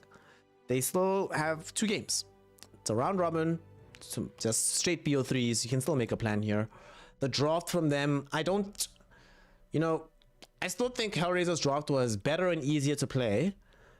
Osgold, though, definitely showed why they picked this Invoker. It worked out in several respects quite well for them, or rather he played it so well that it looked like it was going to work at the end of the day. But just something a little bit easier to execute, I think, is where they need to go in the draft. And maybe let's get Dream on some, oh, damn, actually I can't even say that. I was about to say, yo, let's get Dream on some comfort heroes, but this is kind of a comfort hero for Dream. This is you know, we'll see how it goes. Game 2 coming up in a second. So in the meantime, don't go anywhere. Stick around. Make sure you're locked to the channel. Also, make sure, be like the comrade Panthermed who pulled through with the subscription, showing some support, showing some love to their favorite local caster. I really do appreciate it. Shout out to you. Lowkey and Saint D did it earlier. Join them. Be part of the crew. Get yourself, right? Be one of the few people to have earned themselves their very own Don DeMarco. Ha. We'll be right back. Game 2 in just a sec. Don't go anywhere.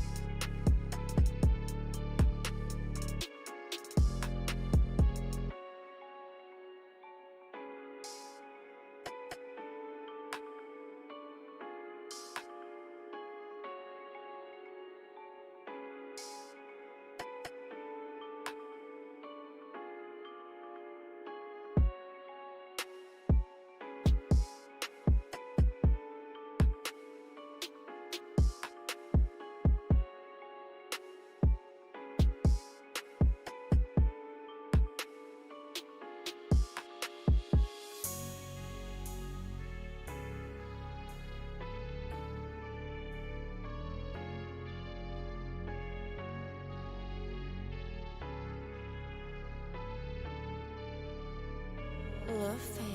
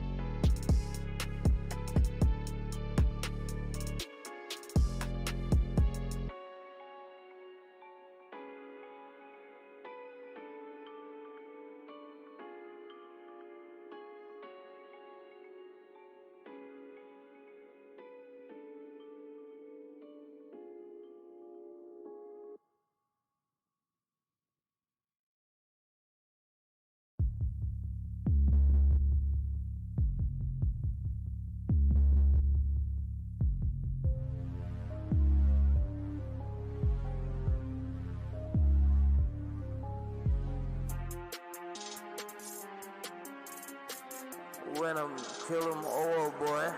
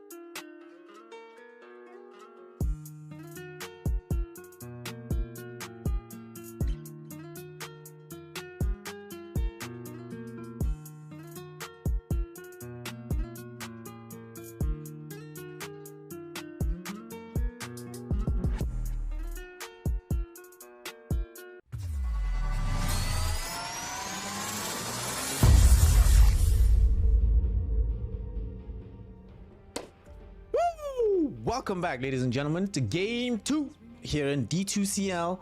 Got ourselves HR, HellRaisers taking on Hydra. Also, interestingly enough, HellRaisers, it appears, will be playing in the upper bracket of new DPC season. A lot of fun things are happening right now. But yeah, 29th of November, excuse me. DPC is back, so we'll see how things go. But here we are.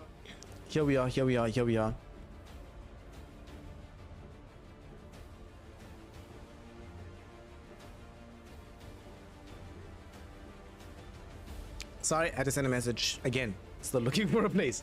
Let's go. Let's do it. Hydra, I'm having lost game 1. I already like this adjustment.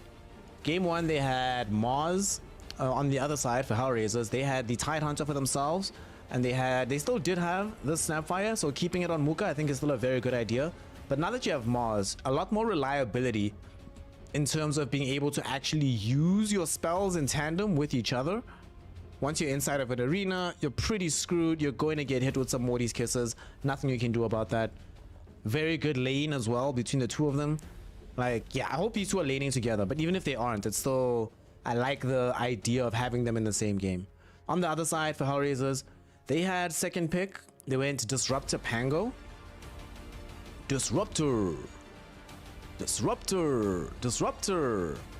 Yeah, man, I saw the Tanner stack. Tanner, Adzentic, LeBron, who else is in it again? Shad and someone I don't know. Like Symmetrical or some shit, something like that. I don't know that person.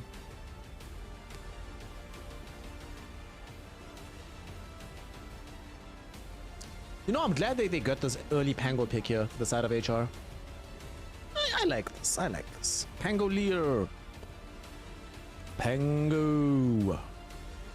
The thing I love about this Pangolier being in the mix and it being dragged into the situation is the fact that I always love having a hero that can cause chaos through the Arena of Blood. So when the enemy uses Arena, you have some kind of counter spell that makes them not want to fight in that area either. Pango definitely suits the bill for that. Already got ourselves a Disruptor. And Queen of Pain comes out for HellRaisers. Okay. We saw Queen of Pain earlier in the day. 10 seconds remaining. It might not have won, but Alacrity Corp was still hella lit. Yo, yeah. But that is Southeast Asian Corps. Here we are in the Eastern European region. So we don't know necessarily whether or not Rabel... I'll admit that I wasn't actually very impressed with his performance in game 1. I think he was definitely the weak link in his team.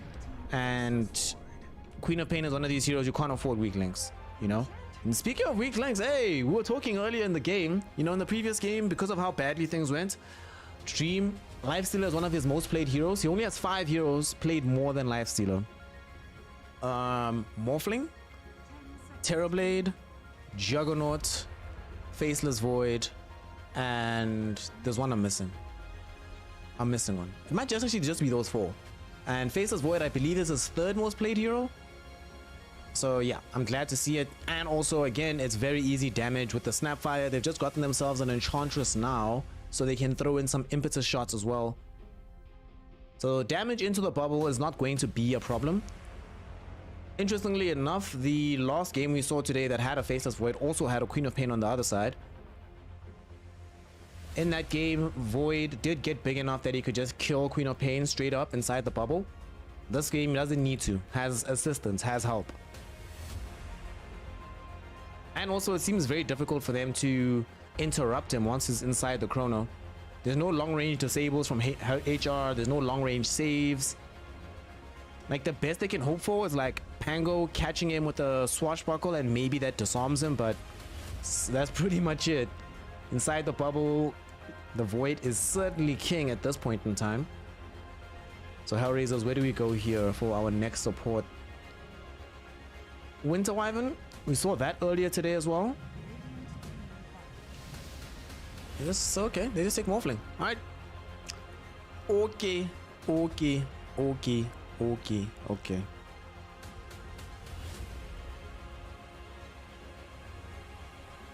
PA. There we go. Thank you. Thank you, Jareen. PA. That's the other one. That's the other one that I forgot. HellRaisers, we get... What do we need from them? We still need a hero for Gilga to play. And Hydra, they still need somebody to go middle for Asgold. They yet again do not have last overall pick though. Radiant team back. I mean, this also could be the Gilga Pango quite easily. I think they themselves as well, HellRaisers, they don't really care that much. They're like, whatever, we'll see what's available at the end, and then we'll decide where the Pangolier goes. Gilga used to play Pango all the time, and his time in the Hellbest Smashers erstwhile. I'm just trying to actually think now how often I saw this one play Pango. Not really that often.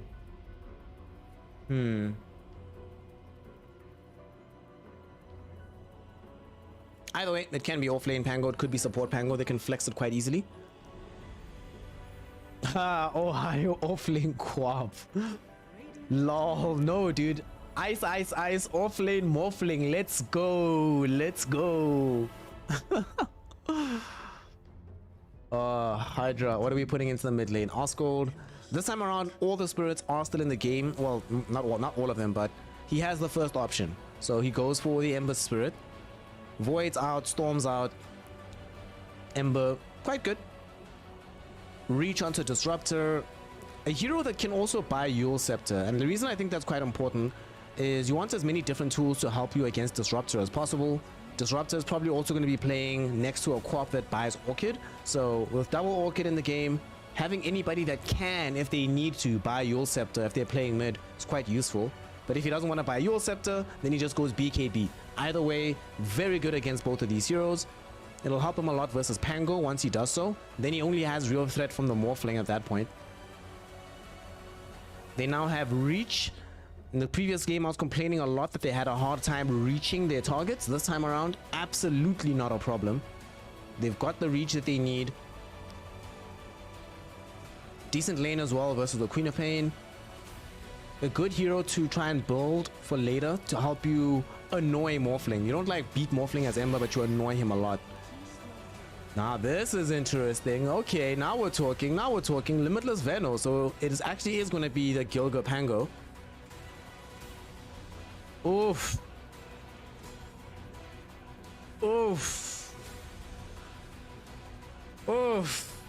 Yo, you listen. My carry players in chat. Hold on, let me start the prediction right quick while I sing the song of woe, right?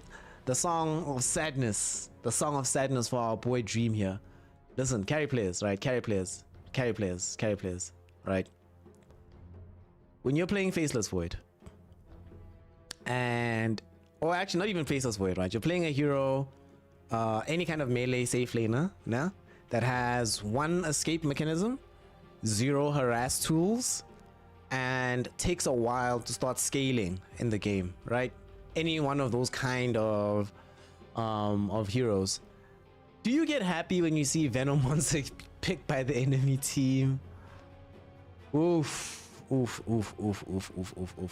Yeah. I mean, to be fair, most of the problems are in the laning phase. That's where things look really tough and are really difficult. It's not going to be a fun game, I think, for Dream. Yeah. I don't think Dream has fun today. Oh well, but they can still win. Even around this Venom Monster. It is possible to still win this game. It's just going to be a very difficult one. Let's see if they got it though. With game number 2. Personally, I think HellRaisers are going to 2-0 this one. Yeah. That's where I am nailing my colors. That's the flag I'm going to choose to fly. I think this is a 2-0. But what do you all think? Predictions are now open. You have some time to go in and see what's up. Let me know who you think is going to take this victory. It's for the lane, Jareen. I don't think they care that much about like the... It's for the lane and some degree of team fighting. Normally. But it's mostly to annoy Void. If Venom, for example, isn't inside Chrono, you just Gale inside it, it's really annoying. Like all of this is just so annoying. He's just here to annoy some people, honestly. That's the entire point of this hero. 30 seconds to battle. Also, because of the way that the team is structured right now on the side of Hydra, they have a really difficult time pushing unless they have like the entire team there, everybody taken away. Venom Monster can just sit in front of all these towers and just make it impossible to siege upon. It's just going to take them so long to actually take all the towers. Playing into 3 melee heroes, so Poison Nova, if it ever lands proper, is going to be incredible. And they wanted an aura buyer, I guess.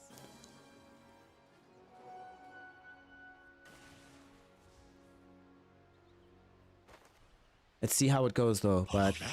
Whoa! Okay!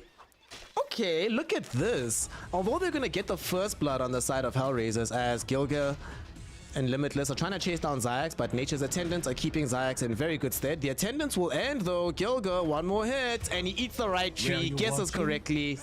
Gilga knows what he's doing, gets himself the first blood. Limitless went for level 1 poisons thing, it looks like. Oh no, went Gale. Never mind.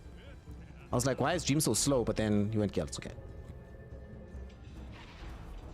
Interestingly though, Hydra, despite the fact that they end up giving up first blood to Gilga, they've collected all 4 bounty runes. I don't remember the last time I've seen that. Now they have all 4. They're in a pretty good position, I think. How are these lanes gonna pan out? Top lane feels like a decent enough lane for... I mean, both parties there are just fine. Just farm and whatever. There is some kill threat against the Morphling, so he has to be a bit more careful, but it's whatever. Mars does fine. Morph does fine. Mid lane. This is going to be one of those lane matchups that breaks fairly even. I think like Osgold on the Ember Spirit, the big thing for him is to just make sure he gets off to a good start, which he should be able to accomplish here. Rebel did go for the Shadow Strike, so if he's on point with his Sleight of Fist, he can dodge the majority of them. Rebel won't have a poor lane, but it's not going to measure up to how good of a time is going to be had in this mid lane by the Osgold Ember Spirit. Erstwhile down bottom. Gilga already having picked up the first blood. They might get a second here. Looking for Zayax. They force out the Nature's Attendants. It's fine. Just get him to use up his resources. Not allow him to get up to full HP again. Limitless just needs to get to level 3. That's when this lane starts to actually perk up for him. For now, it's just Faceless Void hitting creeps.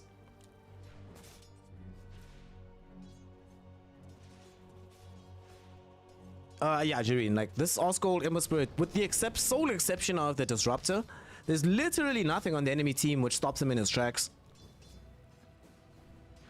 So we're gonna have to see some pretty incredible Static Storms in this game. And a very early pickup of the Orchid Malevolence, I think, for Rebel.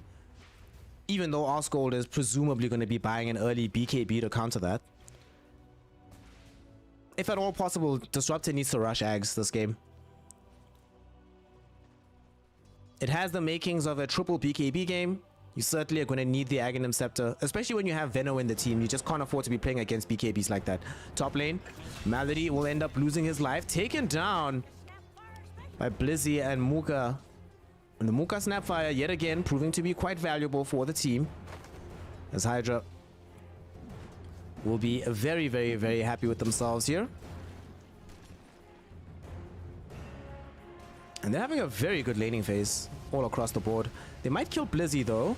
Waveform through, did connect onto him. Muka closing the gap. Oh, they turn around with the little shredder and they're warning him. He knows that, hey, if we go too far forward, there's potential for a fire snap cookie, then we die. That lane is so nice, man. Mars Snapfire. I'm so glad they kept it together. So nice. This laning phase though is going fantastically for the side of Hydra in pretty much every respect. I must say, Zayax has been doing an amazing job with Nature's Attendants. Look at this Faceless Void, right? He still has a lot of HP right now, in large measure because he has permanent heal, basically. Needs to be a bit careful here, though. Need to TP out, my friend. Don't get too cocky. You know, Zayax is helping. He can't make it all okay. But yeah, you're going to see now his HP pool is going to start ticking up. So despite the fact that they were playing into a very, very unfun lane. They were able to utilize their skills properly to make it playable and fun.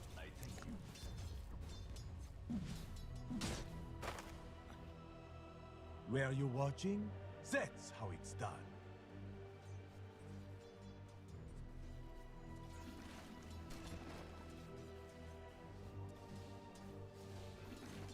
I love how this game is slowed down right now. This is quite beneficial for HellRaisers who are having a tough time in the lanes. But if nothing else is happening, we're just trading farm. You do this all day, every day. You've got Morphling Co-op. Sure, the enemy team does have Ember Void, so they're also getting something out of this trade, but given that you didn't expect to be coming into this with super strong lane matchups, you're fine. You're okay with this. They do end up losing Gilga. Malady, sorry. Muka does take a tumble for this as well. Dude, this is fine. Watson is, whenever there's a trade that happens, Watson is like, sure, I'll take that trade.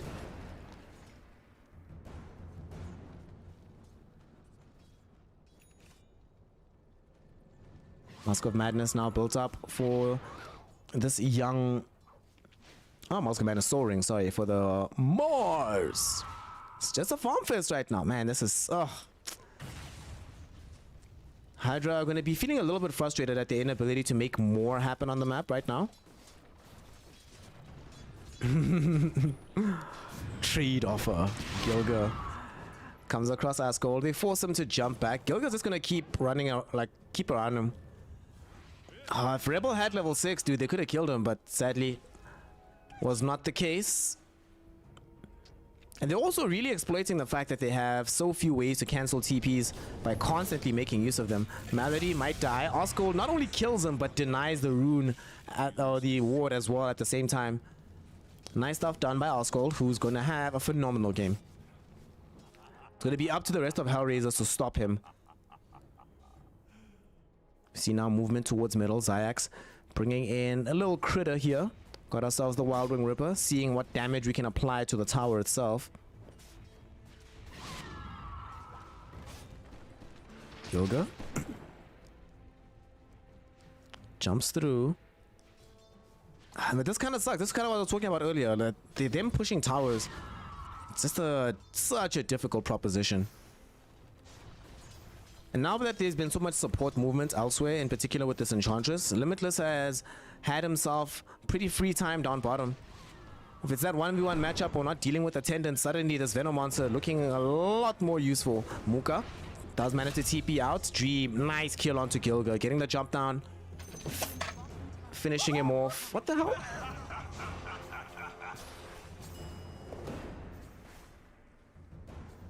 Oh, sorry. I dropped my speaker. Oh, a speaker. I hope it's not damaged. That would make me cry, honestly.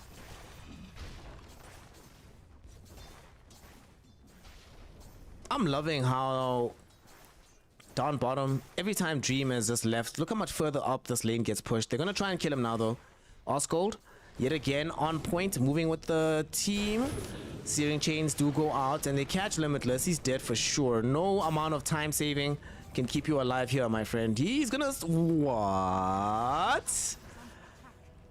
Plague Wards, baby. With level 2 poison sting. Okay. That's... Wow. He's actually gonna live. Osgold in trouble now. Osgold might find himself instead dying here. They've got the Remnant available and ready. Throws out the Searing Chains. Jump in by Rebel. Looking for Osgold. Oh, they get the deny. The Shadow Strike of Rebel. Unfortunately, we still have deny mechanics on some of these spells. Ironically enough, HellRaisers has both spells that have that easy deny. Muka will pay for this with his life. No way, no way, no way, no way. Okay. Chrono's there, but Malady's like, oh, I'm here too, so here's a glimpse for you. That is so unfortunate. That's one of the saddest things. You jump in, you port it in, you chronoed, and now you're just back to the jungle. Oh, that's so sad. Trade offer, trade offer. Your chrono for my glimpse. Definitely a painful game to find yourself getting glimpse back like that, but still a very, very close affair right now. Neither side has managed to even secure a full tier 1 tower, although there's a fight in the top lane. Watson gets surrounded by 3. Our squad also shows up. They want to finally be the first ones to take a tower down. Will HellRaisers be able to trade for this down bottom? Are they gonna attempt so? Limitless dropping down the plague wars everywhere. Gilga's warding up the area so they can secure it easily. And Rebels also working this middle tower a little bit. Dire's top tower is under attack. So they're knocking on the door somewhat. Tower is under attack. Also can't believe how much net worth this Mars has.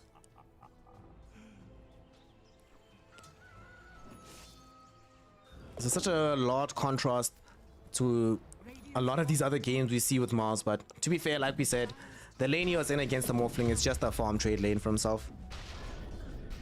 Literally no fear that something might actually go wrong.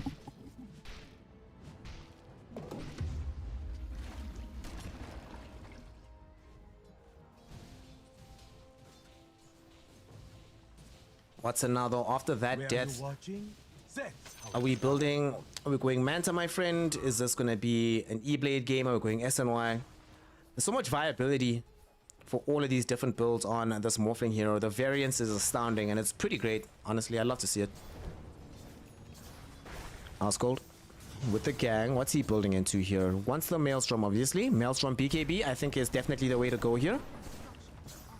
And him and his team finally clear out the middle tower. Well, it's coming close to it anyway, but HellRaisers, they collapse onto this area in numbers. They really do not want to give up this tower. Zayax falling low on the HP. Rebel doesn't want to pull the trigger on any of these spells. Just saying, reminding him that, hey, we're around. It's not going to be an easy push for y'all.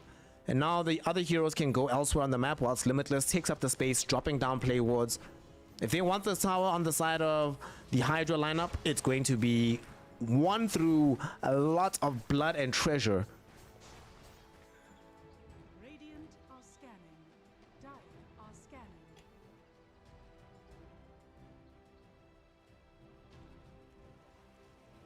HellRaisers smoked up. They're heading through now.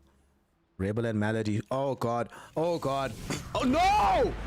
Dream! Okay, no, it's fine. Mori's kisses are there. Mori's kisses are there. Mori's kisses are there. Okay.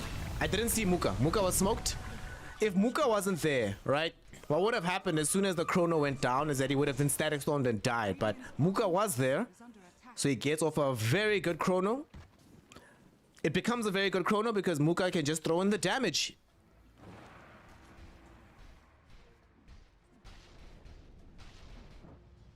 Oof. That was so close. That was so close. Attack.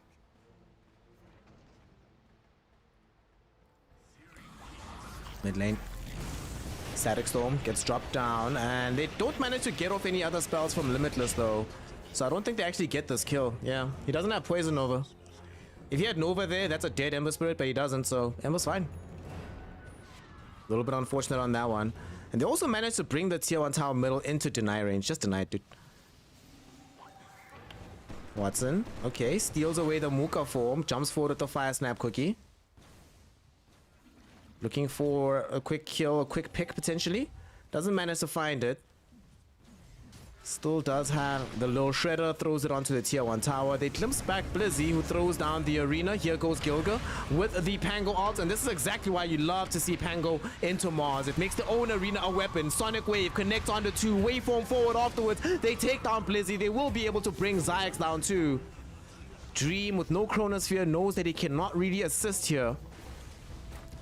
And they end up being able to take down the tower. Very good plays there coming in from the HellRaisers.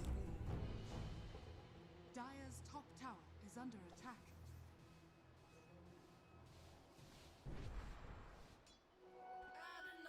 Gotta say, you love to see a situation happen where pretty much from the onset, from the jump, both teams are willing to clash over everything. No one wants to leave anything on the table. Especially for HellRaisers. If indeed the information I've received is true and they are going to be starting the first season of DPC in the upper division, then it completely stands to reason that... Oh, okay, bye-bye. Lol. Sorry, Gilga. But it stands to reason that they should become accustomed to the style of play now. like of being able to fight into everything, because you have teams like Virtus Pro, you have teams like Team Spirit, TI Champions, who will contest you for everything. So you need to be able to do it at a very high level as well. They ended up losing their tier 1 tower middle for free. They didn't want to deny it, so Enchantress just snuck in the small little creep to take it down. That's because, Jareen, they finished the second season of DPC lower division. They came, if I remember correctly, I don't remember if they won or if they came second. I believe they won, but I need to be corrected on that. Dire's top tower. But yeah, in the event that they just won the DPC, then that's how it would happen. Gilga rolling up with the Rolling Thunder. He knows that there are some enemies in the area. Comes across 1 or 2, just saying hello. Buying time for his team to emerge. Here comes Watson. Woo! Watson helps to dish out some damage. They get out the Adaptive Strike, followed up by the Swashbuckle. Quick and easy kill.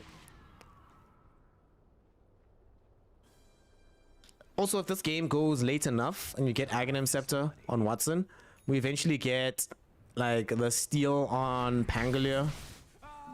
Then you have like so much mobility with Swashbuckle and Waveform. It's kind of crazy.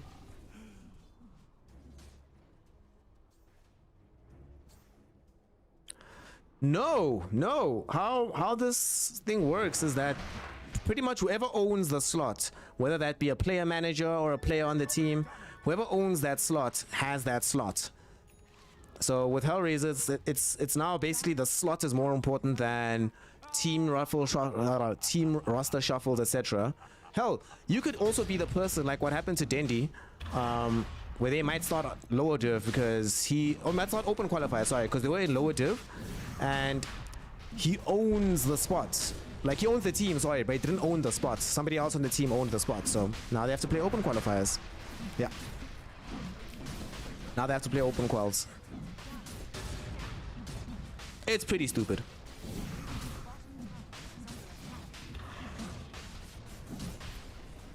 Right now, Hydra taking a Roche completely uncontested. HellRaisers doesn't seem like they had any information that was taking place. They also find Gilga. Ooh, Gilga. What were you doing, my friend? Where were you at? Gilga gets caught and killed. At the same time, though, the rest of the team did take the tower down bottom and will secure an outpost. First one of the game. We used to see these trades all the time. Tier 2 for Roche. It's like, it's classic Dota 2. Especially tier 2 for Radiant bottom tier 2 tower. Like for Roshan. That used to happen. Like, it used to be a thing. Alright, cool. Radiant side's going to Roche. We're going to go take tier 2.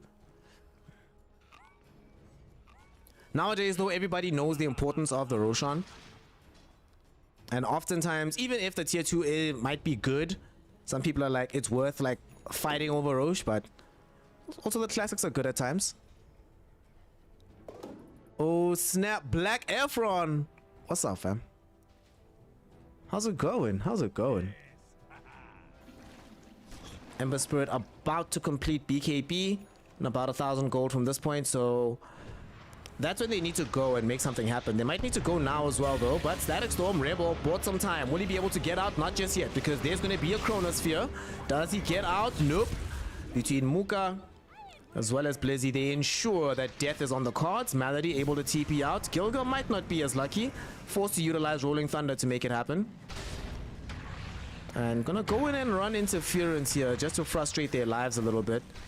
The Gale out onto this Faceless Void. They actually yules up this Gilga Pango, but Dream, oh no, ends up losing the Aegis.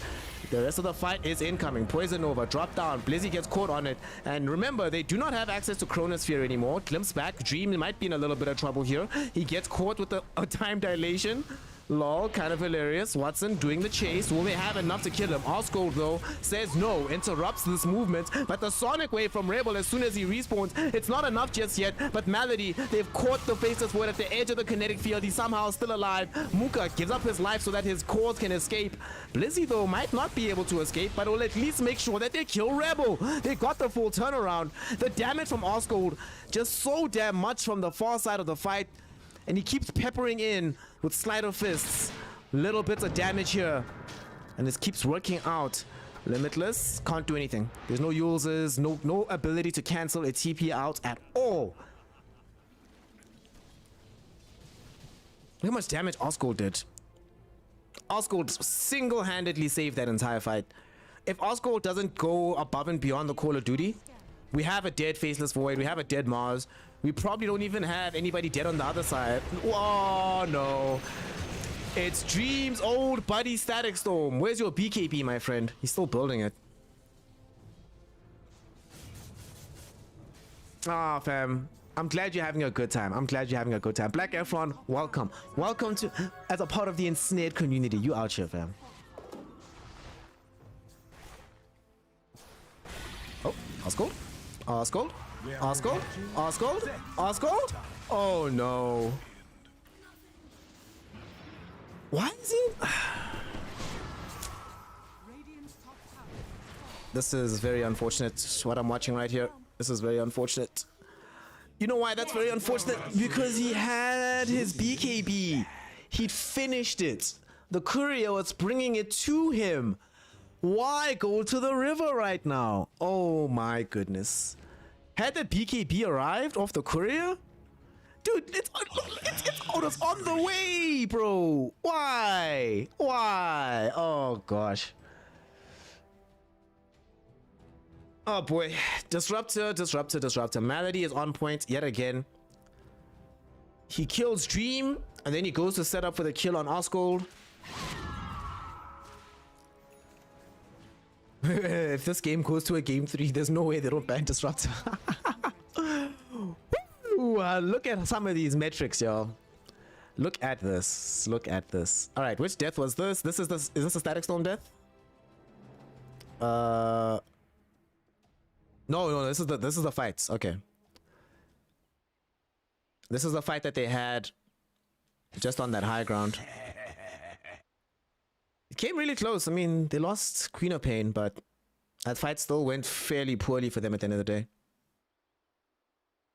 Yeah, this Disruptor, Malady is actually putting on a clinic in terms of what he's doing on the map. His map movements have been very, very good. Kinetic fields in particular have been excellent. Yet again, I am still feeling like Rebel's been a little bit of the weak link here in this team. But doesn't have to do anything amazing, right? Just has to play a stock standard game of Queen of Pain. Buy BKB next. Afterwards, get like AC Shivas, one of the two. This game, they're having some lockdown issues, so maybe Shivas over the AC.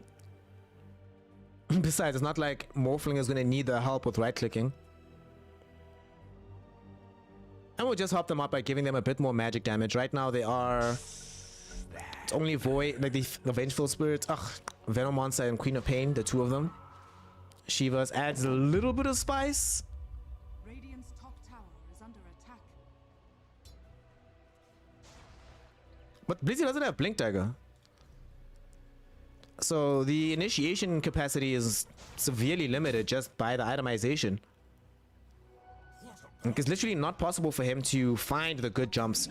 Sure, you have this Ember Spirit, right, who can reach the backlines, but when we think about the usual positioning of these HellRaisers heroes, they're not actually playing like very close to each other or on top of each other's faces. Unless we see maneuvers like what happened here with this fight. Oops, sorry. You know, under those conditions, fine. They're all going to play up on each other's faces or if they're smoking, but look how far apart they actually are. It's so difficult to find a good arena under these conditions.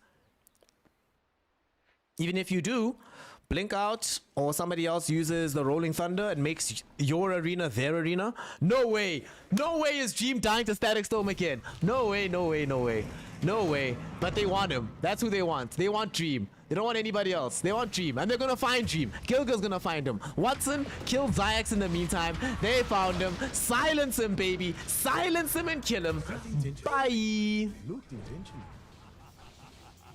Yes, very bad choice going Yules first. If you wanted to go for this Hood of Defiance, you could have gone Hood Blink.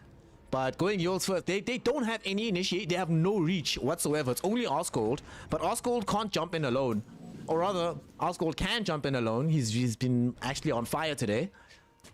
But why would he do that? He needs his team to be able to follow up. He'd go in and realize, wait a second, I'm not really doing anything here.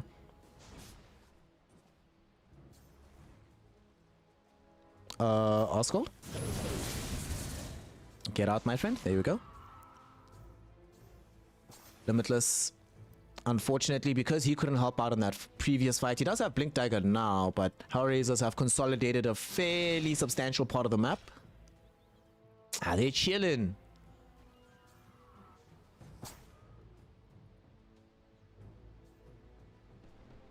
You would never believe that somehow Hydra was the team to get the first Roshan.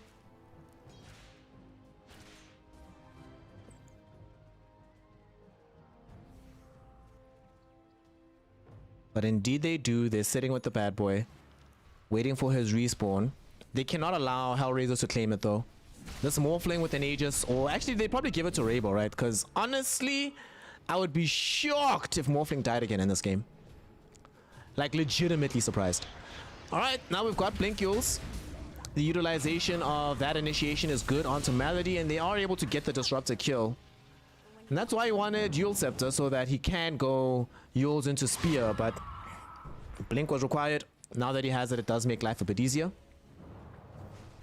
Good kill to pick up. Oh no, oh no. Osgold jumped into a Poison Nova and a Rolling Thunder from Gilga. Gilga is actually gonna get him killed. Osgold is dead. Oh, BKB at the very last second. Yo, that was so close, so close. But they get what they wanted. They managed to pick up a very important kill. They bring down the Venom Monster. It will cost the life though of the Mars. Limitless will not be able to escape the wrath of Rebel and Gilga. And Rebel didn't commit the Sonic Wave, so he might be looking for another victim here. And indeed, he goes on to Muka. Orchid, not available just yet. Round back. Okay, there's the BKB popped as well. Sonic Wave utilized too. And Muka just TPs out in front of his face. Chronosphere dropped by Dream. Has enough right-click damage. Dream forced to pop the BKB so he can fight through the ethereal form. Watson turning his attention back towards Osgold and Dream. He's 3v1, but this Morphling is very, very strong right now. Not somebody you want to be challenging. And they recognize this on the side of Hydra that, well, we also don't know where Malady is. The last thing we want is to hard commit on Morphling and then suddenly there's a Static Storm on our faces. So you know what? Let's take what we got. That's huge. Game turning. Apparently the real game turn though was when they killed Rebel the previous time here.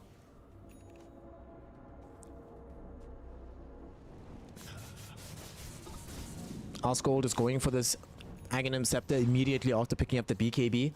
I love that. If they can get the second Roshan as well and he picks up the Shard, wow, becomes bonkers strong. Now that Dream has his BKB, he also wants a Mjolnir for himself. What's Mars getting? Mars is getting BKB too. Yep, everyone needs BKBs.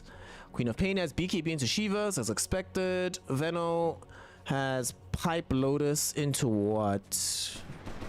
What do we go for next on the Venom Monster right now?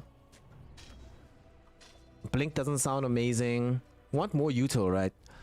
Maybe some GG boots could be okay, but it's not strictly speaking necessary.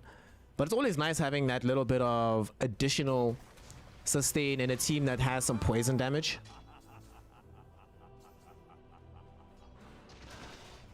The Lotus is to help with dispels. Because they only have, like, if you look at their stuns right now on the side of the Hydra team, they only have the Fire Snap Quickie as well as the Ember Spirit Searing Chains, right? You have Lotus Orb, immediately get rid of either of them. Makes life a lot easier. Wait, you can't dispel Searing? Is that dispellable? Yeah, it is dispellable. Yeah, it's Searing Chains dispel as well as Fire Snap Quickie dispel.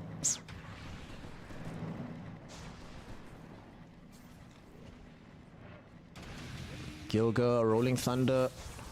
Just to scout out and see what's up. He knows that they don't have a Chronosphere to drop down to stop him while he's doing this. Chrono though is now back in action.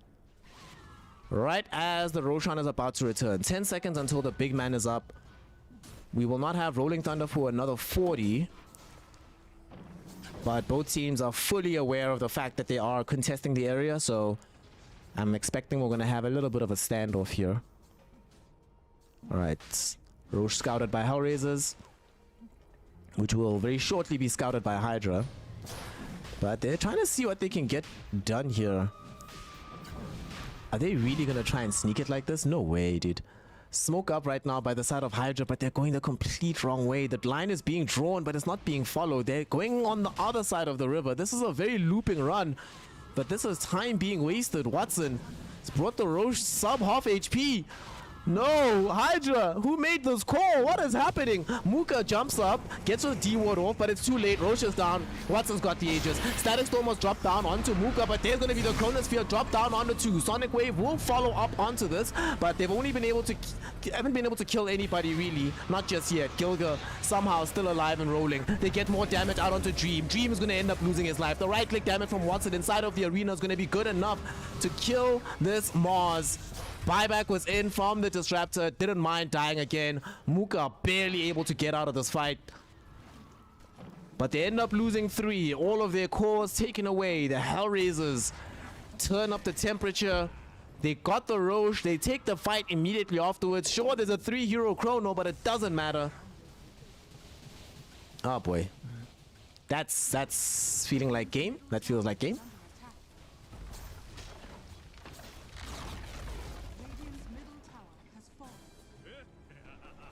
Here they are on the high ground now. HellRaisers looking for this first tier 3 tower of game number 2. Dire's top tower is under attack. Gosh, I feel really sorry for Dream and Blizzy. It's just been so rough for them today. Even when they get good spells off, right? Catch multiple heroes inside the arena or inside Chrono, it doesn't help them. Doesn't help them. They've lost the first lane of Rax now. Neither of these heroes who were in the grave had buyback. So they just had to watch the base get eviscerated. Watson still on it. Has the full Satanic as well. So even if he does get attacked, killing him once through the Aegis is difficult enough, but killing him twice through the Satanic, virtually impossible. Gilga jumps up. They find Zyax. He's going to get brought down. So now that Gilga has opened up some space for them, potentially heroes like Blizzy are in danger, who gets off a decent enough arena, but like it just doesn't matter. Every time he does this, it doesn't matter. Waveform back in by Watson to bring down the Enchantress. Dead again. Zyax has died back, followed into the grave by Blizzy. Muka's gonna die as well. Ember Spirit of Osgold did his best to try and interrupt this by jumping the backlines and did manage to kill Gilga. But nothing else matters. Nothing else matters. Because this Roshan still sitting on the morph with the Aegis, and he's just on the high ground right-clicking. No buybacks from Blizzy, no buyback from Zyax. There is a buyback available on the Snapfire, but really, to what end? To what end? Second lane of Barracks taken. Looking like the beginning of the end here.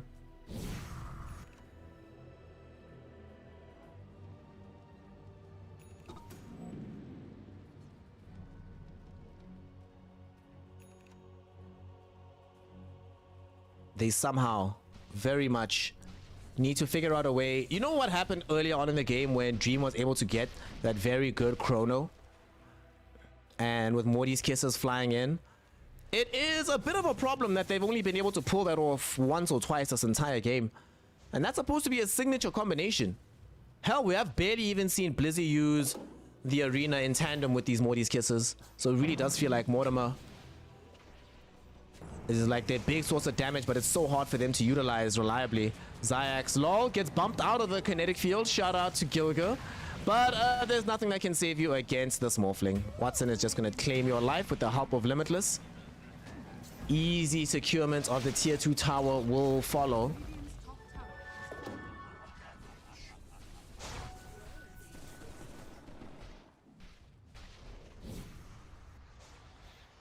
Okay. Yule's up. Watson. They get the glimpse back onto the Smars inside the Static Storm. Can he do anything here? He's dying. He's getting low. He does at least get off the arena, but it doesn't matter as they kill him immediately afterwards. Dream in the meantime gets down the chrono directly onto Rabel. Is it going to be enough to get the kill? Yes, it is. Queen of Pain is down, but Dream needs to TP out ASAP. Malady and Gilga will not allow it. Yule Scepter to interrupt their prospective escape. They surround him. They have the damage. They have more than enough ways to kill him. They did take out Rabel at the very least, but end of the day, it ends up not being worth it. Quick kill. Easily turns into a tier 3 tower, a lane of racks. Outscored potentially going forward one last time here. Gilga will preempt it by rolling back onto him though. Watson though, look at that right click damage. Gilga interrupts the Enchantress yet again. Couple of more hits and Zyx will be gone. Will Watson kill him? Yes, he will. Down for the count. 44 seconds, no buyback. And that will secure the full megas, secure the full game because they have seen enough. They call it, they're done with the spectacle. They want no more of this. Oh no, Watson, you ruined my prediction. I said you wouldn't even die again. Gets brought down inside the fountain, but it does not matter. HellRaisers, GG. Suddenly they come away with a W. Woo!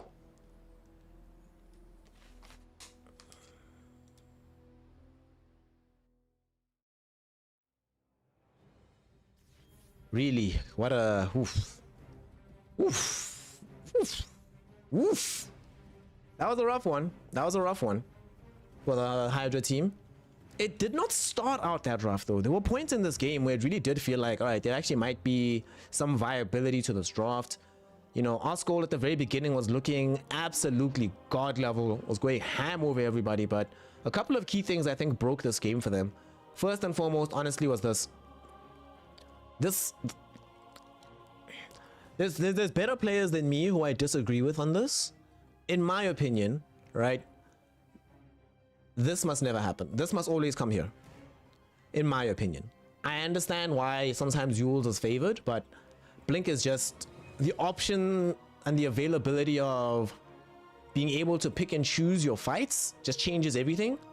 So Blizzy unfortunately couldn't do that for his team. As a result, they don't actually get anything. Osgold did. I have nothing bad to say about Osgold. Did his thing. No flop. Dream, oof.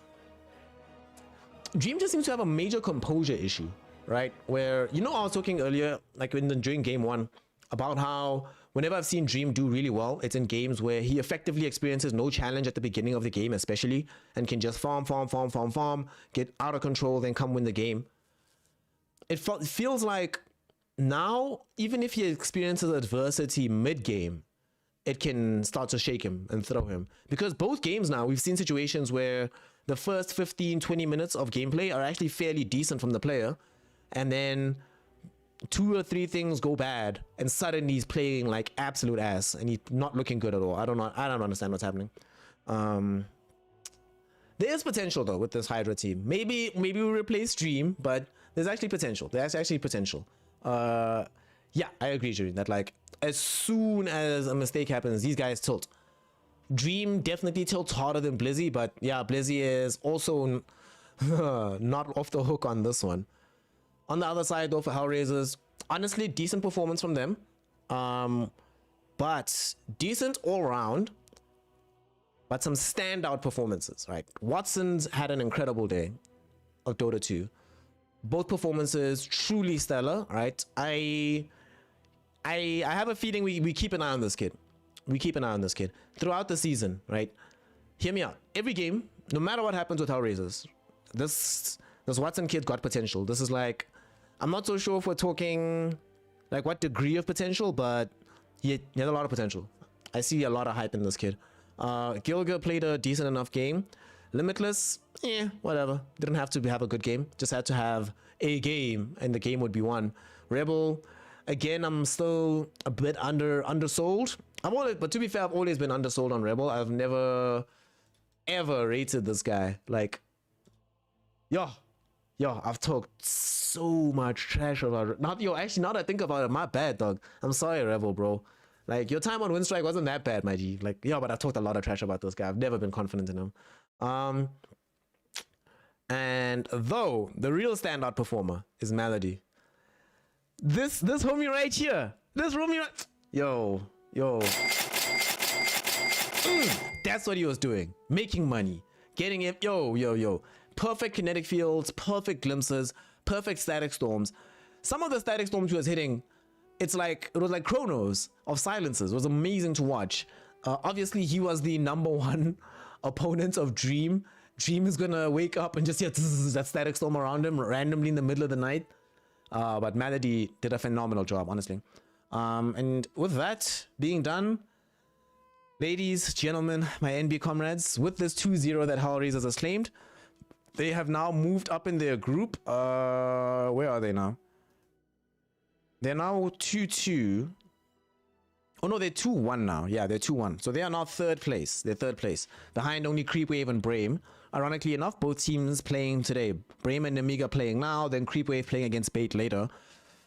So the gap between Brame, Creepwave, and HellRaisers might increase. It might be static. We just do not know. What we do know, though, is that HellRaisers will feel very, very happy about this kind of victory. Not the easiest one. You know, it's a little bit scrappy at times, especially in this game number 2, but well-deserved nonetheless. Definitely think they have a lot of potential and a team to look out for in this upcoming DPC season. But now, we come to the sad part, y'all. We come to the very sad part. I have to go. I gotta go because I have to do a FIFA stream in the next 5 minutes, actually. Yeah, call times in the next 5 minutes. So I gotta go do that. I gotta go work. Shout out to y'all, though, for joining me for the day, for hanging out. You know, yeah, yo, Melody put in. Thank you for reminding me, Jean. I'd even forgotten about that. There we go. Something that we like to do here on the stream. PantherMed, if you're around, or anybody that's subscribed. Every time after the game, I love to give the putting in work award. The one player, not the MVP. MVP is one thing, right? But that one player who, without him doing everything he did, the game wouldn't have worked. And he put in that work. It's gonna be on YouTube, I think. Well, YouTube and Twitch, but what I'll do is that I'll find them. But I think they prefer people watch on YouTube, so let me just quickly get you that thing. There we go. It's gonna be right here. Right here. Oh. I really hate YouTube previews. Yeah, but that's gonna be the channel. We're gonna be going live there in about half an hour from now. So yeah, pull through if y'all wanna check some FIFA. See your boy that side. Because we gotta go. We're done with the Dotes. It was a very good day of Dotes, though. It was a very good day of Dota. Shout out to y'all for coming back, hanging out with me these last few hours. New subs, thank you so much. New followers, shout out to y'all. And I'll see y'all. I don't want to lie to you and say I definitely will see y'all later tonight. Right? I really want to do that the Creepwave bait game. I'll commit to it. Actually, I'll come back. I'll come back. So make sure to return later today. Come back, same place, same play. Not same time. It's in like 3 hours. So come back. Just enable notifications, y'all. What the hell? If you enable notifications, there will be literally no issue, literally no problem. Everything will be cool. It'll be crispy. So good to have y'all today. Till later / tomorrow. Definitely later though. So come back. Love y'all. Peace.